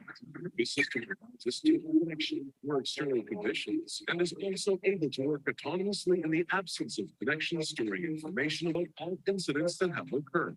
We successfully implemented projects of any complexity for government, commercial, and industrial companies around the world. Every year, Invisios processes more than 10 million signals, confirms and prevents over 280,000 accidents. According to our clients' estimates, the system reduces the number of accidents up to 85% and decreases up to 65% the costs related to vehicles repair caused by drivers' distraction.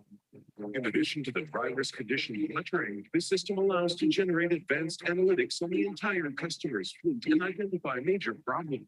In the event of an accident, make connections to the camera and archive data enable our customers to determine the cause of the accident and track the driver's behavior that preceded it. This solution has enabled undeniable advantages.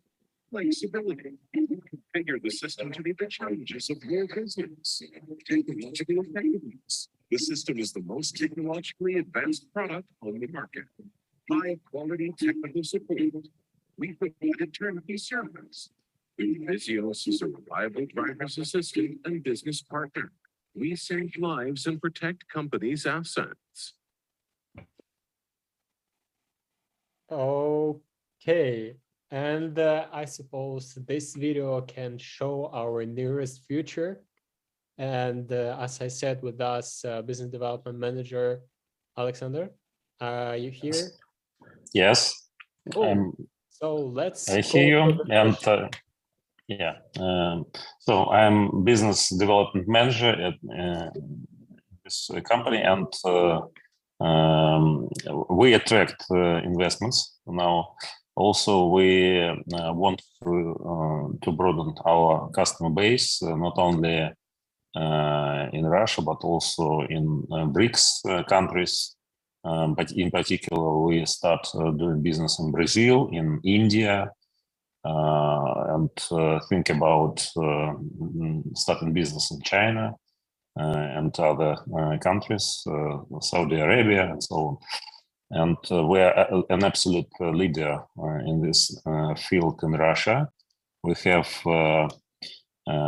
13,000 vehicles working with our system already, and our turnover is approximately $10 million nowadays. It's the revenue of previous year, and we will add additional revenue this year, so we multiply it by approximately 3.6 times this year. So we're very good example of startup that has already a lot of revenue, a lot of credit from our customers. Okay, let me interrupt you a little bit because we have a question from Ivan. Yeah, I have a question. We know about your big implementation project in Moscow transport. Could you please share more the effects that you have by the implementing your product in city buses? City buses, yes, for sure. During last year, we prevented more than 650 50 accidents with our drivers, and we, in fact, we saved more than 10,000 lives of citizens of Moscow, because all these accidents were really dramatic beforehand, but before implementation of our system, and now we saved a lot of lives of Moscow citizens. For example, we have more than 6,000 buses working with our system in Moscow. Also, we have a lot of customers all over Russia. I would say biggest Russian enterprises work with us. So oil producers, subway systems, trucks, trams, buses, yeah. Okay. The major sector for us is it's the all sector clear. of trucks. Yeah. Mhm. All clear. Thank you. Thank you very much. Yeah. Mhm. Yes, thank you for your presentation. Really interesting way to describe what you are doing Mhm. to make our transportation more safer. And yeah, I would like to say what it was our last startup in our pitch session. And I would like to provide my mic to Andre. Yeah, everyone see him. For final words, few words. Waiting for some question. No. Enough question, just to say something important for us and for closing words. Yeah, it's really like to say no words, only emotions. So mostly positive emotions. Thanks a lot, guys. It was really nice job, and thank you for your patience, because all our event took about 5 hours, and it's really amazing. Think that you really keep the bounds of your time that's just allocated for your pitches. So and of course I wanna thanks a lot of hot words to whole team. Andrew, of course, for you, because because I know that's you try to have Manage everything in some one food time. today, and so yeah, thanks a lot. It was really nice, and I hope now we just will repeat these events in other regions, and maybe we will organize and set up next pitch sessions, because it's for our opinion really useful for a lot of startups, because we invited different experts who just take participation online, some of them waiting for presentations and your value propositions offline. So yeah, and it was really cool. Thanks, and see you next time. Yeah, let's keep in touch. And as I said, we will send all presentation from our pitch session to our expert list. So yeah, I hope this series of events, including our expert session, was super useful for everyone. And I hope we will see interesting partnerships in the nearest future. And we see all interesting solution, what we saw in our pitch session, our expert session, and public field. And I hope, yeah, what it's no far future when we start using autonomous vehicle in our daily routine, not like some kind of I don't know, attraction park with yeah, just daily routine. Okay, see you next time. Bye bye. Yeah, bye. Thank you. Thank you, Bye. guys. Thank you very much.